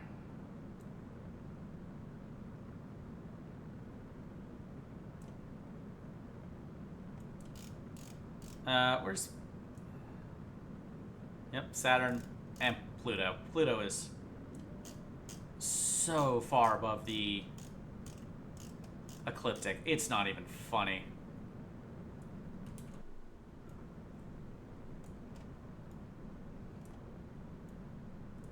Wait, did I mouse over it? I thought I moused over... Oh, there it is. Pluto. Oh my god, you can't even see it. It's so tiny. It's so far away. I don't think I'll land a dude on it, but I'd like to land I'd like to get a lander. Plutonian lander? Like, come on. I guess also Karen. That'd also be neat. I haven't actually taken a good look at what the other planets look like so far. I don't want to. I want a nice surprise, so that when I get there, of my own fucking hard work, spit, grit, and effort, it looks even fucking cooler.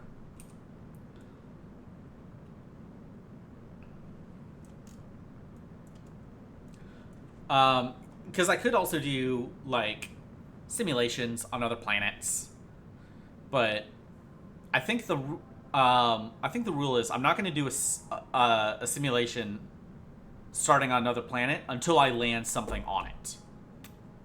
Right. You know, we could say it's like, oh, well, we can't simulate what it's like until we get a really good, you know, up close and personal look at it to make sure that everything's correct. Or whatever.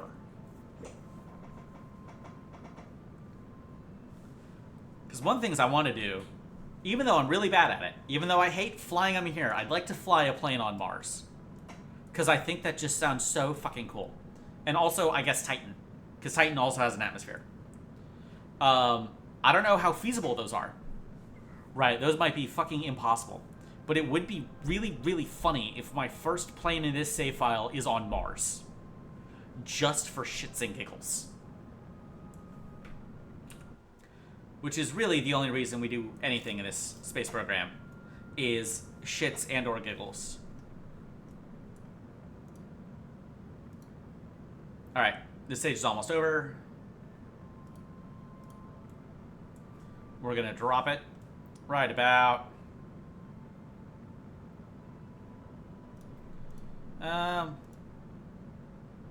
3, 2, 1, 0. Shit. Right, I forgot to use RCS. Because this engine is fucking lame. The KTDU. Maybe I'm using it wrong, right? Maybe it's supposed to be for something else. It doesn't throttle. I don't know.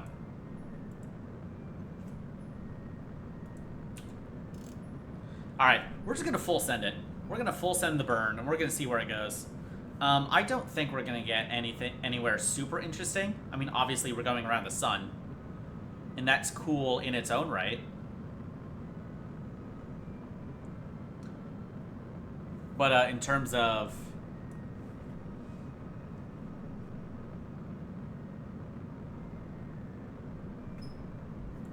like in terms of like another planet, not gonna happen.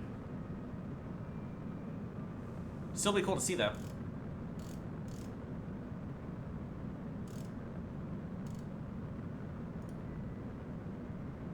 Okay. Venus-centric. So our current apoaps is that high.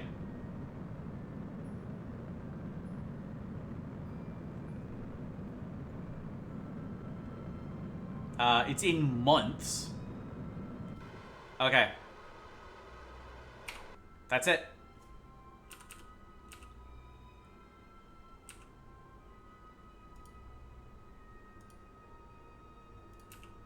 Right, we're gonna go to Vesuvian periaps.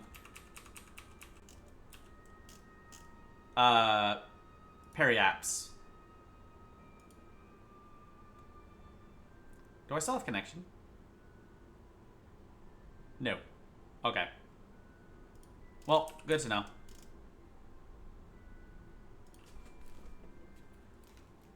What is this? Oh. Oh, I actually do have connection. I have a connection again. So I can actually send one of these out to get some space science. Space science?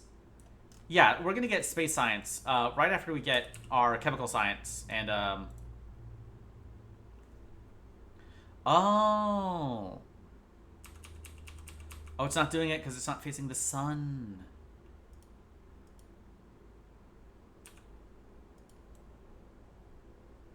Where's the... There it is.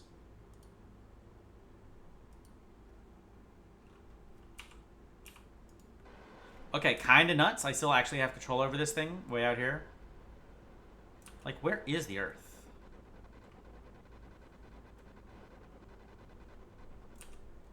It's pretty much 180 from the sun.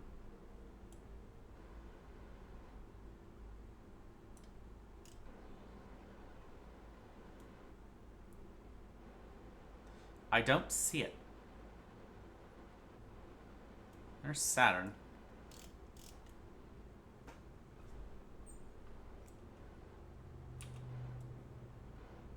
Okay, it's a little low. Yeah, I don't see the Earth. Ooh, that's spooky.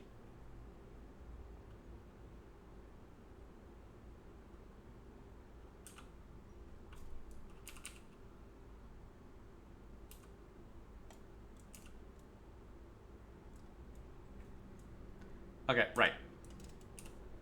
Yeah, we're gonna get to Vesuvian periaps. Oh god, it is chugging when it has to do 60k. It does not like doing it. We still have some control. We have control over this thing? Huh? Oh. Well, alrighty then. Okay, so yeah, we're just gonna send out a probe to fuck knows where. And at least get some nice sun data.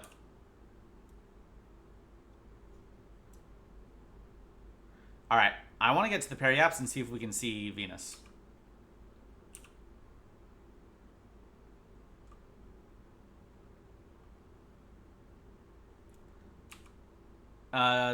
It's gonna be a little hard to get visual because it's gonna be... No, it's gonna be like perpendicular to the sun, right? So it's up and to the right. Oh, there it is. It's still a little dot. Where's the Earth? to the left.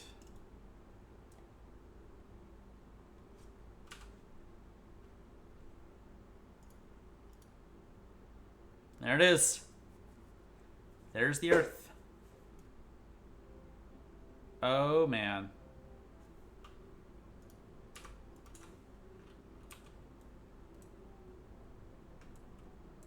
Yeah, this is our closest, the closest we get to Venus at the moment. We also didn't exactly plan the flight very well. But it does prove that if I just launch it out into interplanetary space, I can get science. So we're gonna do that. Right, I'm gonna launch 2 more of these things. One more to the moon, and another one to interplanetary space. And we'll see what'll happen. I do have 44 science burning a hole in my pocket. Lunar orbital capsules. Okay, yeah, these are for, like, docking. I think I'm gonna go with the botched, because it has 3 cosmonauts in it. With 3 cosmonauts, there's not enough room to wear pressure suits. Okay. Interesting. Early landing. Yeah, we kind of need that.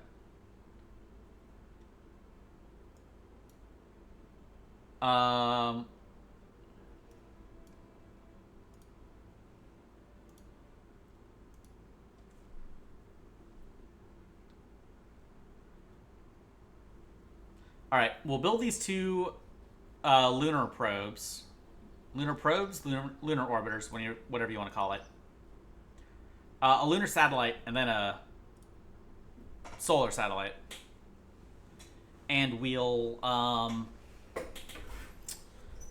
recondition the LC so that I can build the ones to actually do the rest of these contracts. Okay, ascent guidance.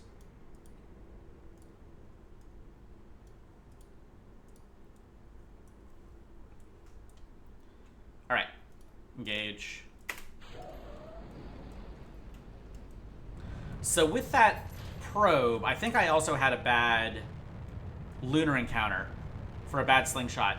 Because it really seems like they aren't all made equal. So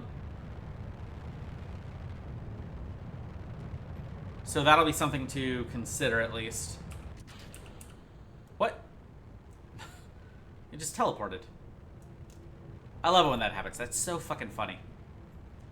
Only because it hasn't actually killed a ship yet. The instant it kills a ship, it'll not be funny.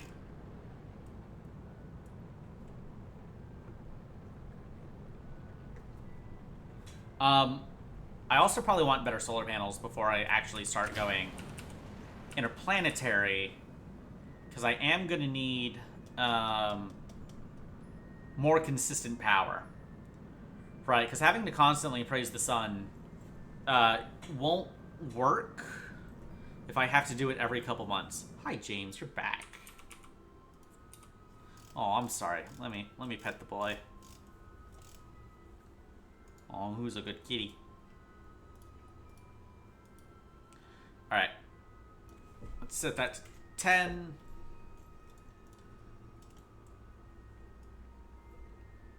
Do all this one-handed because the other hand is on my cat's face. Giving him so many pets. Oop, shit.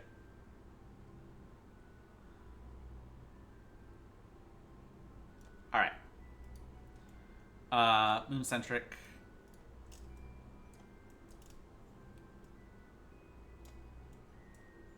Okay, is that really our closest periaps? Okay, I think we do need more oomph. There we go. Yeah, I could not get a good burn like this to save my life last time. Whoa. Alright, not that close. I mean, if I can set it to under 500K, I'll set it to 400K. Right, we'll warp sim maneuver. Hi. Oh, are you biting my hand? Because you're bored? Who is a bored kitty?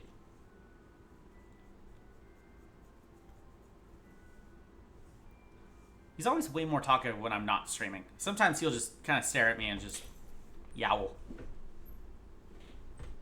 Isn't that right, Mr. James? No, no response. All right. And let's get back. Let's get down to business.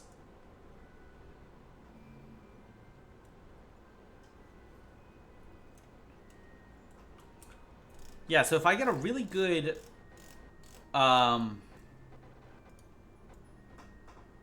lunar insertion window, a lunar encounter window, right? Then I can use it to slingshot more effectively. And hopefully actually get save a lot of Delta V when it comes to trying to go to Venus or Mars.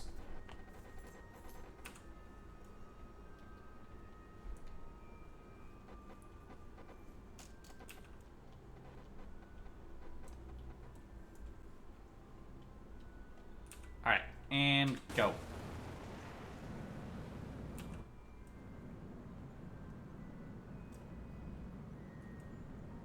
Oh, Callisto. It's weird how sometimes it picks a different, it'll arbitrarily pick, like, a moon to give me the name of instead. It's just kind of funny. Alright, yeah, this would be going, pretty down as well.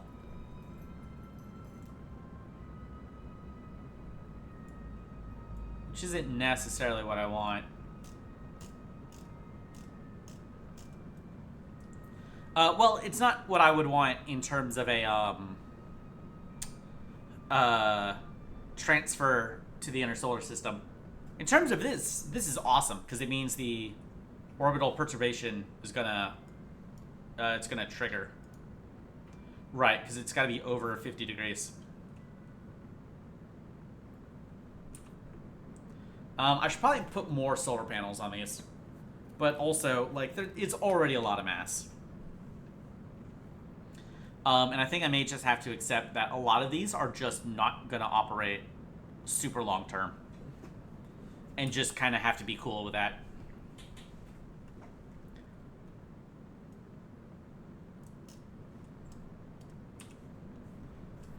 Unless there's a way to make it always face the sun. Like, just tell it, it's like, hey, you can go ahead and nudge with a itty-bitty little bit of RCS if you really want to. But I don't know how to do that. All right. So I think I'm going to do this orbit. I'm going to wait until the next launch to go into the inner solar system and get some of that solar science. Maybe do a flyby of Venus if I can swing it. There's no guarantee of that. Right, or Mars. I don't know, depending on where the moon is, I guess.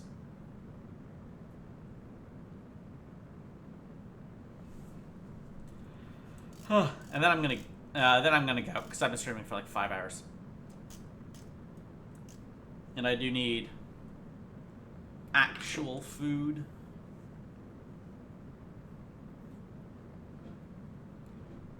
But yeah, I'm actually kind of shocked that I'm not that far behind when it comes to like some of the lunar missions, right? Because some of the stuff like the lunar impactor, I was way behind. I was like 5 years behind, right? Dude in space, I was like 5 years behind. But now I'm only like 2. I'm not gonna land on I'm not gonna do the Apollo missions in 2 years, but like I thought I was gonna do the Apollo missions in like 75, 76. I might do him at like 73. 72 even. Still the Nixon administration, but you know, a lot better than I was expecting. Which is always nice.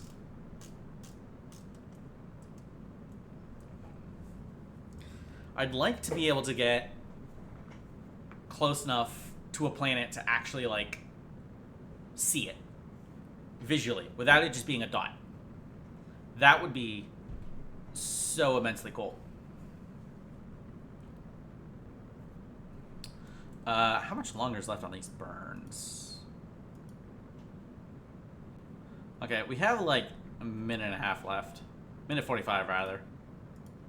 We're getting close.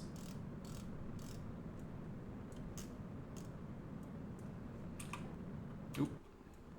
Yeah, it's definitely...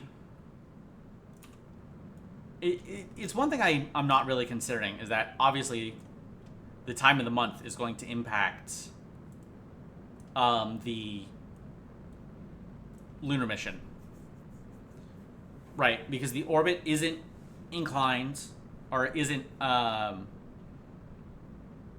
like, the moon's orbit is around, I think it's the equator, and not the axis of rotation. So, oh. Okay, I think it's that one.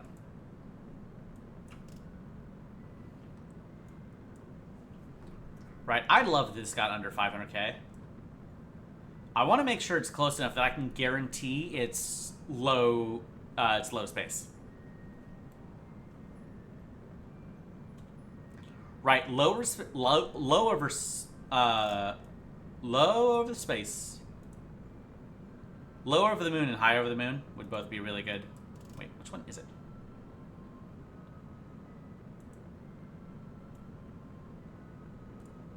Okay, it's this one.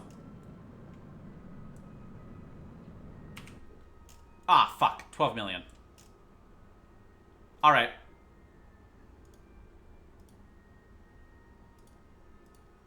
Oh,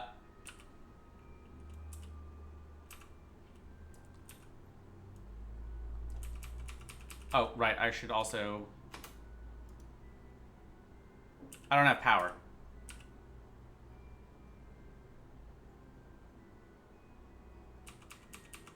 Okay, I now have power.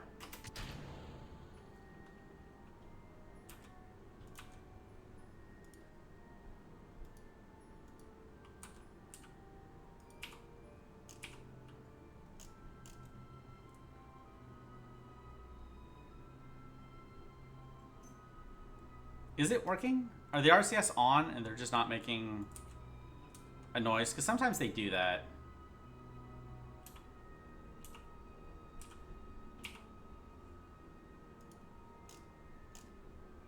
I can't tell. I think they're not on.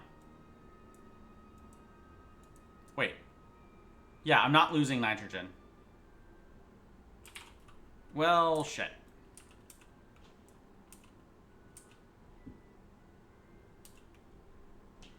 Like, in theory, I have control.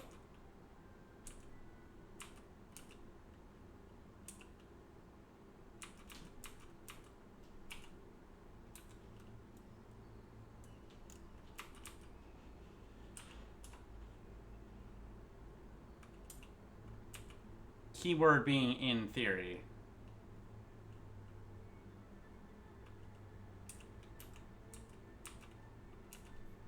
Am I willing to cheat on this one? Probably. Yeah, I'm gonna revert.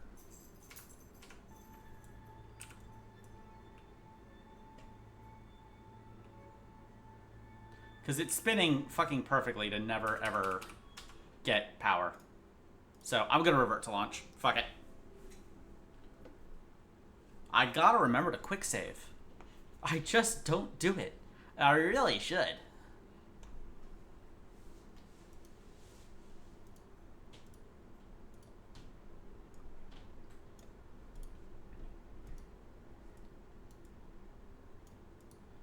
Alright, so I suppose the problem with a polar orbit is that it's a lot harder to time.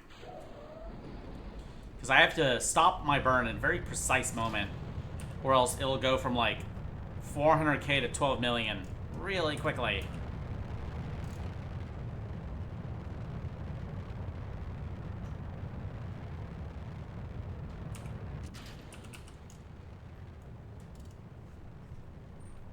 Alright, I'm gonna set up the burn, quick save, then go feed my cat. Because he's being very patient, while I'm being very boring.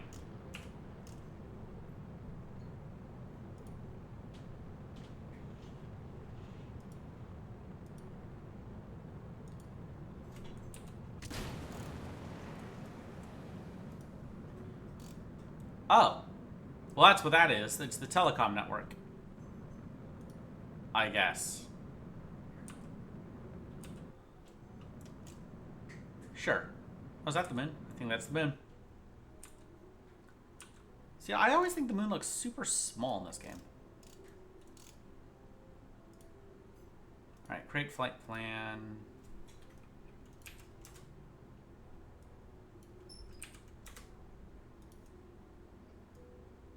Oh, whoops.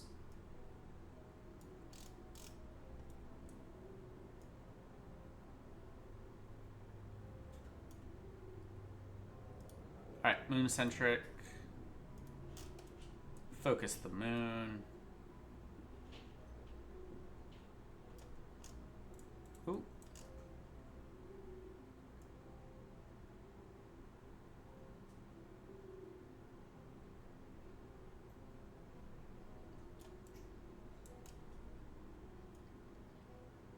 Okay, give it more oomph.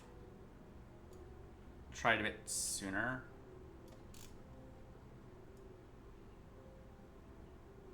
Try a bit later.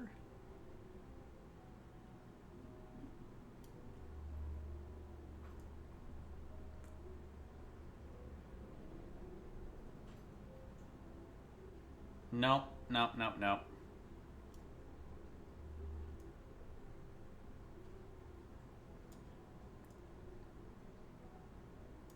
All right. I think that's what we're looking for here.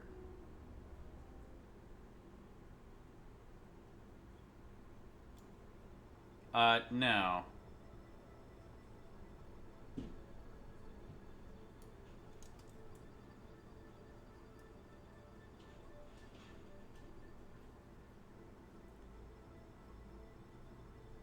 Yeah, I want it about that high.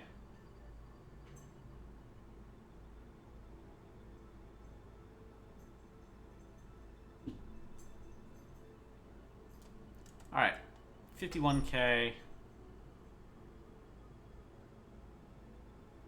Slightly less burn. Okay, here we go.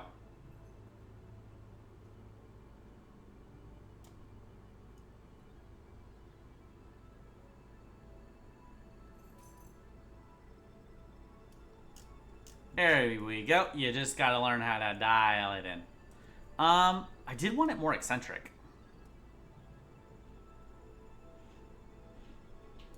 Or not eccentric, polar. Oh, that's pretty fucking polar. Yep, that'll do. Quick save. I remembered to quick save this time. I'm learning.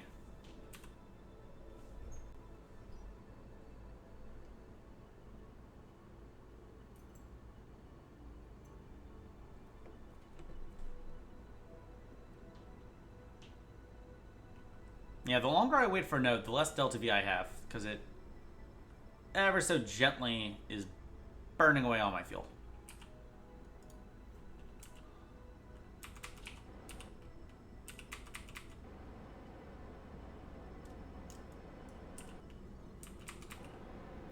Three, two, one. Gun it. Alright. I'm gonna feed my cat. I'll be right back.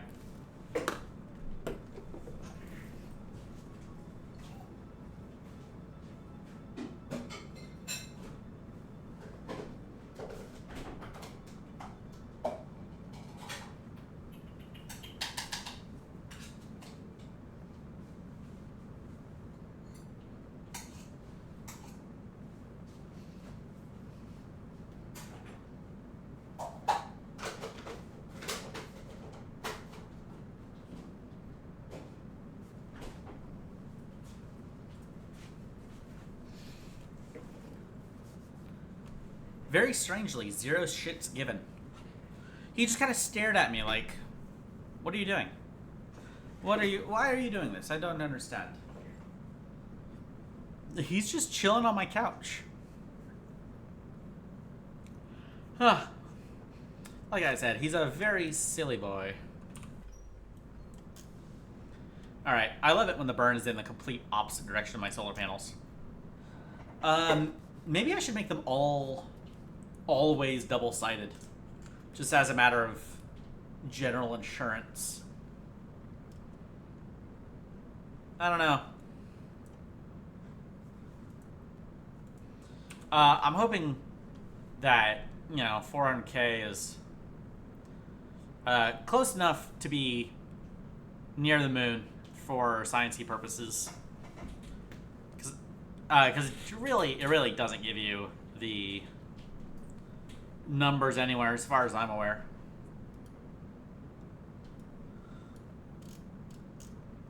Let's see here. Fiscal...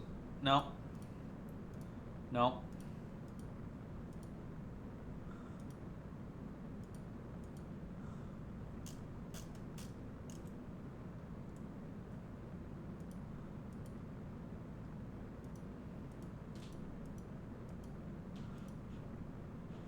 Yeah, I don't know what any of that is.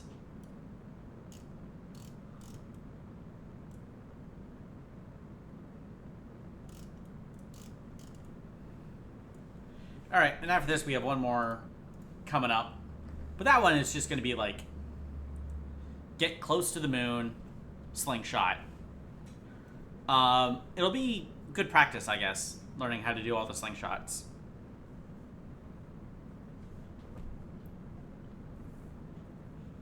Yeah, because that's going to be critical for not building rockets the size of Manhattan. Like, if I want to go to the outer solar system and not spend 10 billion Delta V to get there, slingshots are probably going to be the way to go.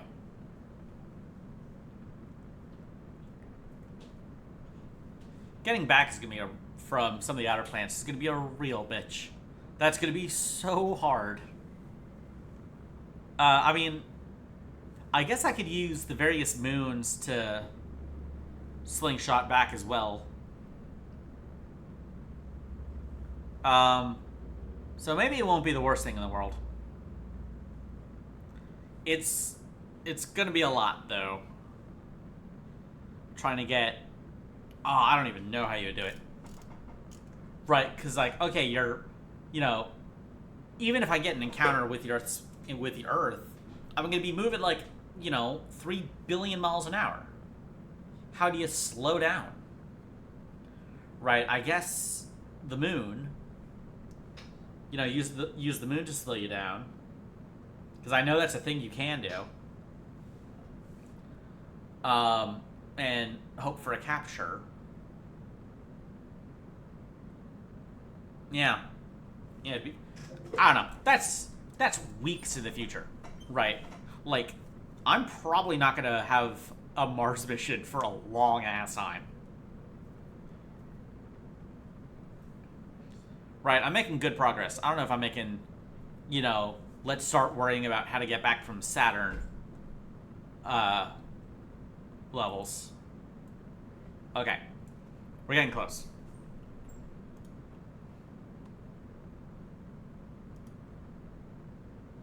Yeah, we got like a minute left on the burn.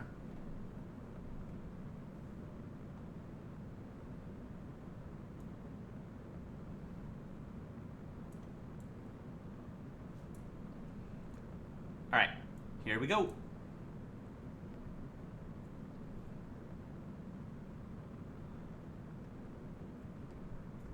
right, it's gonna be fast. Right, and I gotta be ready for it. Or maybe it... No, it will. It'll be so fast. 38. Oh my god, I timed it. Fucking perfect. Alright, now... before I forget... Set target, the sun. Go ahead and point there for me.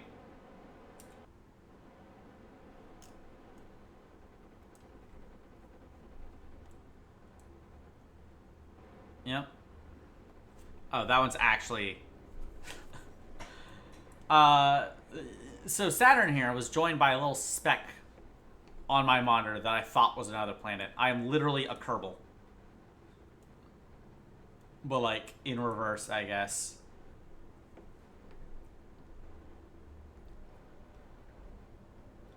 Alright, this time we should have ample power. I'm going to jettison this stage now.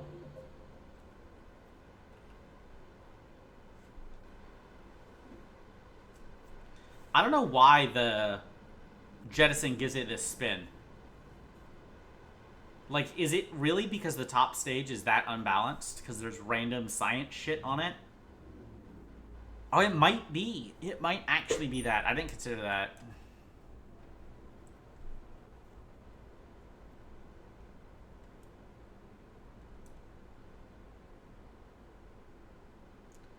God, Uranus is so faint.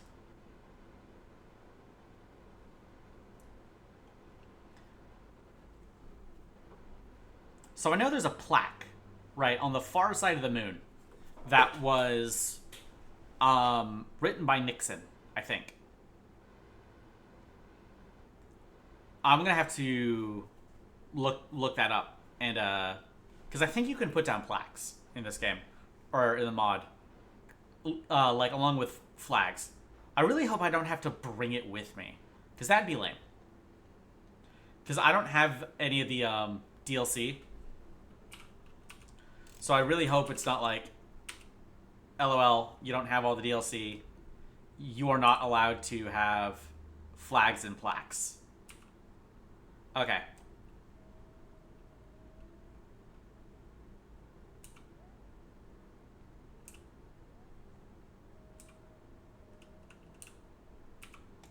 Wait, Moon Periapse is 3 million. Oh, whatever. I'll figure it out.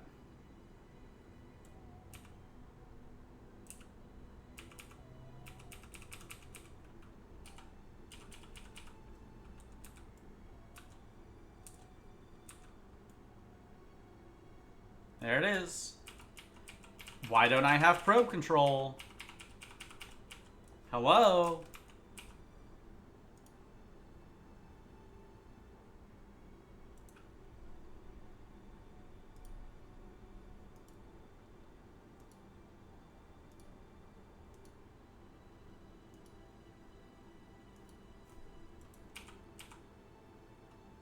Like, I have signal.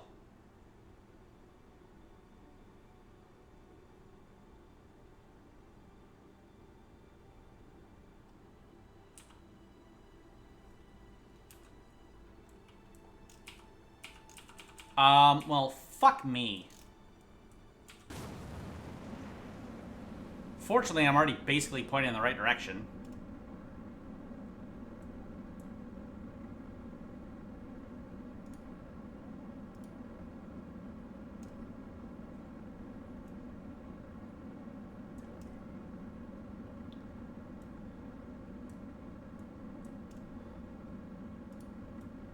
Alright, I'm gonna get that,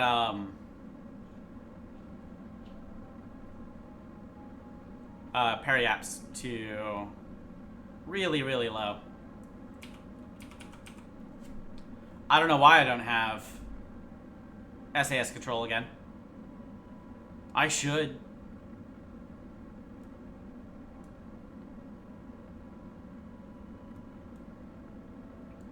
Alright, whatever. More polar for me.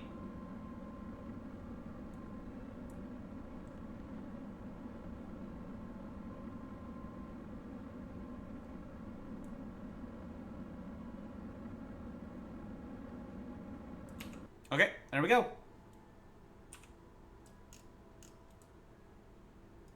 Yeah, orbital perturbation is gonna work. Space high. Space high. Let's go to... Just gonna run out of power.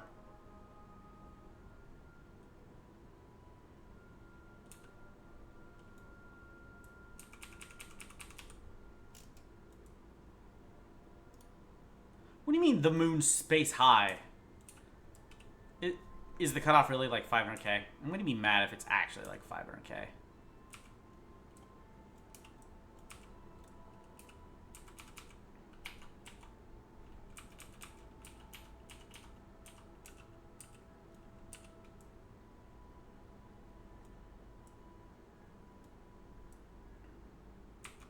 Alright. Am I going to be facing vaguely the right direction to... I guess I might face retrograde.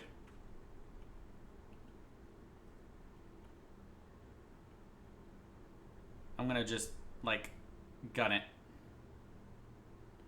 It's kind of dancing around retrograde. Which is a real shame. No, you know what? That'll do.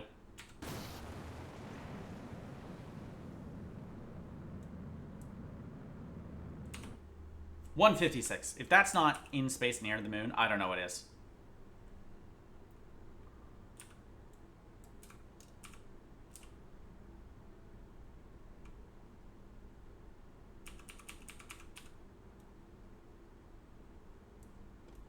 Oh, well, it's dark, so... Ooh, no, hang on.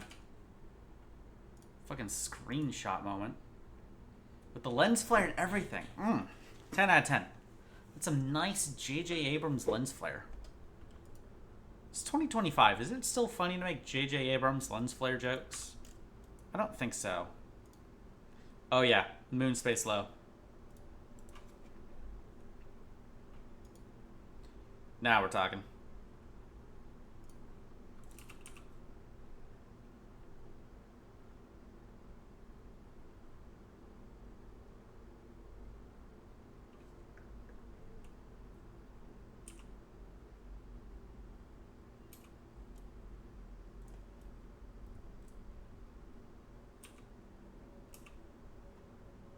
Perfect.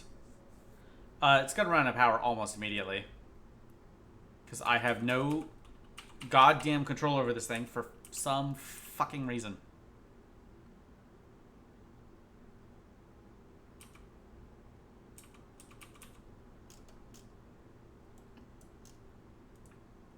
Whatever. I say whatever, like I'm not incredibly annoyed.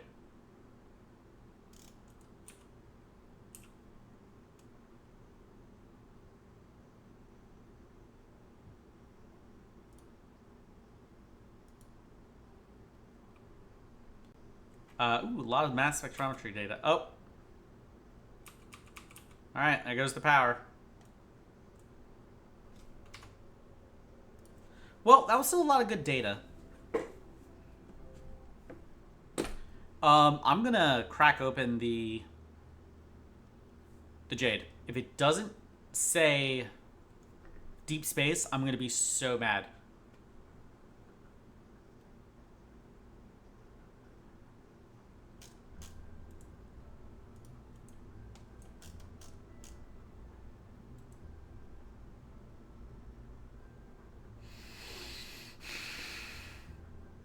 Okay.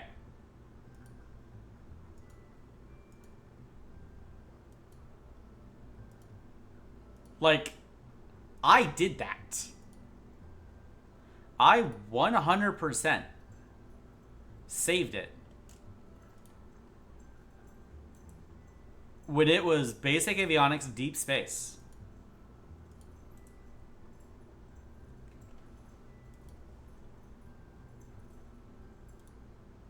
Right. I don't know why it keeps changing its mind and defaulting to near Earth. I don't know. I didn't do anything. Wait. Oh, I can't dismantle old launch complexes.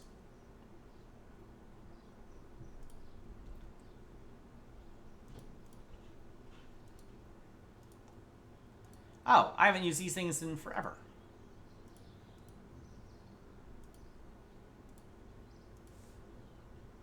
Alright, well that should save me some cash.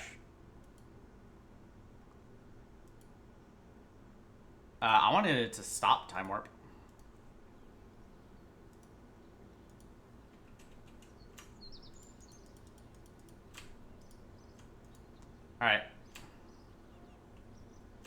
I'm gonna upgrade the astronaut complex. It's 300k. I think I'm gonna make money while I do it. I am not. All right.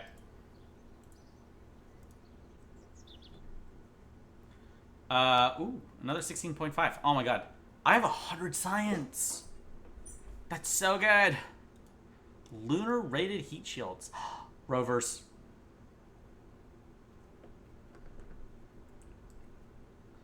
Oh, it's time for the Griswold family station wagon. Docking and crew transfer. Lunar orbiters. All right, let's calm down here for a second. I need to actually get there.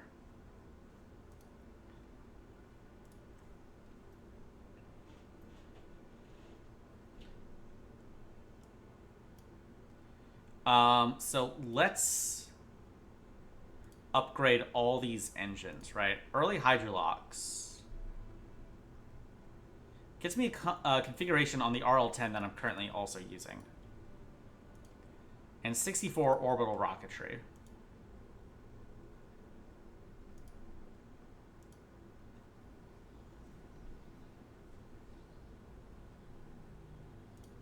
All right. I'm going to do this one at a time. I think I might launch two. So, this one, if it isn't deep space, I'm going to do an acrobatic fucking pirouette off this goddamn launch pad. Because it's really bad if it's going to randomly default to being the wrong kind of probe.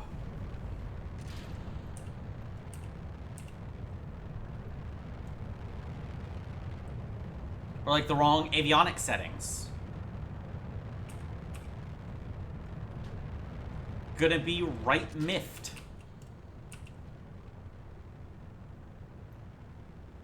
And I have no idea how to check what the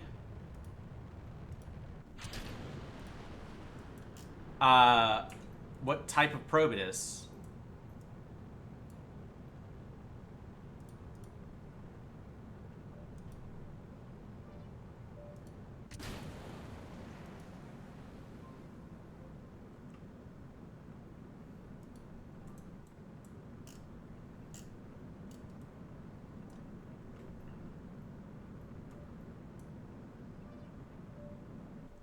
All right.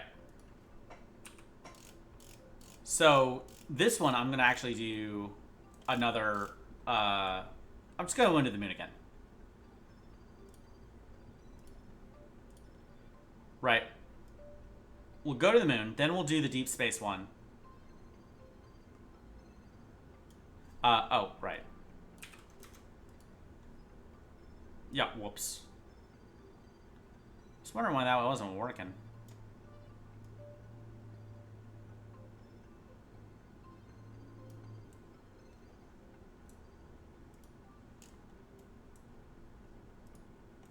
All right.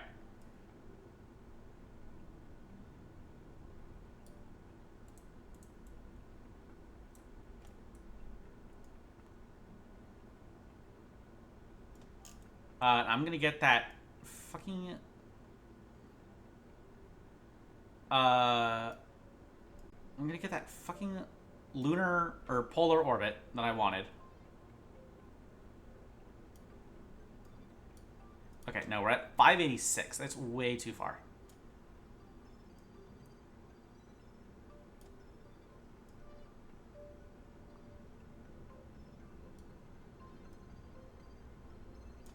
Right, let's do like...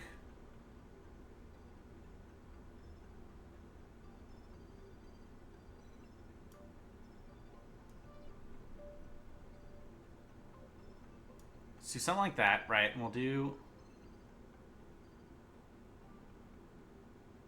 No, see, I need a lot of normal to do anything.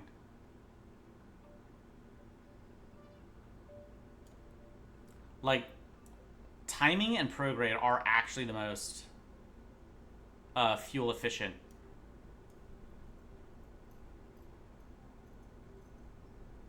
when it comes to getting the burn I want. Or the trajectory. Which feels weird. Right, a measure of an orbit really is just how much you can fucking gun it.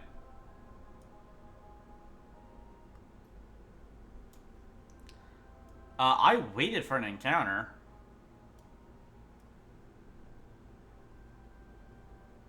Maybe an hour and a half is too far out.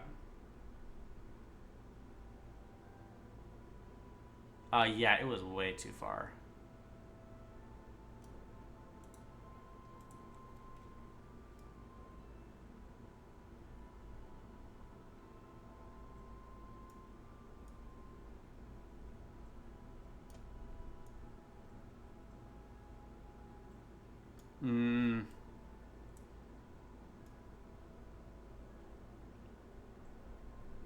Alright, what about that last window?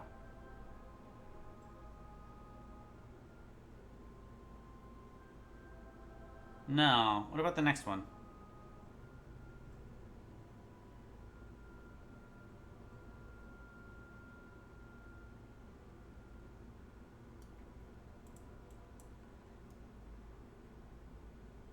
Not much better.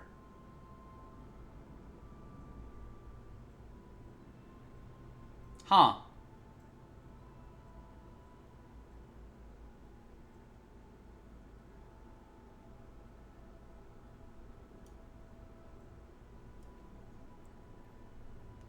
Alright, yeah. How strange.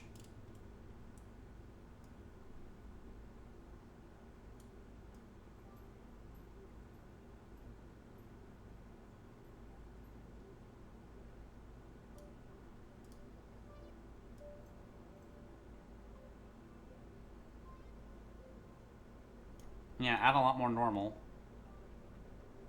And a lot less of that.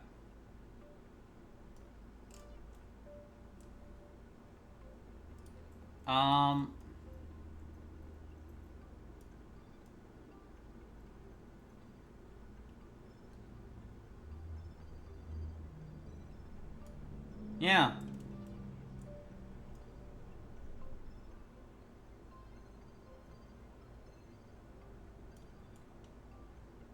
Huh.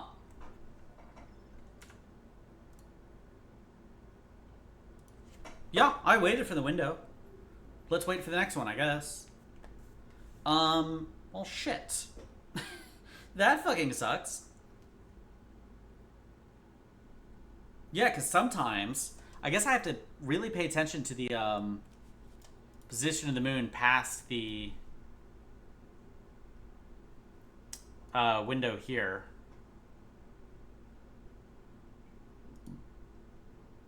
Oh, maybe it just had a maximum time warp. No?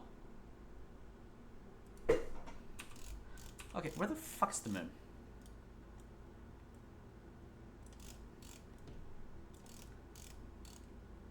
I don't know.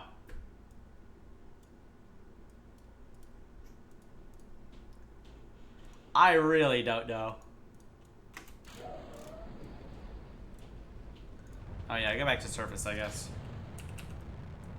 We'll just try this. I'm sure there's some metric I need to be aware of. Or some positioning, some angle. Because sometimes I can get a lunar encounter for way less delta V than my engine burns. Other times, it's way more. And I don't know why.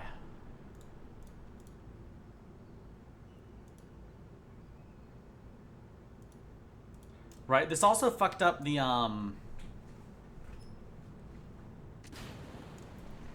burn on the, deep space probe in the test. Because I had to use the entire upper stage as well to actually, like, get anywhere. Because I was raw dogging it without the moon. Alright.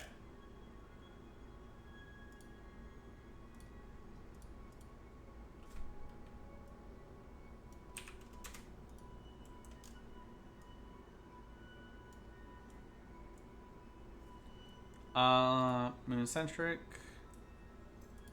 Boop.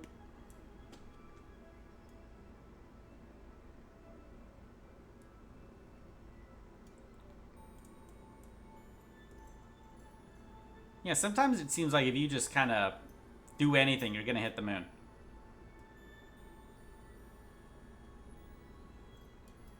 Other times it's like, no matter what you do, you're not going to hit the moon.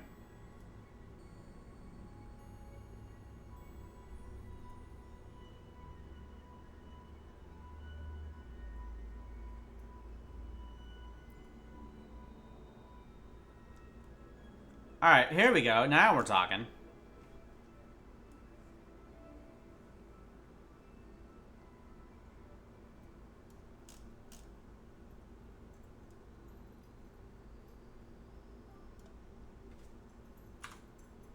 Alright, happy with that. If this thing has defaulted back to a near Earth core, I'm gonna be so mad. I think I've already mentioned my potential anger at mechanics not working properly.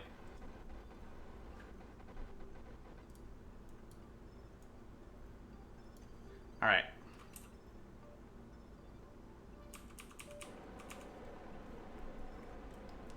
This isn't going to be as inclined as I want, though.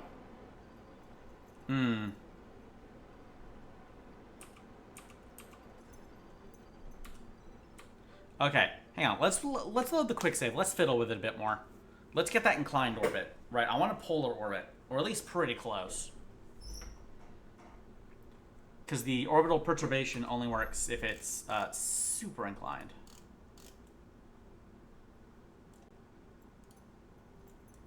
Alright. Let's see here. If we wait, it does... gets a bit more polar. Okay, we don't care where the Jade... where that other satellite is.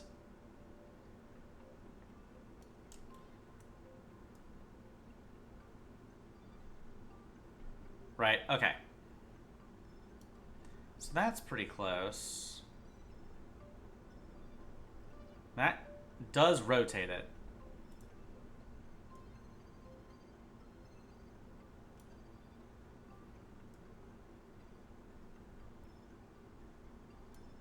Okay, hang on. That's pretty inclined.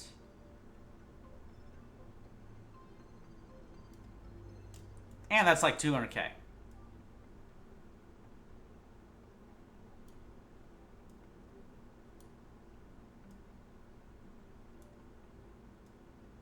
That's like 100k. Yeah. This, I am happy with.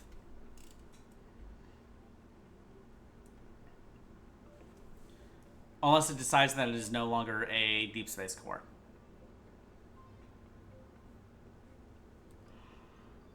But surely wouldn't do that twice. Except it might. And don't call me sure. No. I'm not even going to finish that.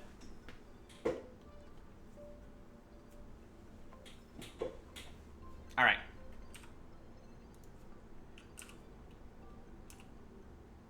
Oh, shit.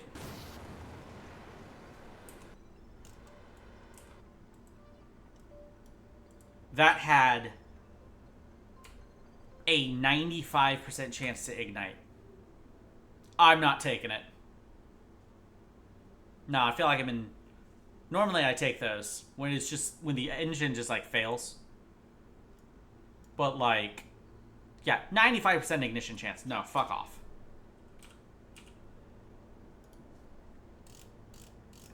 Oh, did I save it?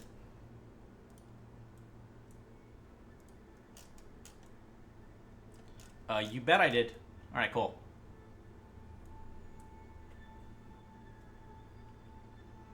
But yeah, no, I'm sorry.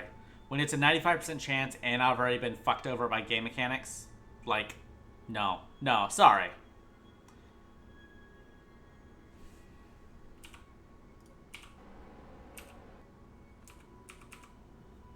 Like, normally I'm willing to take that sort of thing. Boris will attest to that, but not always.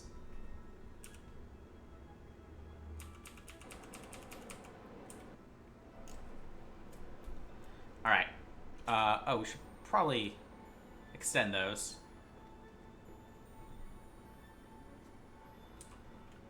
Nine, 8, 7, 6, 5, 4, 3, 2, 1. We have ignition, and the thrust is go.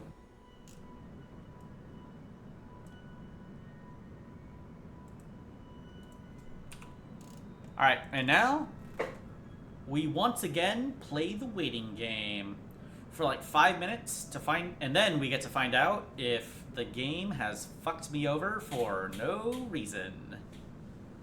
Yeehaw! I'm not bitter. I promise. Let's see here. Okay, so we are about a good decade behind on these solid rocket engines. I'm not using them. I'm really not using them. We should advanced capsules era material science. It's gonna show up in March. What are we gonna get by the time LBJ's out of here?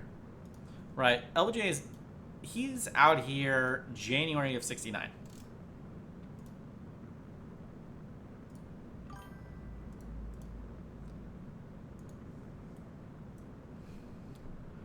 Right, so January of '69, we're going to have the second generation capsules unless I massively increase my scientist budget, which I will. Will I? I really need to increase those facilities first. Especially the astronaut complex. That's the big one. All the other ones, if I... like mission control and administration, it'd be nice if they were fully upgraded. I could probably do more contracts at once, but the astronaut complex is mandatory to actually be able to do the contract. Right, we get second generation capsules in '69. Wait, hang on. Nixon shows up in, January '69. No, I misheard that. Yeah, we're gonna get the 8. Nope. Never mind. I'm dumb. Okay, I'm so dumb. I read it right the first time. Some of this other shit like stability and improved flight control, I think those are RCS upgrades, which would be nice, I guess. Make it easier to turn big ships. Docking procedures. Those are contracts. That's a contract. That's Apollo style. It's definitely on the old to-do list.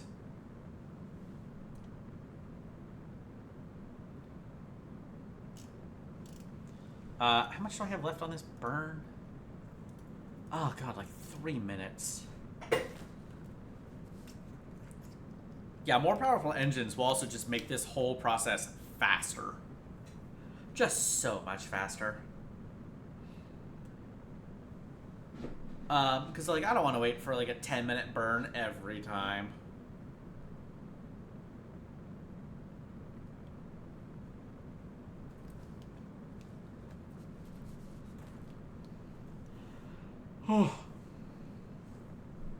I forgot, what is our next actual rocket upgrade? I guess it's not until 71. That's like 3 years from now. Again, unless I massively increase my scientist budget, which after the astronaut complex I will. That's definitely something I gotta do.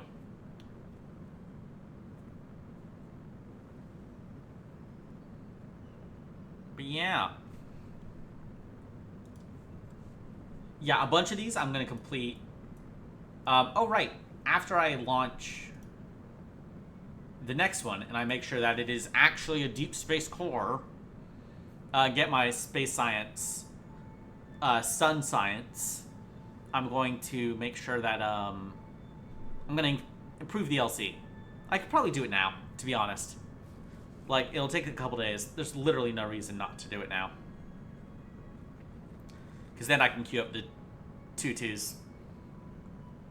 2-2? Are they 2-2s? Are they 2-3s? I think they're 2-2s.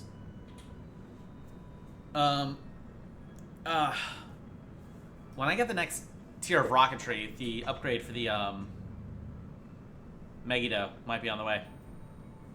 I think that's gonna be the next program name. That or like the Damara.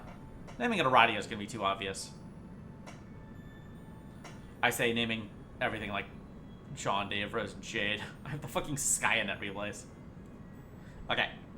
Look alive.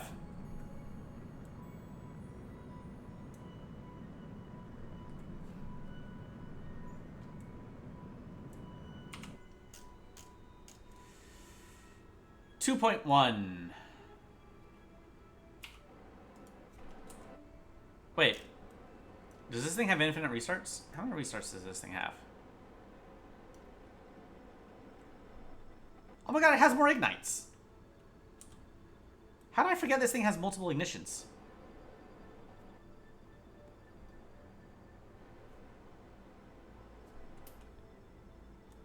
Is that Australia? Yeah, that's Australia.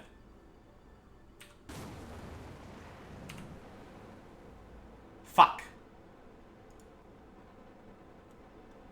Alright, this is probably the Sector's way of doing things. I'll take it. I will take it.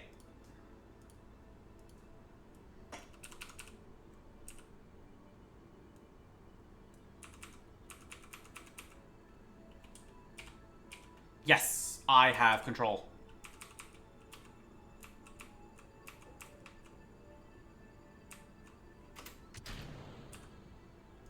I'm also going to set the sun before I forget.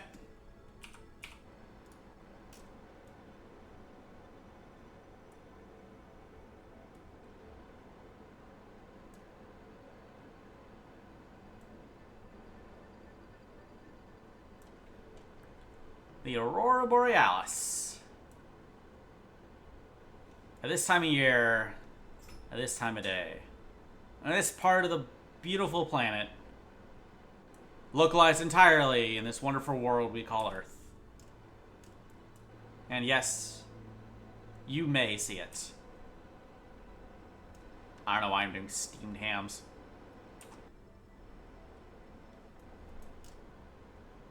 I think occasionally I might have terminal brain rot.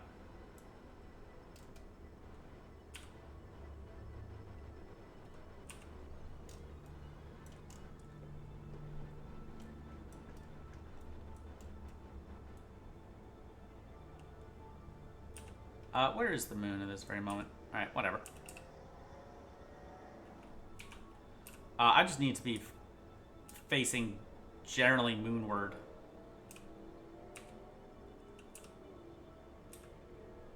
So that I can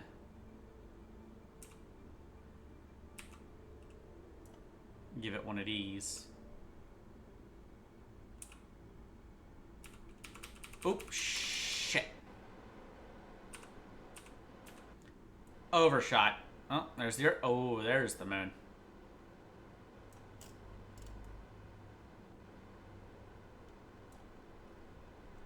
So I remember an old NerdCubed video, right? I remember when VR came out, and a bunch of YouTubers did videos about VR before anyone realized that watching VR on YouTube is kind of dumb because it's impossible to show the main appeal of VR.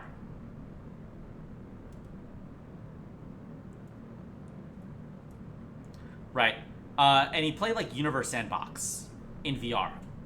That sounds so fucking cool. My little cousin has a VR headset. I'm gonna have to ask to borrow it at some point.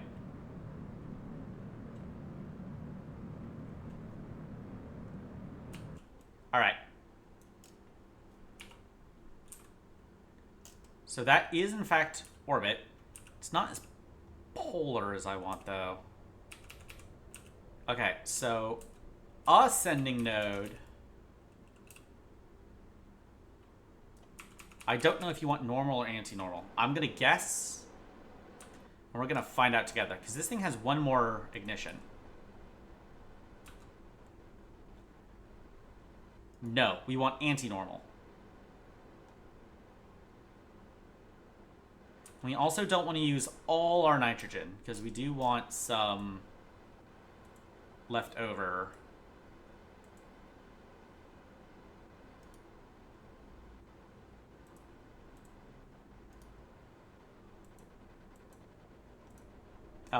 To praise the sun. Okay. There's the Earth. Captured by the lens flare. Nice. Okay, actually, what is the minimum eccentricity on this orbital perturbation? No, max inclination 130.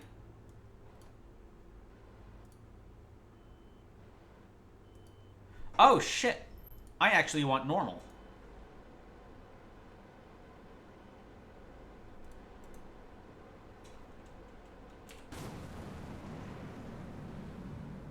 Alright, that'll save us some nitrogen.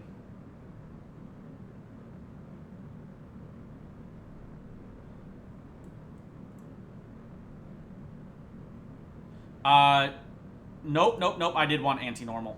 Fuck.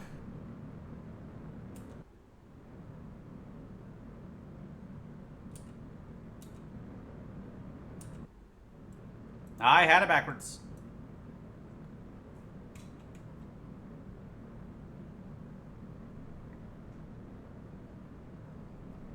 Alright, yeah, it is supposed to be... I don't know why I read that wrong. That's just being dumb. My periapse is also now huge. Alright. Yeah, we're gonna go shrink that.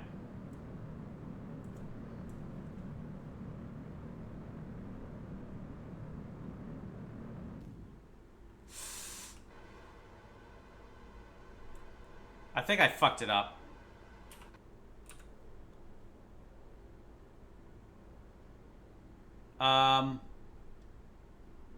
I think I'm okay with that. Yeah. Yeah, I'm okay with that. I'm not gonna, like, revert or anything.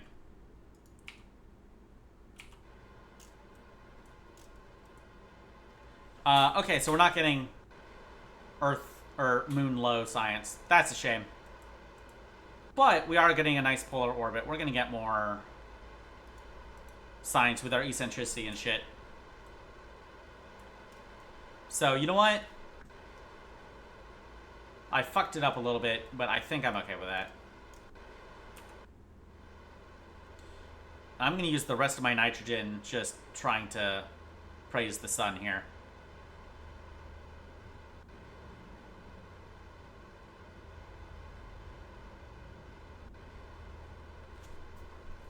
Alright. Yeah, I fucked it up a little bit, but that's fine. I'm willing to... that is a sacrifice I am willing to make. Especially because I just got like 200 science and I don't know what to do with it all.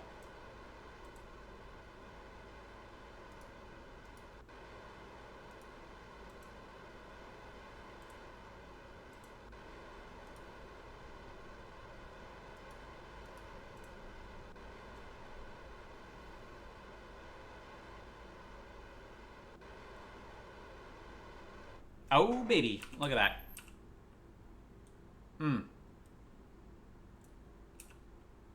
Nope. It's still spinning. Well, whatever.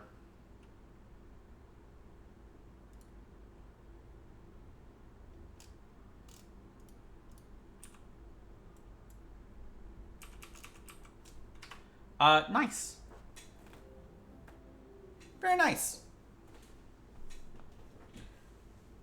Yeah, already the hedonistic treadmill is spinning.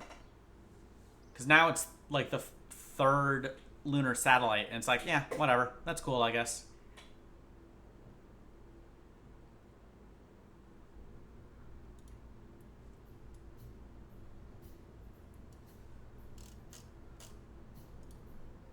Okay, yeah, it is the 2-2.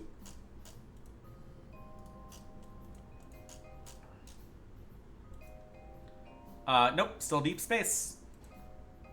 Pog.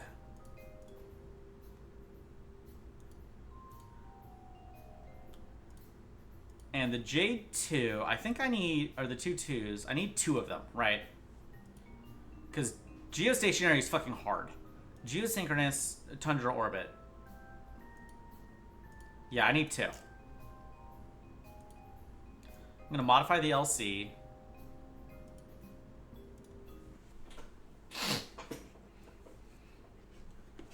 I think I said I was gonna stop like 45 minutes ago. That's gonna finish reconstructing now. All right, let's queue up 2 2-2s. I'll do the solar probe. Tool everything.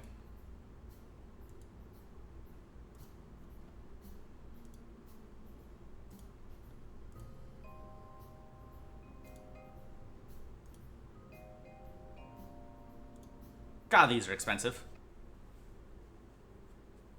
Right. We'll do the solar probe. And then that's it.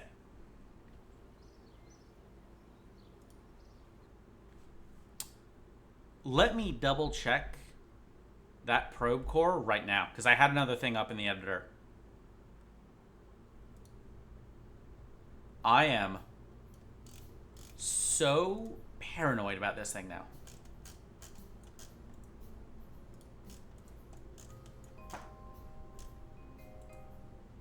Yes. Okay. I must have hit a button.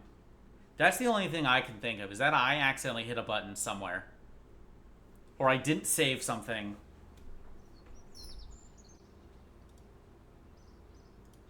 Or something. Yeah, this will be ready in February.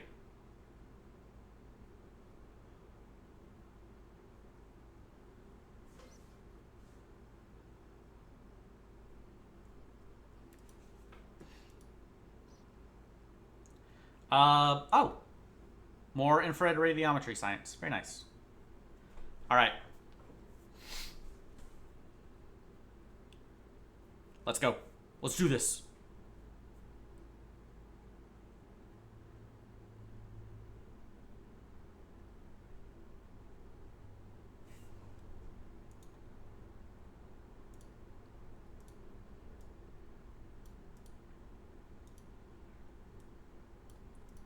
All right, we're gonna get a nice, we're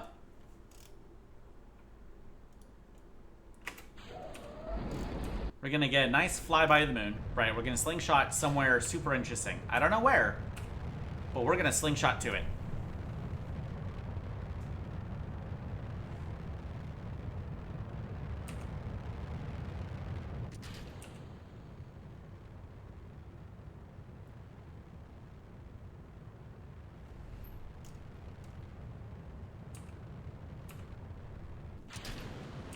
All right.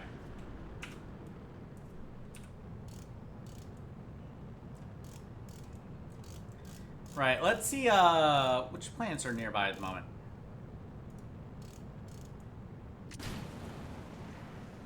Okay, Venus is way the hell over there. Mars is over there.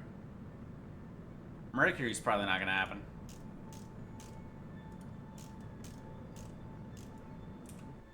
Right, we'll see. We'll see where the slingshot wants to take us.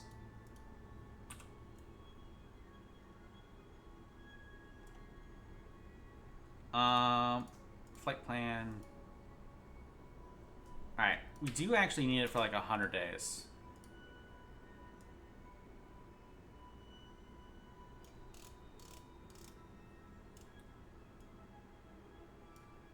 Whoa.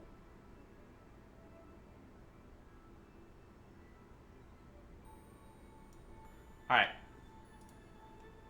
Moon encounter. You know what? Actually, let's set it to 10 first so that I can see what the hell I'm doing.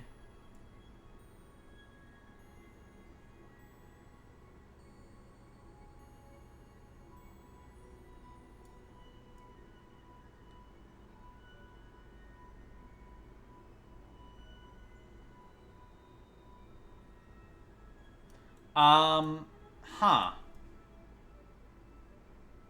Well, that sure is interesting. Yeah, it's doing that shit. Alright, well, let's go 2 windows in the future. I don't know. I really don't know. I assume it has to do with the moon's inclination compared to my own. And, like, how long it takes to get into low Earth orbit. That's my only guess.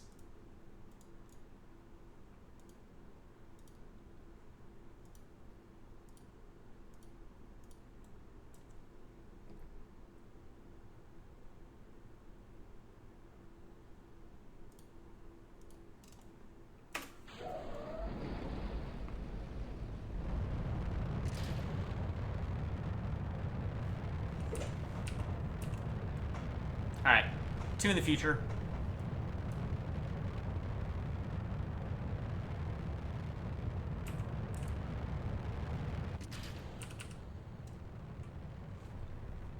And away we go.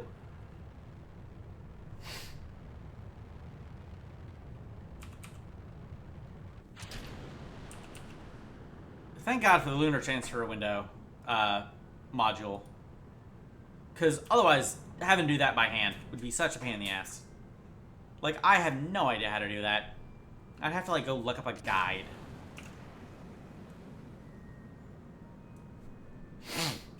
Considering we're going interplanetary distances, I don't know if there's a lot of point in facing the sun.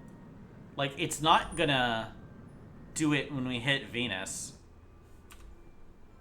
Right? It's absolutely gonna have rotated by then. I suppose for the solar science. Okay, let's try this.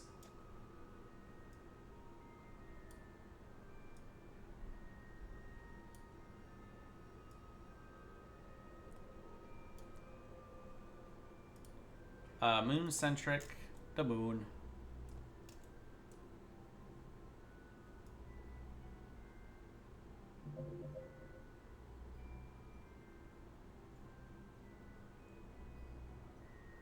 Yeah, does this... Huh.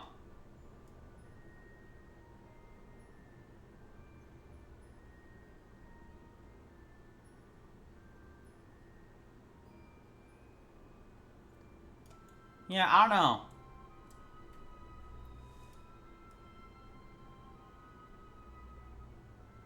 It really wants to do polar orbits.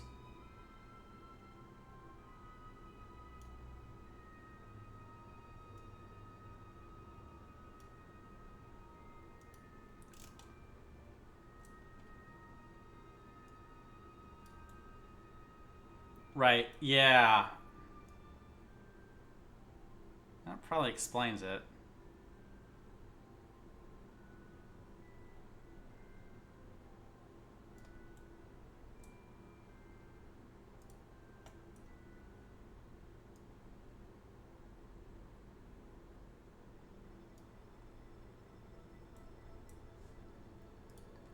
Okay.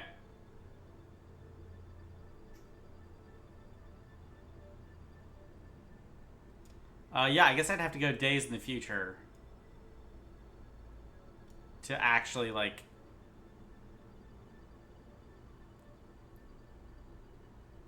get this encounter. Or burn a lot of Delta V. Okay. Let's wait like, I don't know, 6? Yeah, we'll wait like 6 of those. And we'll see what happens. Right? Like 5. We'll see if anything happens. Because this first window, okay, launch now, inclination, it was like 35. Okay, negative 89.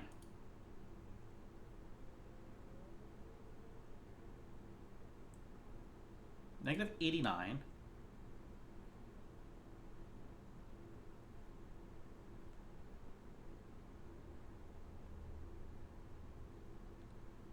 Negative 89.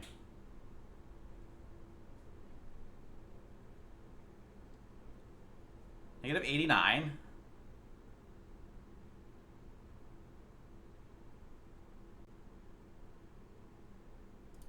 Fuck it. We'll try it now. This was a completely arbitrary point in the future. If not, I'll back out to the Space Center and I'll just like time warp a little bit. And we'll get really an arbitrary point in the future.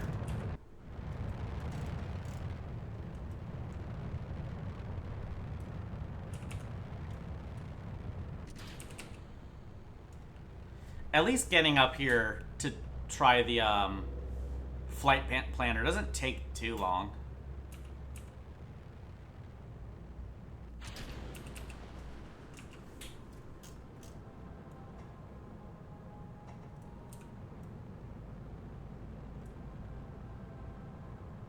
Alright, yep, orbit. Ish.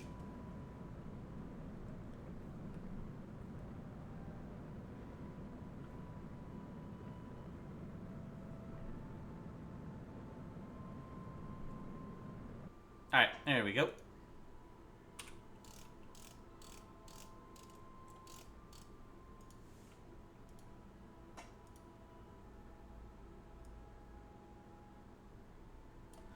Right.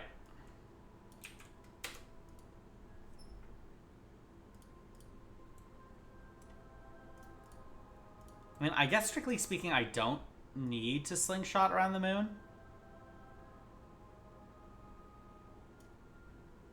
I mean, I still want to.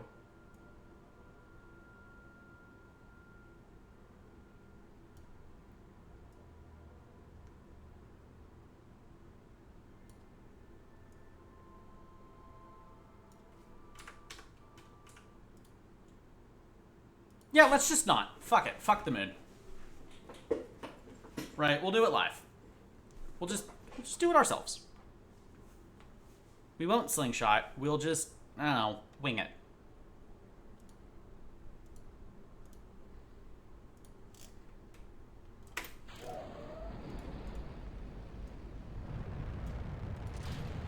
If the moon doesn't feel like participating today, then the moon doesn't have to participate.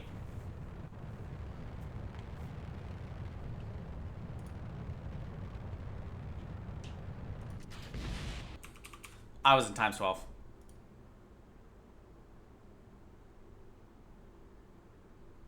Okay, I'm sorry, moon. We'll do an arbitrary time warp into the future. Jesus.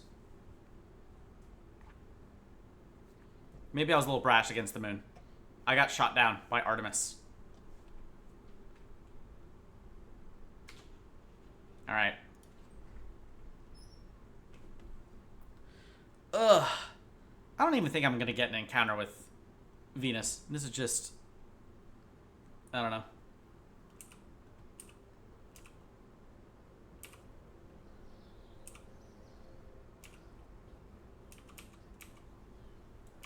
Alright. It's been like, what, a week?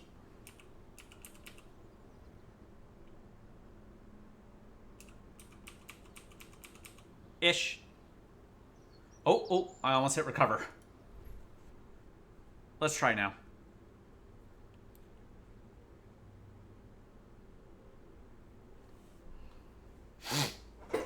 Ugh.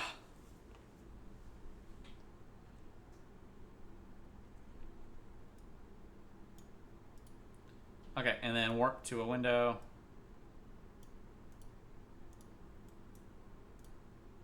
Yeah, launch now. Inclination 26.46. Oh. Okay.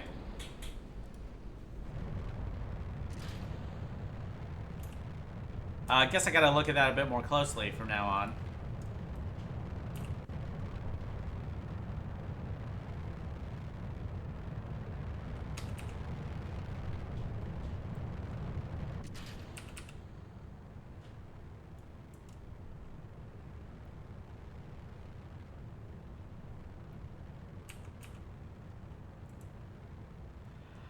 Whew.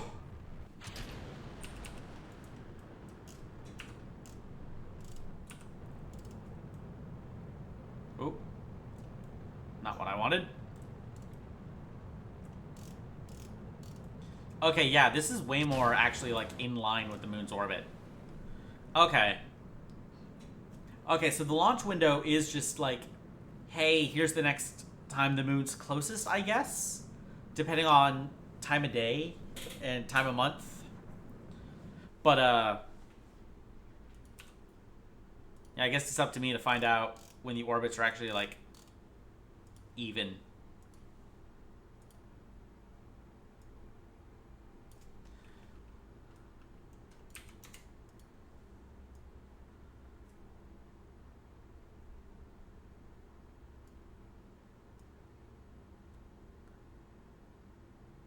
Alright. MCI. Boop, boop. We'll wait a couple minutes. Oh, there we go. Now we're getting somewhere.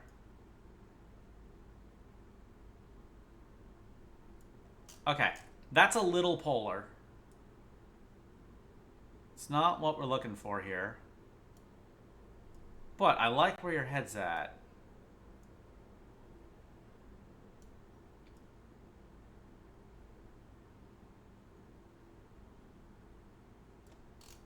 Okay, that looks pretty clean. Okay, let's check heliocentric. Like 200 days in the future. This thing is actually going out to Mars.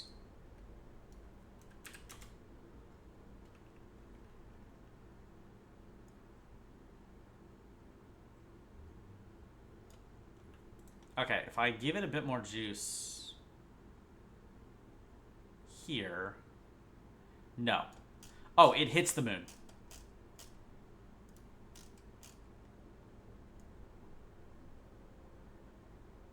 Whoa.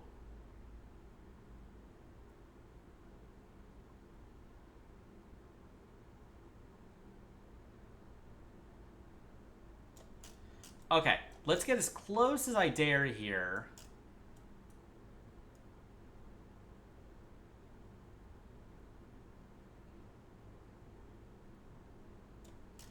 And I'll make a flight plan when we get a little closer. Right. Oh, that's hugging it.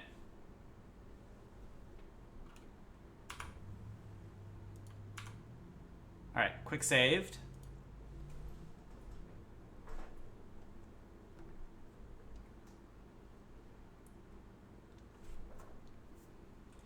Right, yeah, when we get our finished, when we finish the burn, I'll do another flight plan. And I guess we're going to Mars. Maybe. Mars-ish. Mars adjacent. Okay. Yeah, please go to maneuver.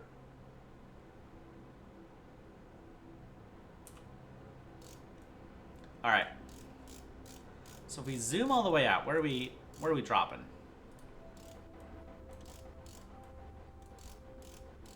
Right, we're going, okay, a bit beyond Earth's orbit, but we have a whole other stage to burn through.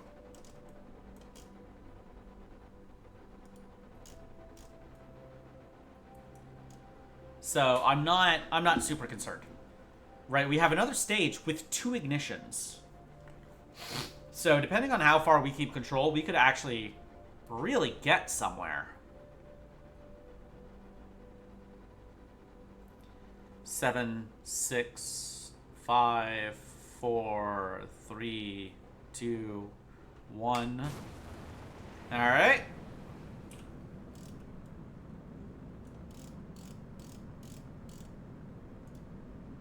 Okay. Mars. What's our upcoming Martian periaps? We're gonna need like 500 days.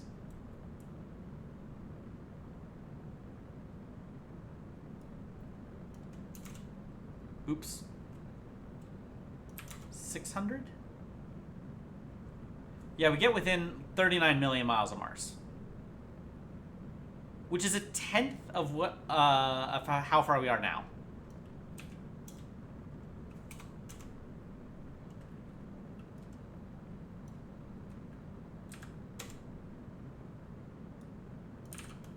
Okay, let's set it to a year exactly, right?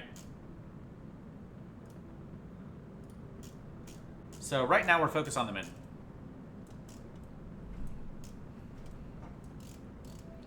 Right, we have a couple minutes left on this burn.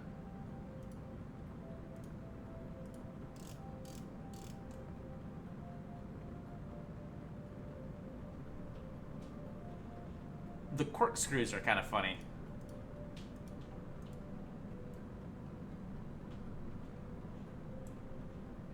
Alright. Nope. Nothing yet. Couple minutes. This is going to be a good, at least a good, learning attempt for trying to get to Mars, at the very least. Trying to get to other planets. So yeah, the time of year is also going to, the time of year and the time of month is going to matter for if I go to the inner solar system or the outer solar system.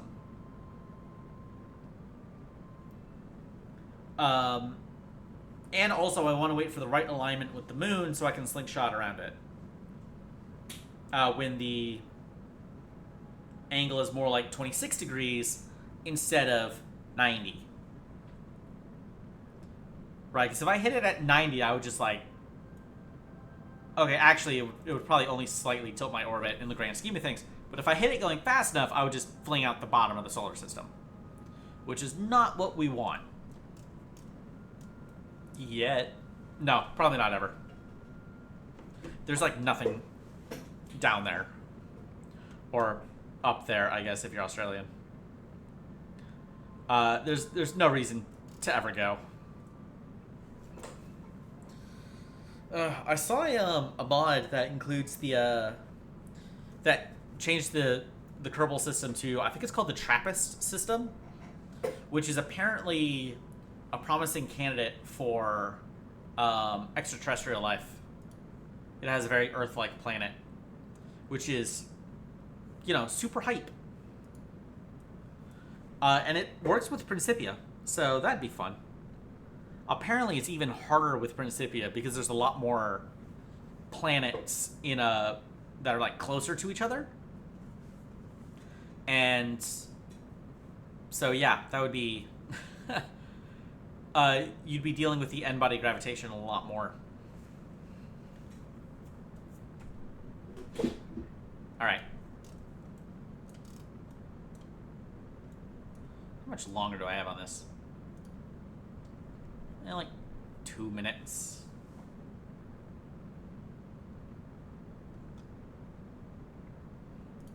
All right. It is going to use basically all the fuel. And so the problem is, like, by the time I get to the moon, I'm going to be out of this fuel entirely. So there's no point in saving it. It really is use it or lose it.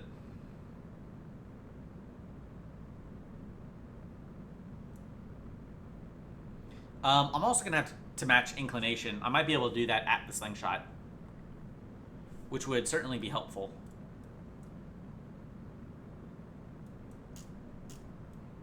That is very close to the moon. And this one isn't a simulation. This is, well, I mean, it's still a simulated rocket. It's a fucking video game. But this one is quote-unquote for real. It's less fake than the other ones. Alright, we got like a minute. Then we got 90 seconds to Delta V with the weirdest fucking engine ever to try and go to Mars. Or at least have a flyby or something. I don't think I would actually be able to get science from Mars, but I'd like to at least see it. You know, that'd be cool. That'd be pretty pog. I suppose, again, this is one of those things, if you're absolutely cracked at the game, you could plan a maneuver here, slingshot around the moon, and then, like, arrow brake around Mars in one fell swoop.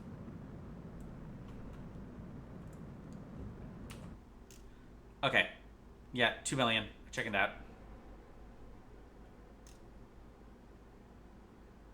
Alright. Nope. Good enough. Alright. Delete flight plan. I mean, 2 million. That's still closer to my actual, like... Wait a minute. What am I doing? I have actual, like... I have actual ignitions. I don't have to do this RCS shit. Also, I am actually going to hit the moon. That's not what we want.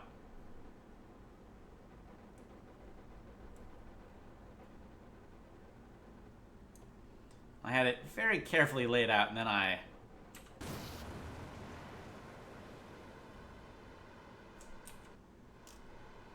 What do you mean it failed to ignite? Okay, no, the periaps is going up. Excellent. Saved it. I'm saving it with the power of RCS.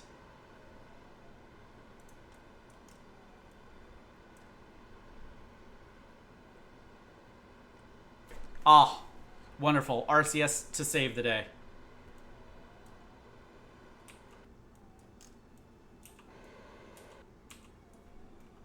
Perfect. Like nothing ever happened.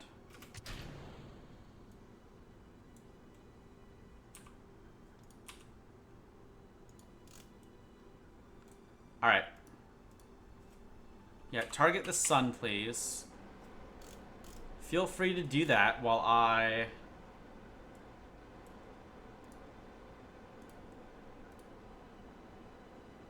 Okay, so that is in... 3 days, 7 hours.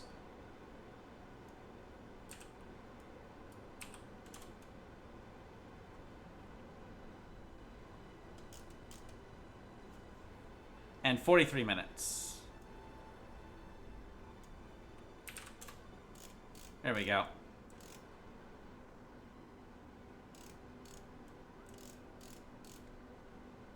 So if we go heliocentric,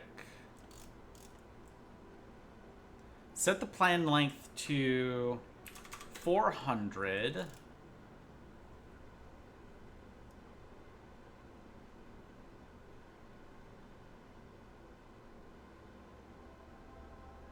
That brings it down. Huh? Alright, sure, I guess we're going to Venus.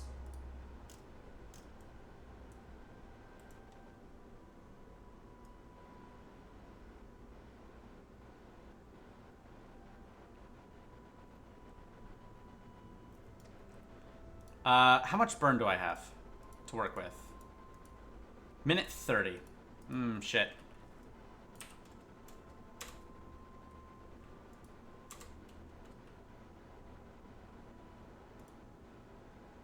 Oh.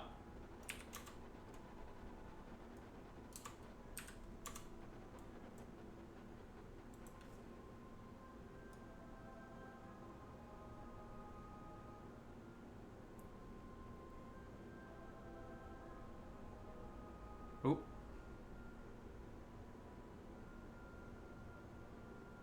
So we can get within like 9 million miles, within 10 million miles.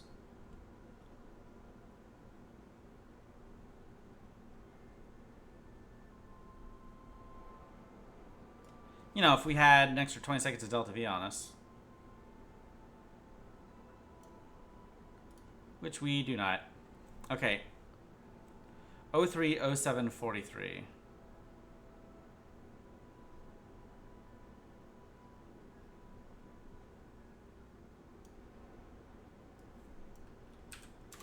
Okay. That's about as close as we're gonna get.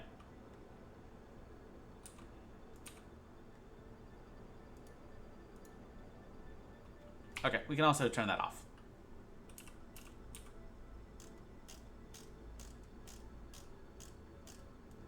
Oh, wait, hang on. I can just warp to maneuver.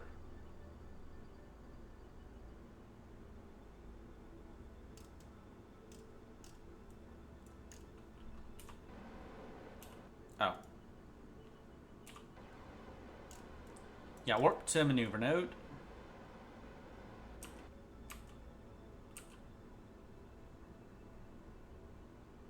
Okay. Something like that.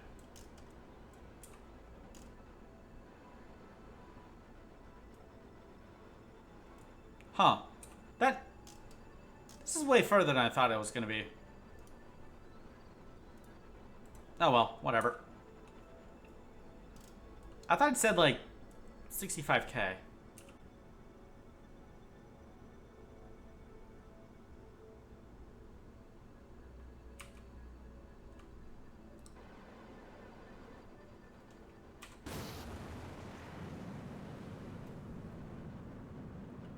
Smooth. Alright, yep, we're leaving. We are out of here.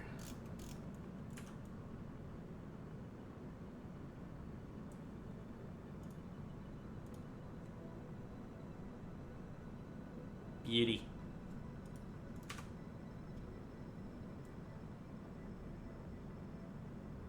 One day I'm actually going to make that video, and I'm going to be glad I have so many glamour shots.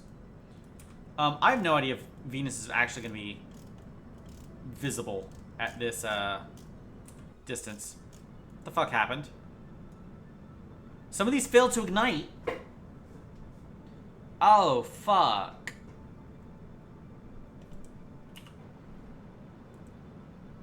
Well, that sucks. Oh well.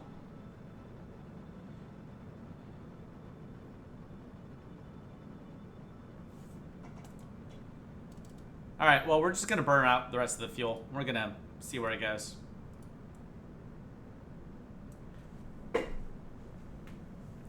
Oh well.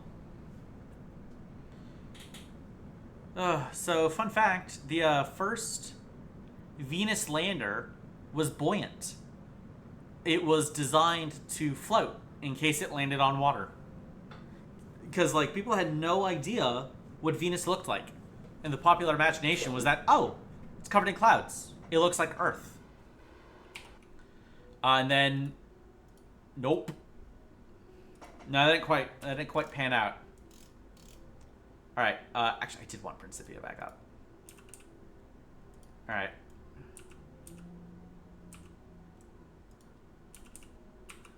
So we still have connection.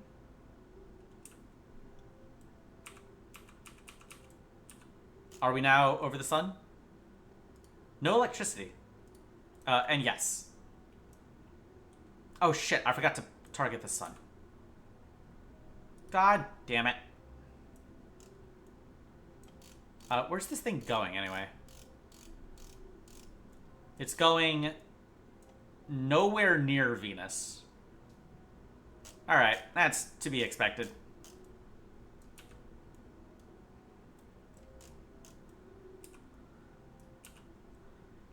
It is not spinning the right way. Shit.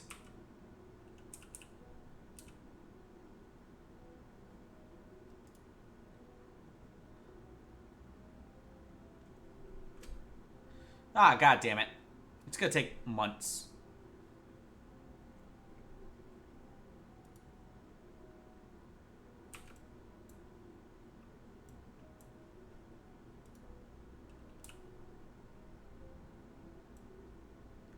Well, I suppose eventually it'll be facing the sun again.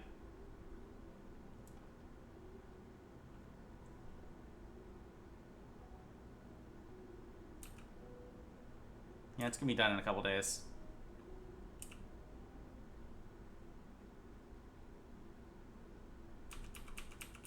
Okay.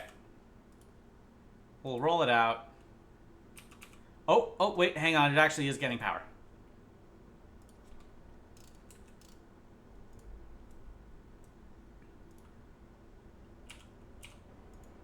How do I have control over this thing? Wait, hang on. What the fuck?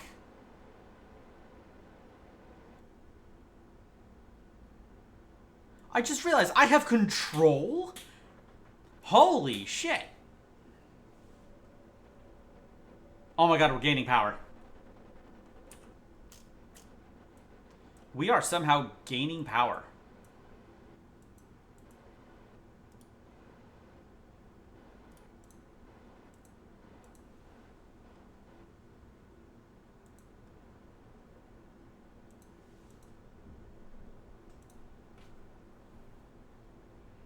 Yeah, I'm gonna let it use the rest of the nitrogen to stabilize. It'll only be able to actually stay up for a couple months, but still. That's gonna be enough for the thermometer and barometer at the very least.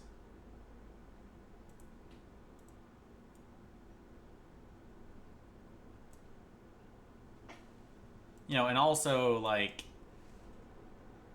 maybe not for, like, Geiger counter, but...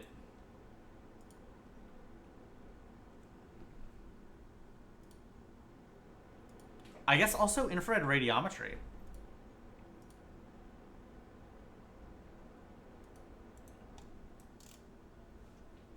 Cherenkov may not count when it's not on Earth. Yeah, it's actually still full power. Holy shit. Okay, and here I was trying to be like, oh, maybe I need a relay network. But, like, maybe if I'm on the far side of the planet... Vesta.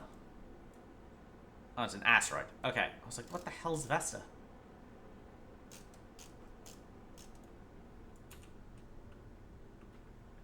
Alright. Oh my god, it's gaining power. Look at it. It's amazing. Whee! Full charge. Nice.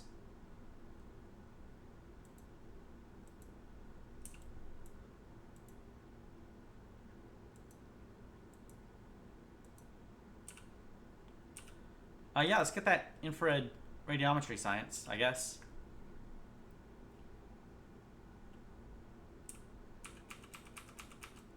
Very good.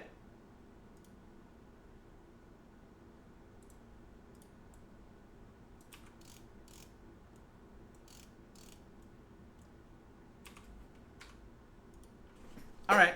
Well, that is definitely the end of the stream. So I feel like I now have a better understanding of what it takes to actually get to, like, Venus. It's going to take, or to Venus and Mars, it's going to take a much, much, much bigger rocket. That is my official prognosis. I have another 69 science. How do I not just spend it on more engine? Right. Engine configs. I mean... Oh...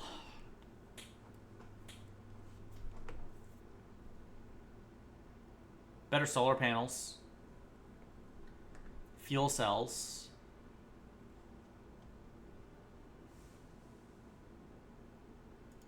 Improved communications. We already got 2 avionics upgrades in the works. The lunar radiated heat shields. Right, I can send a probe to the moon, send it back. Send a car to the moon.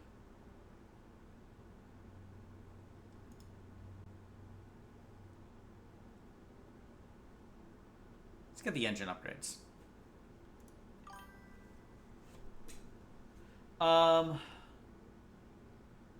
What engine tech? So currently, I did all that with up to 63 rocketry, right? I think the main stage was actually a bit older. It might be a configuration from 62 in a Hydrolox. once you get oh, where is it? Where's my beloved?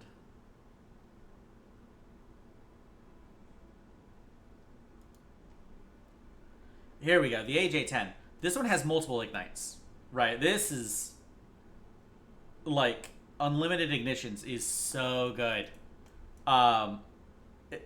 Like after not having multiple ignites for the entire game, being able to light an engine twice, like I forget I can do it sometimes because I'm just so used to the game saying no.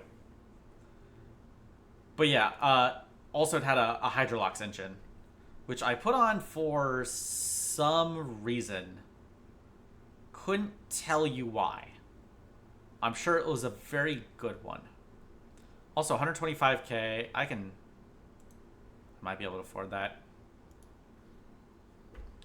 Okay. But I am going to go. I've been streaming for like 6.5 hours.